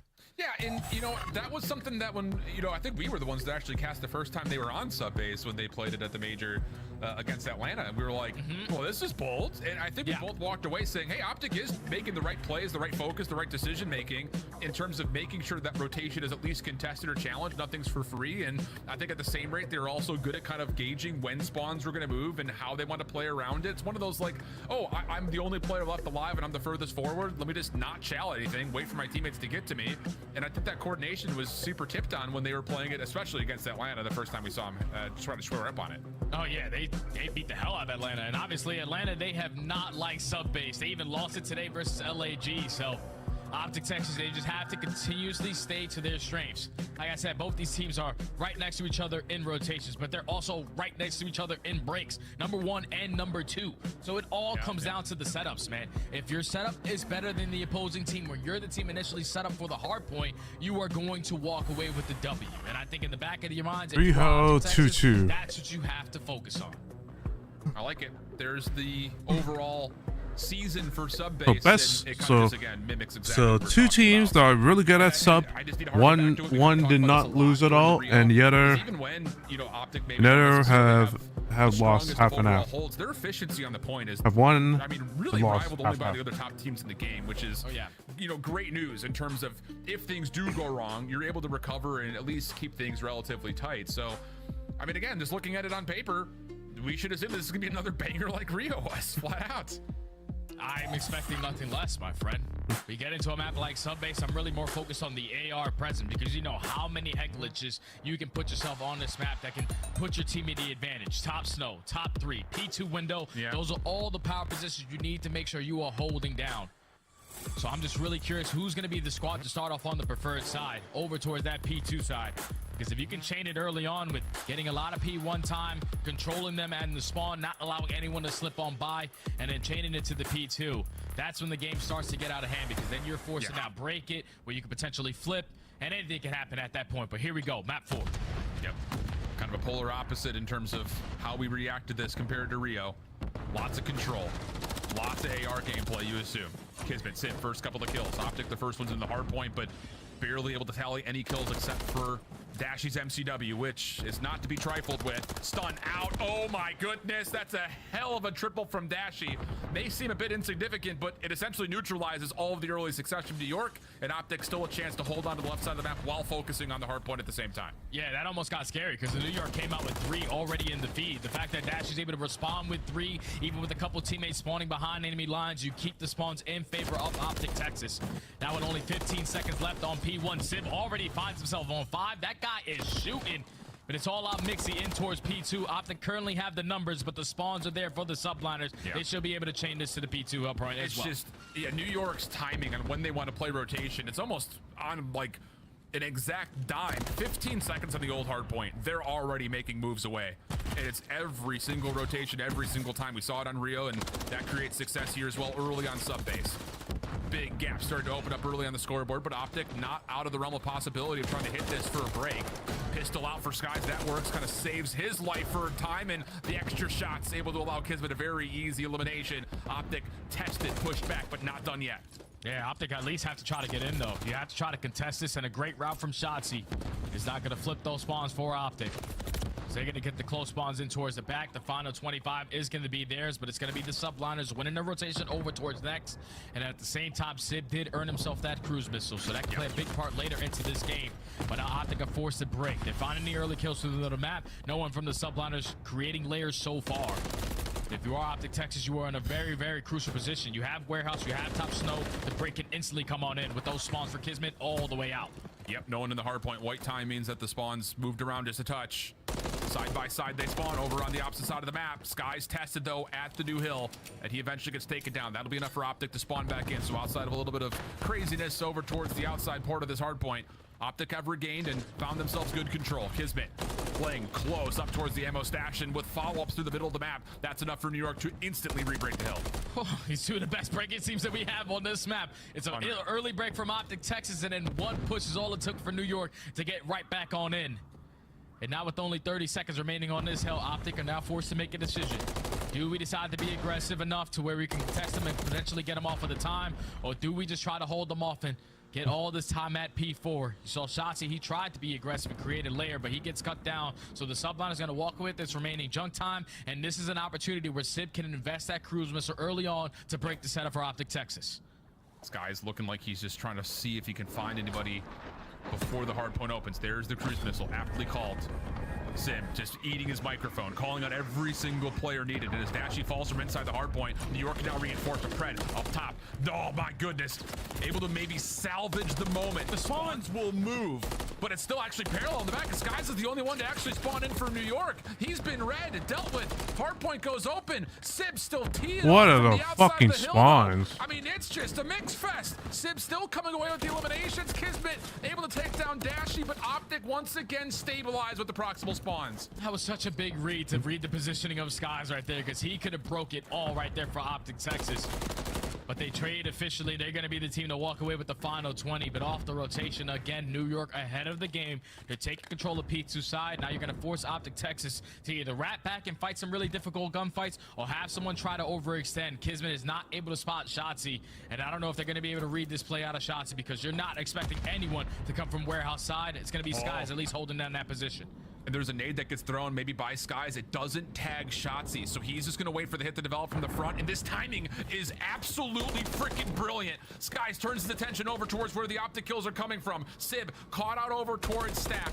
Doesn't want to over. Chow tries to reset it, but Shotzzy's play turns the hard point in favor of Optic. That's such a beautiful play, man, because keep in mind, if Shotzzy's teammates fall on that side, everyone from Optic Texas now swan over towards Warehouse, and you do not want that 4P5, but he trusts his teammates to find a couple kills to eventually lead to the pinch, which will now lead to Optic Texas taking the lead with only 24 seconds left. That's such a great heads-up play, great teamwork on full display, great trust on full display for Optic Texas to walk away with a majority of this P5 time, and now they're going to be able to chain it over towards P1, trying to keep New York trapped towards the back end. Honestly speaking there, friends, remember those two hard points. That could be a major map dictator. The fact that Optic survived through the Mix Fest backside sub with the spawns, and then that route from Shotzzy. has turned this from essentially a 40-point deficit into about a 30-point lead, and it's not stopping yet. Optic still dealing with a handful of streaks as well. Pred on 5 in a row, Shotzzy on 4, and there's not a contestant anywhere to be seen for the subliners anywhere. No, they're nowhere even close. They're just trying to find a way on in, but Pred now finds himself on 6, making 7 in a row. Gets it done with the rival 9, and is even better with the MCW. As Optic Texas are starting to blow this game wide open. With 30 seconds remaining on P1, you see New York, we cannot continuously contest over through water. We have to try to get out and flip these spawns over towards P2. A couple players make it out, but it's still Optic Texas soaking a full 60 at this P1. This is unbelievable plays from Optic Texas. A great couple of chains of these hard points. It's just perfect, flat out. Pred still on 8. Dashy not going to lose that gunfight, trades out Hydra. And honestly speaking, considering New York rotated with 30 seconds still left on P1, this has been expensive. And I mean Gucci store expensive. And now this is where that cruise missile now is going to get invested for Optic Texas. Can you locate at least one player? No, you cannot, but at least you still have a couple players contesting through the back end. It's now Shotzzy, your turn to finesse. Knows that stun is going to be able to connect. He's going to be dancing with death, but Hydra finally is going to be able to take care of him. And now if you are the subliners, like you said, you rotate at 30. You have to make it count at P2. They find all the kills. There's still a couple players from Optic Texas trying to contest this, but this is a hill that you have to be able to respond on. They've done good so far, but Optic, again, are here to contest it. And Kismet just stunned time and time again. Sky's trophy system gets placed. He's trying to work his way in through the forklift side, but Optic continue to find the kills they need to, at worst, have this hard point stay neutral. Nice shots from Kenny to finish off Hydra at low HP, topside snow. And once again, I mean, New York already rotated in a row. They just have no chance. And it just, again, one of those moments that you look at the efficiency of Optic. They do not let a point go if they don't have to. Unbelievable stretch of hard points here for Optic, enjoying an 80-point lead. Now they're trying to break in towards P3, where they found success very, very early the last go around. They already have top snow. Kenny in a crucial position, does get red by Sid. Ooh, that's Sid so unfortunate. Great shots onto Dashy. So the first push had been pulled off. As New York with only 40 seconds left on this P3, they know that they need all this time. But if you are Optic Texas, let's try to contest it as much as we can and make sure we have those spawns over towards the next hill as well. New York gonna get the blessings of Kismet still spawning in. Good gunfight win from Sky. 25 seconds to fight for, and Sib following up. That's on the rotation. There is a chance here that New York could start to string this together. Optic under threat of possibly being spawn trapped to your backside P3. They're gonna get 15, 16 seconds worth here at the end, which again is not the worst news in the world. It's gonna get them really close to that 200-point mark, but New York setting themselves up for what they need to do, which is find a full 60 right here, right now. Yeah, this needs to be the response. You have to try to hold Optic off, and you're right now getting all the info that they are applying pressure over towards that water side, and it's going to fall into the hands of Kenny, who's slowly working his way up through warehouse. Already spots a player, and Hydra is able to win that gunfight. So now if you are New York, you have to worry about your back, but you have to continuously worry about your front. They're winning all the gunfights through the front. Finally, Kenny's going to be able to work his way up through the left side, but it's been a great hole from New York to get back into this game. Yeah, flawless 30 seconds. Wait a second. Has Shotzzy just walked up behind New York? No one saw him at all. I think that's through bottom maze. Hydra eventually comes through to regain control of the hard point, but Kenny's position's gonna block spawns, maybe even win them. Yeah, for Optic. So still 20 seconds to fight for, and now New York has a new threat to deal with. They need to make sure they respond to these players spawning behind them. Dashy trying to pinch from the front. 15 seconds worth of time. Again, this is critical for New York. Hydra stuck in the corner, and more time is gonna be tallied for Optic with the back 10 seconds going their way. Yeah, it's a big 10 seconds for Optic Texas to not allow that full 60 to get away from them and allow the subliners back into this game. But off the rotation, it's gonna be New York again set up for P5. But this time, I don't know who's going to decide to hit that route. It's not going to be Dashy overextending through water. They're going to try to contest this from the front. These next set of fights might change the game. Dashy on 3, cleans out Skies. That's going to help Optic start to make pretty swift moves on the other side of the map. But New York responding exactly when they need to. Pred, last one standing for Optic. Value his life, slips away, stun will connect, still deals with Kismet. Trade is decent, but numbers are Optic. Start to amass from the front. 30 seconds to fight for. Can't win here, but boy, you can come close. Yeah, and they're on the preferred side. Even though the kills are going back and forth, Optic Texas continuously spawning over towards P2, forcing the subliners to try to break in from warehouse. They do find the initial 2 fights. Hopefully a couple attacks are going to start hitting, but it's still Pred here to contest. He does take down one. Hydra there for the trade, so potential final 15 going in favor of the subliners, but it's all about the rotation. It's a 30-point game. You have to win these early gunfights if you are the subliners. Yeah, Sib's on an island. He cannot give up this top server position, but the thing is he's got no information on where anyone's positioned at all. Finally, a little bit of intel towards Dash. He turns to find Kenny waiting for him topside stairs. Hydra trying to slip through this setup. Big read. Oh my God. Oh, down from Pred. New York. No way. They just won that. 5 here as Optic have the full setup, and the break is nowhere to be found as of yet. Someone's got to be a hero here for New York. Yeah, you got to get in. You got to get in, and you have to do it by winning a couple gunfights, but Optic only needing a couple seconds until they secure this map number 4. It's a mixed fest. Shotzi dancing with death. He walks out on top. Optic trying to force game 5. Last couple of seconds, and no, the last gunfight comes through to secure the final points. I mean, wow. Ooh. And I gotta go back. We'll talk about it during the Oh, game 5. Yeah. Back to that P4. Game 5, boys and girls. Transition from Optic. That's the game right there, flat out. That was it. That was a turning point because keep in mind, Game 5, like I said, ladies when and the game- gents. when the play was happening, if Shotzi's teammates And did not Optic find showing no any mercy kills for over New towards York. P2, with him in a I mean, to position be towards fair, Warehouse, Optics, all this is Optic like Texas are now Optics spawned like on Shotzi, one of but he their had the best trust. maps. He So knows his of teammates course they're gonna show down to the off like T. that. They are going to be able to win a couple gunfights on Game that 5 end. is gonna be They cause the very problems on interesting, that side of though. the map. You eventually set up Shotzi to set up the pinch, and then, like you said, that was the turning point of the game, man. Because if that play does not come to fruition for Optic Texas, they eventually find themselves down by 60 to 70 points. But since it worked out to their favor, they were ahead of the game by 60 to 70. A majority of that, and then all it took was a couple breaks here. Final 15, that's mine. Couple breaks here at the P4, keep it at Mixie. But then every single time at P5, they were the team spawning over towards the P2 side, forcing New York to try to break in from Warehouse. And that's just not the recipe for success, as Optic Texas able to respond with 2 back-to-back respawns in a row to now force a game 5. I mean, you could see it from P3 to P1. You're dealing with 130 points to like That 20. Karachi S&D, that's Huge swing. That's one And of kinda like we Optic's best figured, maps, this and they back won half of against the Ultra series starts to look on that very map. positive for So this one's Optic, going to be but interesting. We also said this when we were looking at the map series layout when it first got revealed. This map I'll be right 5 back. is legitimately nothing more than a true square up, Jay. So we'll set everything up. We're going to send things to a quick break. Don't go anywhere. It's the last qualification match before Miami, and it has the makings of an instant classic. Karachi search and destroy to determine the #1 seed. When we come back, don't go anywhere.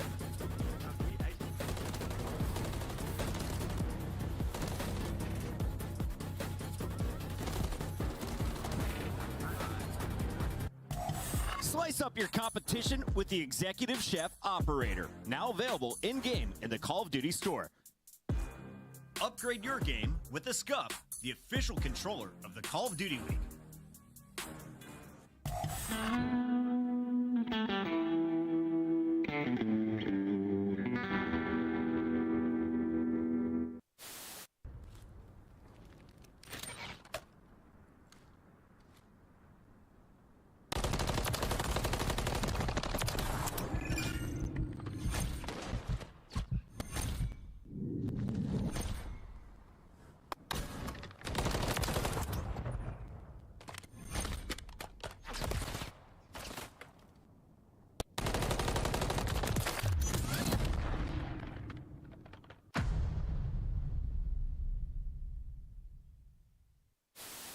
Unless Priesta can come up with something magical, something historical. You players falling.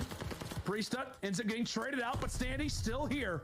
No respawns right now for Rocker, but hey, we've got to put ourselves on pause. 1.5 seconds on the clock. Atlanta FaZe, they've got to push their way in. They've got to dig their way through. Nades, tacticals, utility tossed out. But take a look at this. Take a look at right now from Minnesota, and they do not push on to the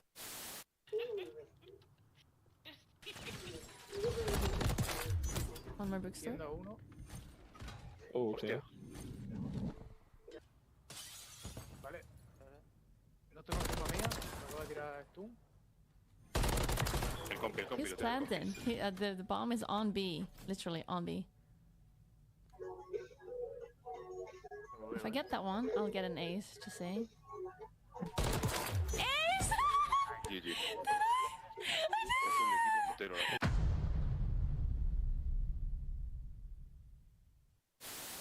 Vickle now.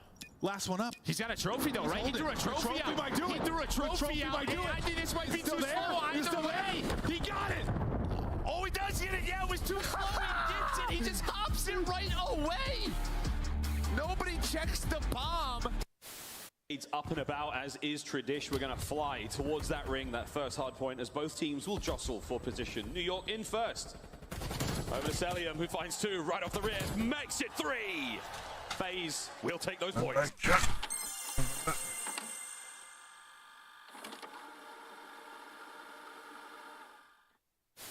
For, right? Champs is solidified. Now it's about getting that championship. We know how that momentum can get you the ring. And look at that trophy. What's that? The best in Call of Duty history right there. We did pretty good in Black Ops 2. I think that thing is better. Let's take a look at the catch. Get to the window, and Shotzi just lying in wait. He's waiting for the call from his teammates. The moment of pounce, he's trying to bait these guys out, and the bait indeed. You got the 2 players on the flank coming through. They've got the spawns. Now the pressure's on Cammy. Oh, looking for the second, looking for the third. He takes them down. Oh, Cammy!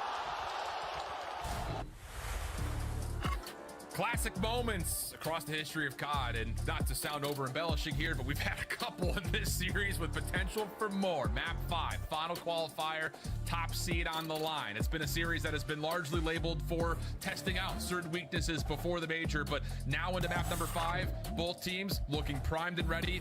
You throw away what the rest of the series was. This is just down to now you got to prove you're the best team in the game.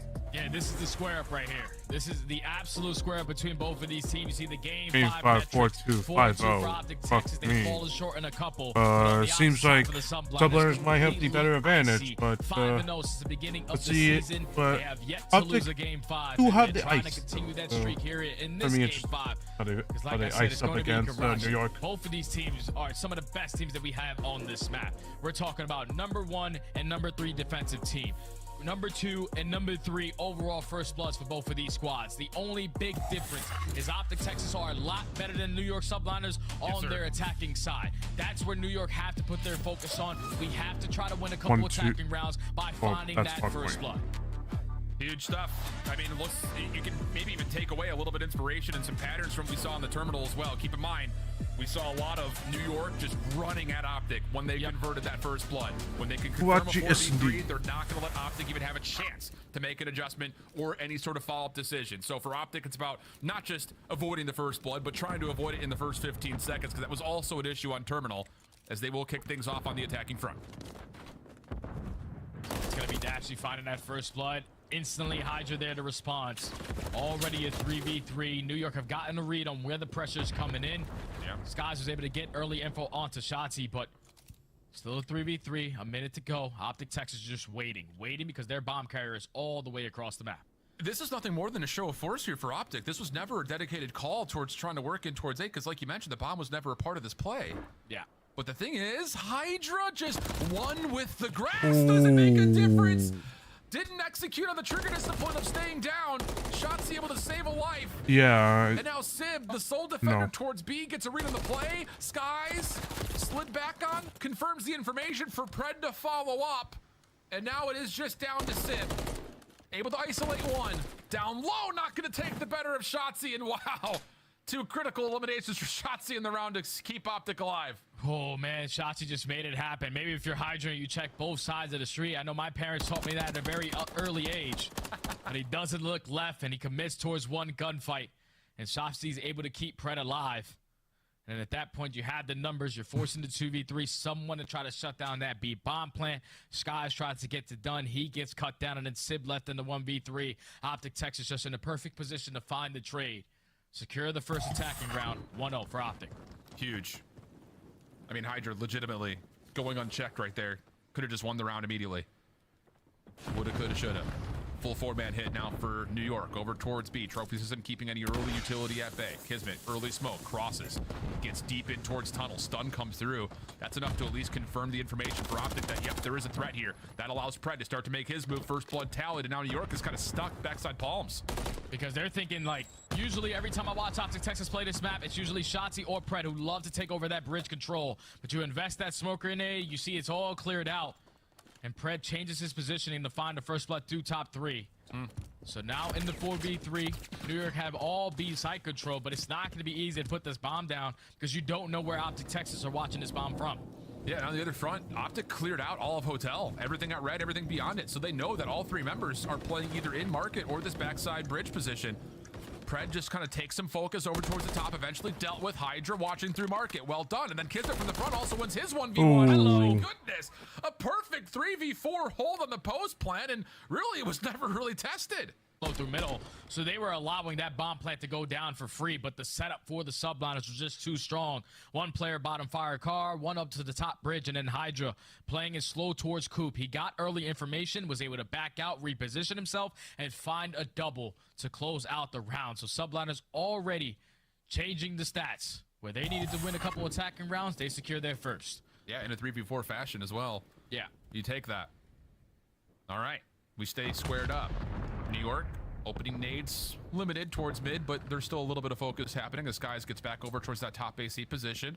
Shotzzy a bit more delayed on this route, playing in towards top red, just making sure no defenders are nearby, and Pred's right here to assist. So this is all about Optic, trying to clear out red, see if they can force any early engagements with these SMGs in hand. Yeah, this is just, I'm going to crack this door, force a couple players from New York sublines to not get too aggressive on the flank. And just keep them knowing that there's a couple players from Optic Texas still around this red area. But you can see that bomb slowly working its way up through B again. It's Dashy and Kenny at least trying to open up with some kind of information on how they are playing this setup. The thing is, with Shotzzy playing so aggressively here at front red, he's kind of pushed Skies further back. So this has created a lot of openings here at B. The only real defense is at a range. And as shots come through, Shotzzy now enabled to make the play forward. That's just perfect in terms of baiting and switching out your teammates. Trophy system eventually denied. Smoke will be in place. Skies does find 1 kill that is on the bomb carrier of Kenny, but easily collected and immediately planted by Dashy.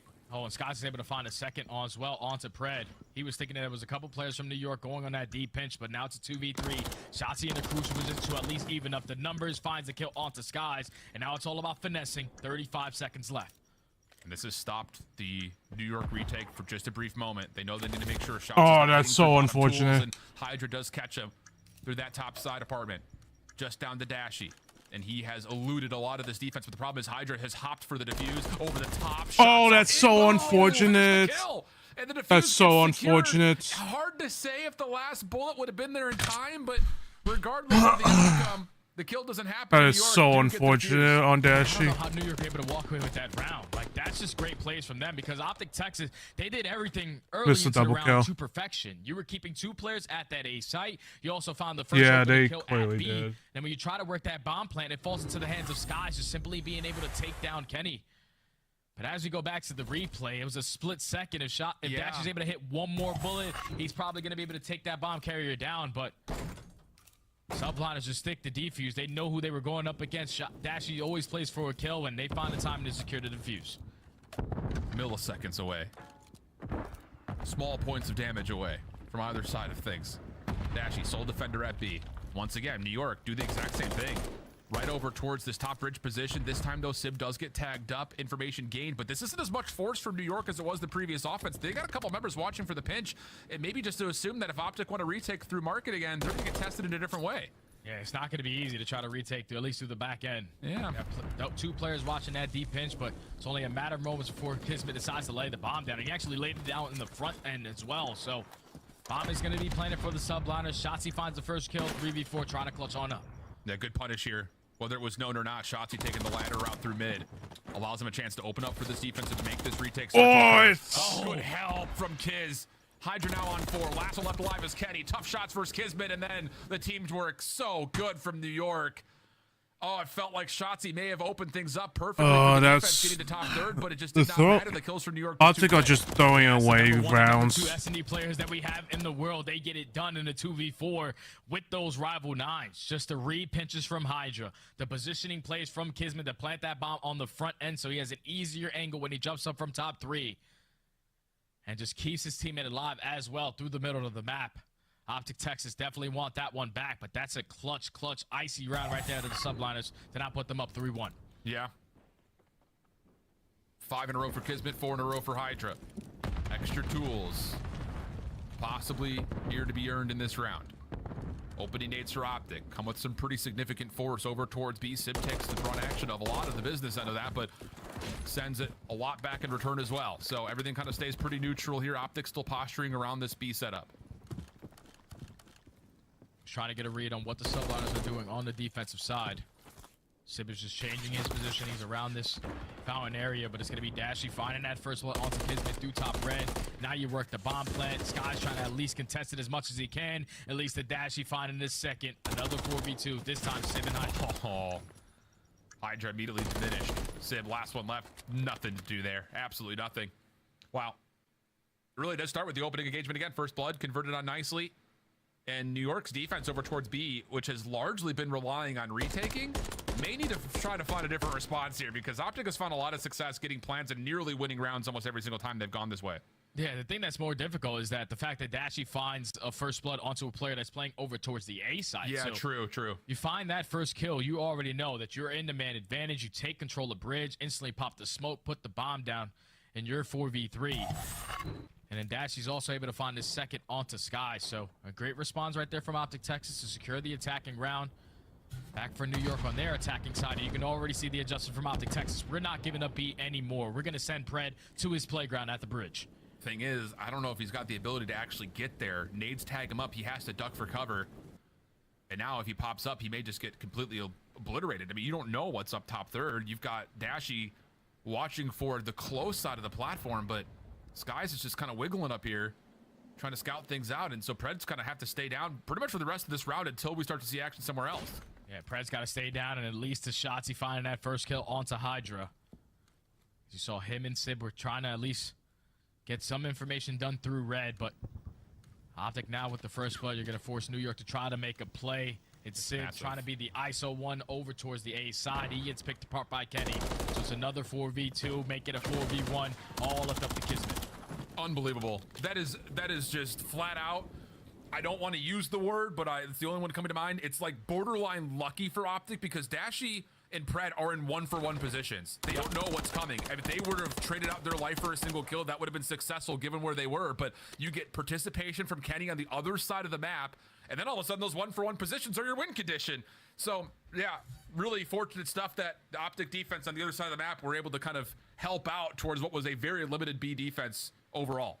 And you could just see what subliners are trying to Optic get done tied in it that up. round. Two players over towards So red, far, trying to at least find an opening as long kill as to they allow can Kismet to keep slowly work his adapting way to what as the only New York player is over trying to towards that do, B bomb. they But might be able once to those do players this. get picked apart, you're now forced to try to make I a mean, so play. far they are. And Optic Texas Question got to is, read on it to are New York perfection. doing All it? tied up at 3. I mean, Back New York on is the always attack going to side adapt for as well, Optic but Texas. can This they time they're read what full New York sending it is over trying to towards A. adapt to as well? Is That's any the of only. this heard by Kismet up top?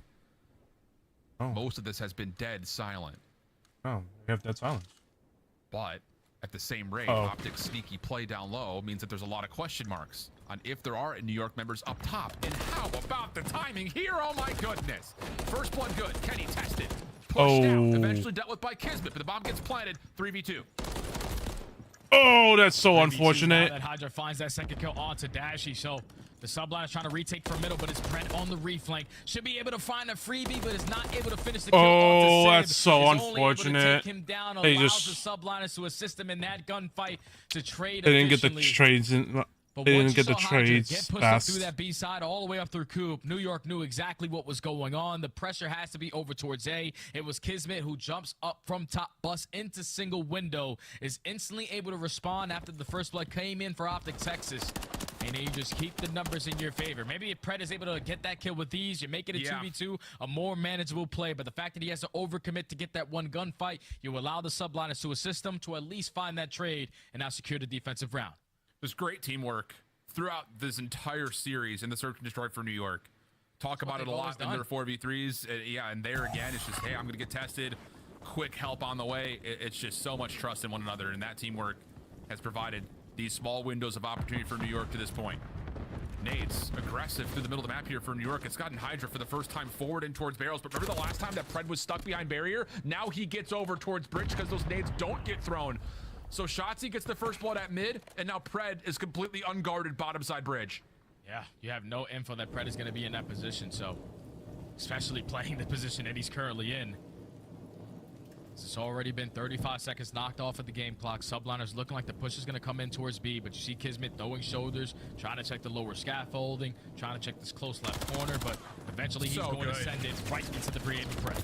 This was what it was supposed to look like. Last time around, they were on defense. Decent trade, though, from Skies, and him staying alive afterwards actually super crucial, because Dashy should have been here to try to pick him up, but he was on rotation. Doesn't matter, still finds the kill. Bomb collected by Sib, but can't do anything with it. Yeah, that's the way that play was supposed to work 2 rounds ago, and you can see why it's in the playbook.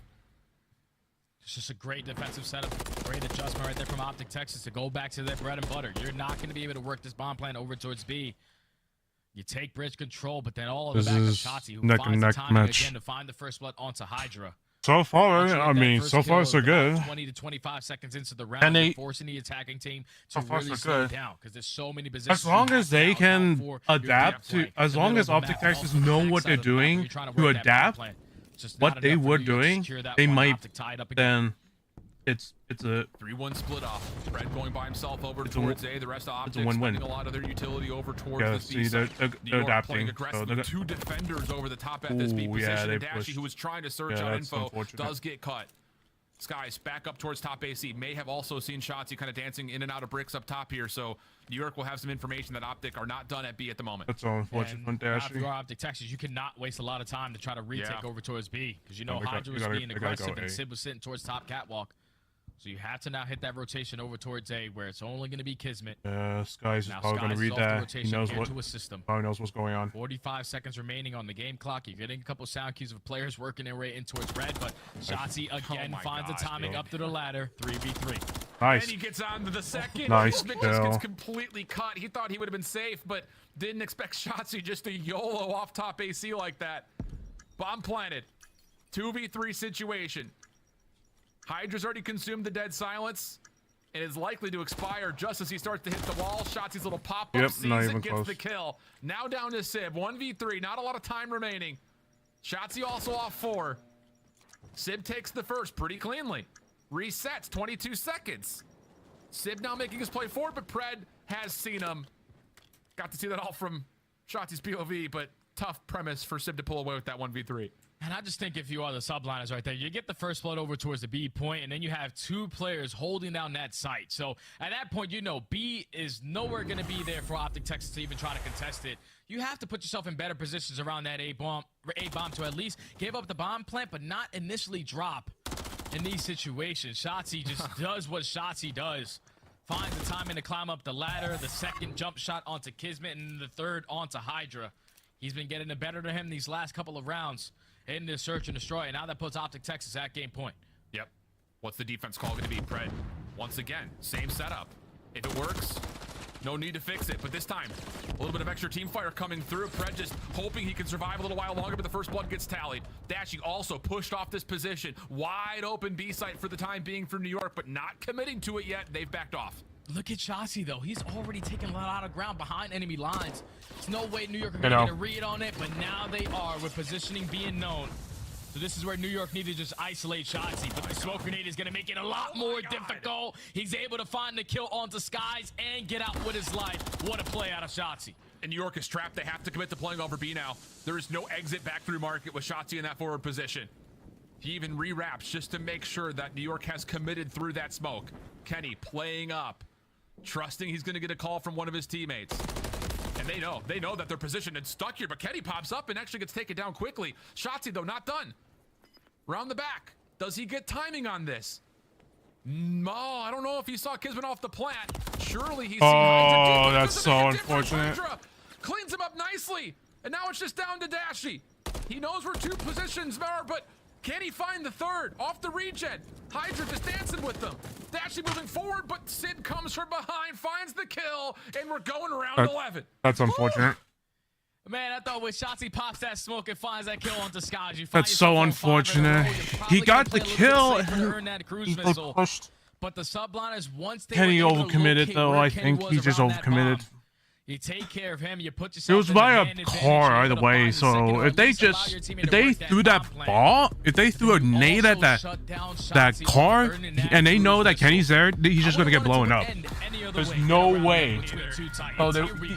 Oh, he just overcommitted, honestly. in my Maybe opinion, sneak he just to the edge of overcommitted. your seat if there's any room left. New York going back over for the same B offense. Pred, first time he's played here. Similar aggression. Trophy system Just runs in down. his sides at all. Oh yeah, Pred trying to this hold the front side, door. if they have Shotzi working on adapted, another flank oh, Hydra opportunity. might have it. Does he get timing again? No, he Oh, didn't. sure does. He finds Hydra. Pred went 1 Oh. for 1, but the trades are decent. We're gonna go 2v2 early. It's 2v2, the ARs of Optic Texas versus Kismet and Skies.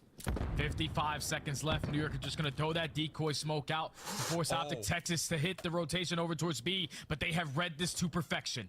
Kenny's stun, not hitting anything, means that Dashy knows it he very well. May be tested here at A. Does he catch the timing? Doors pop. There's the first. Skies trying to battle. That's not going to happen. Optic take the round 11. The reverse sweep complete. And rock the #1 seed next to their name heading into Miami. Woo-wee! That's how you get it done if you are Optic Texas. It wasn't the prettiest. You're going down 0-2, but they have He read that really. They read that really well, and they for sure have. They for sure knew that they had.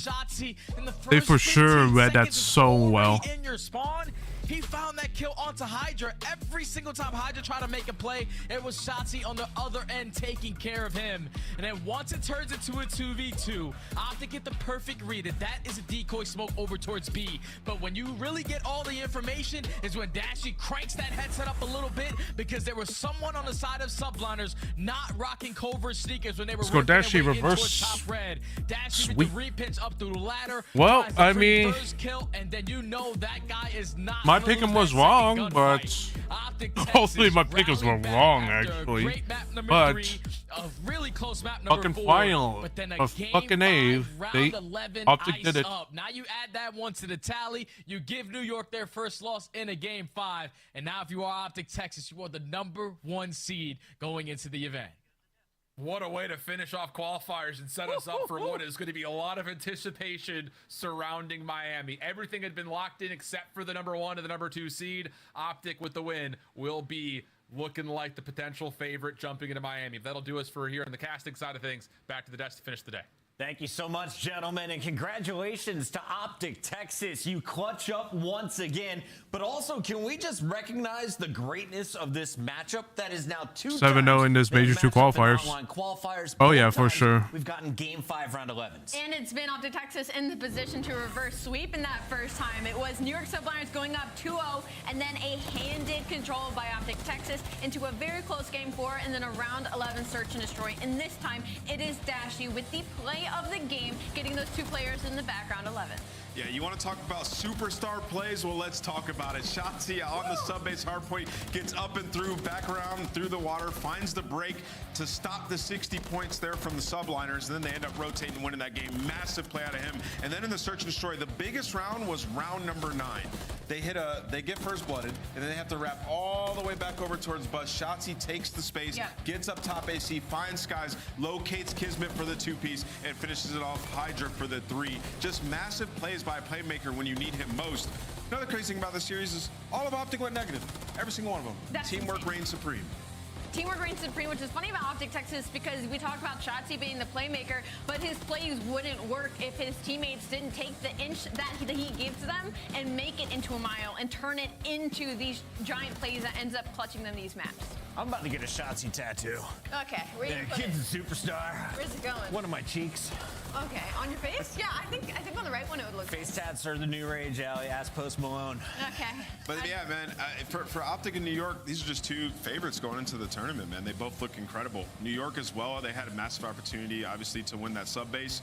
And even in that last S&D, they got a lot of first bloods, man. Just Shotzi getting elusive. Shout out to Dashy as well. He contributed 10 and 8 in that final round. He got the final 2 kills, and that was the difference maker. But I hope this isn't the last time we see this matchup. I need to see this on LAN next week. week down in Miami. Yes, I completely agree with you. That's easily a grand final matchup. Question for me, Nameless, is Shotzi able to continue doing this? It's your scuff play of the game from map number 4. The man turns the game on its head with some of the biggest plays we've seen. Yeah, honestly, this entire series, into that sub base, the biggest moment for me was when Shotzi had the play to break that P5, and that's when they chained into P2 and got the biggest lead that we had seen in this entirety of this game. I 100% agree with that. And then there's also like a lot of disruption plays towards the end with subliners.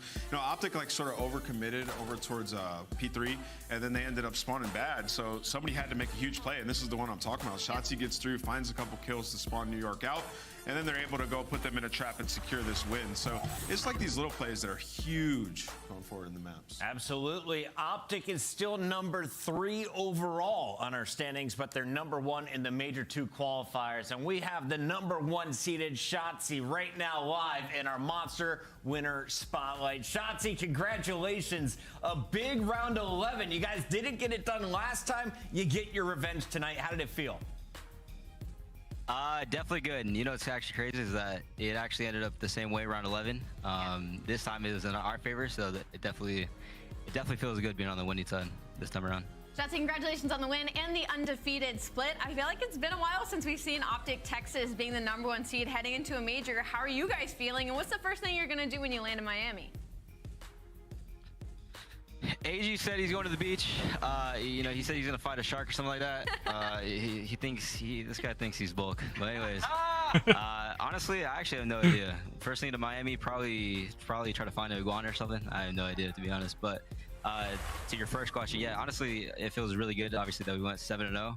I feel like the biggest thing this stage was like obviously our S&D, and that's one thing that I personally think that we improved on. So, I mean, I'm just happy for the team yeah, we just worked on things and yeah, we got it done. Shotzi, outside of New York, obviously is a very close match. Who do you think is your toughest competition at this next major? Toughest comp, I feel like honestly any of the top 3. I feel like any given day, like any of those guys could win, obviously including us. So yeah, I'd say the top 3 from FaZe, Toronto, and yeah, New York. Chat's going wild still. Okay. Mad trash talk back and forth for all the Optic fans that will be cheering you on in person in Miami. What do you want to say to the supporters?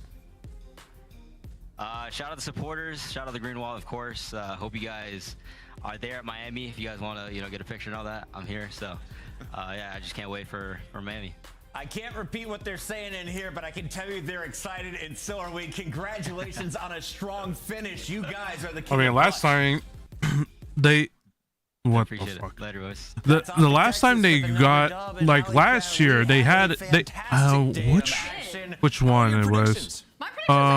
They had what? I don't know which major, but major I think. Yeah, we also bombed out. Let's take a look. Major 3, I believe.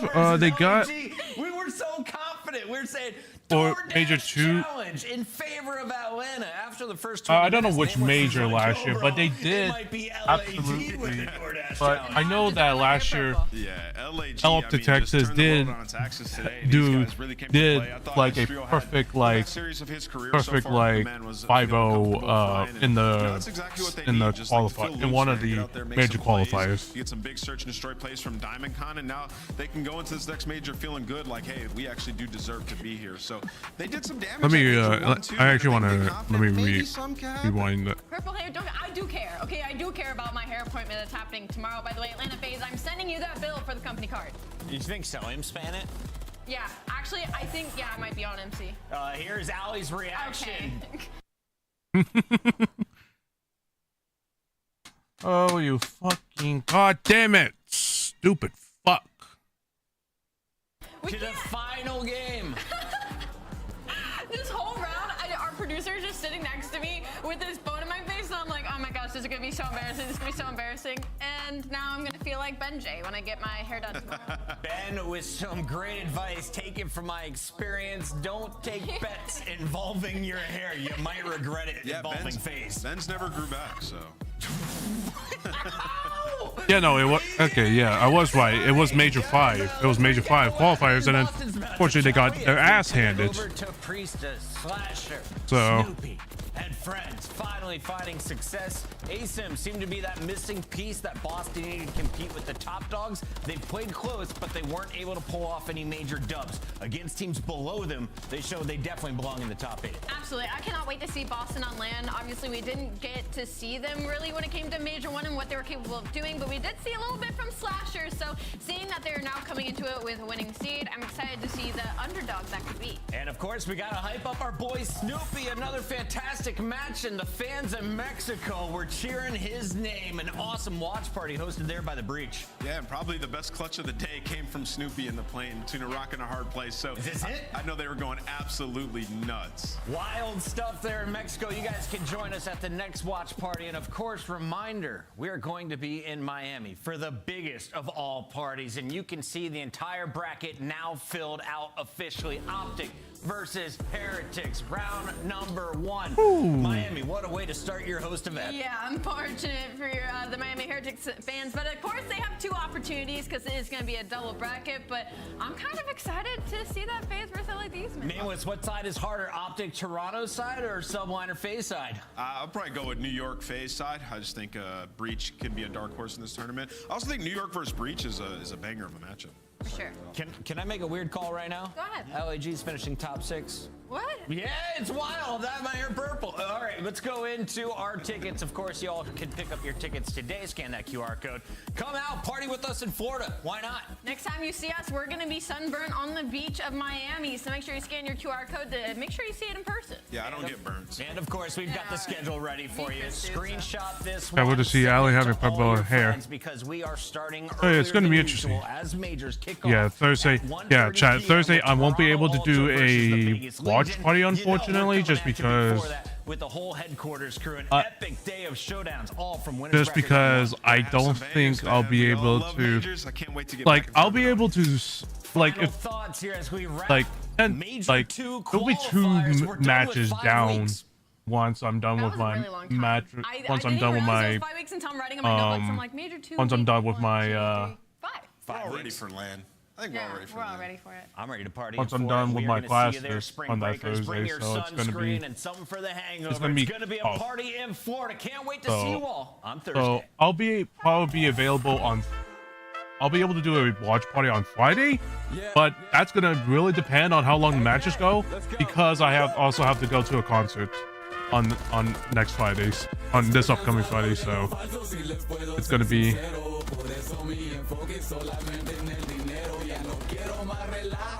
Ya no más amigos porque lo único que hicieron es desviarme del camino. He retomado el control. Tenía que tomar un receso para averiguar lo que en verdad soy yo. He retomado el control. Family to think about. No, I don't need no clout. The game that y'all talking about. I've been doing late night, just trying to look into something that'll get my kids paid. Killing every verse I put my voice on. The jokers come out here to play. Guarantee y'all slept on me for too long. I've been known to just rip shit. Optimist in my prime, Bron in Miami. I'm fired up, bringing the heat. It's time to show y'all the new vibe. Show y'all this new wave, this young cat, this my time. De lo falso, si les puedo ser sincero. Por eso mi enfoque solamente en el dinero. Ya no quiero más relajo, ya no más amigos, porque lo único que hicieron es desviarme del camino. He retomado el control. Tenía que tomar un receso para averiguar lo que en verdad soy yo. He retomado el control. El rey ha llegado, esta es la nueva era. Deja recordarles que he retomado el control.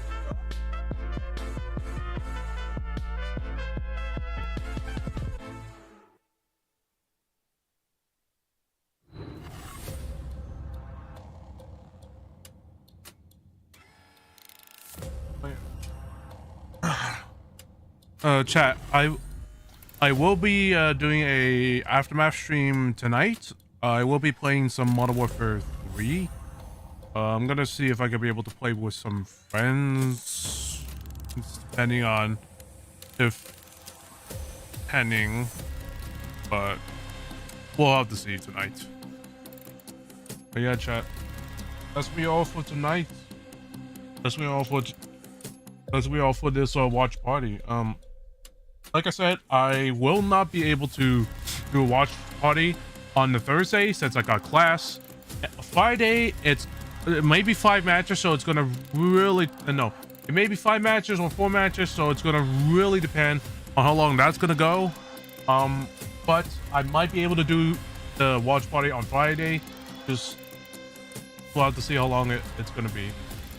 But yeah.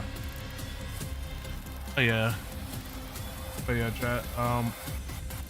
That's gonna be all for this watch party, everyone. Like I said, I will be doing a aftermath stream. I will be doing a Twitch stream later today, everyone. So make sure you all, for those that are new here, go follow my Twitch. And also, if you like the video, make sure you like the video. And if you like the stream, everyone, make sure you hit that like button and subscribe to my YouTube channel for future watch parties and other content. And don't forget to follow my Twitter as well. That's where I'll notify everyone when I'll be streaming and such, the aftermath party. And if you want to, join my Discord if you want.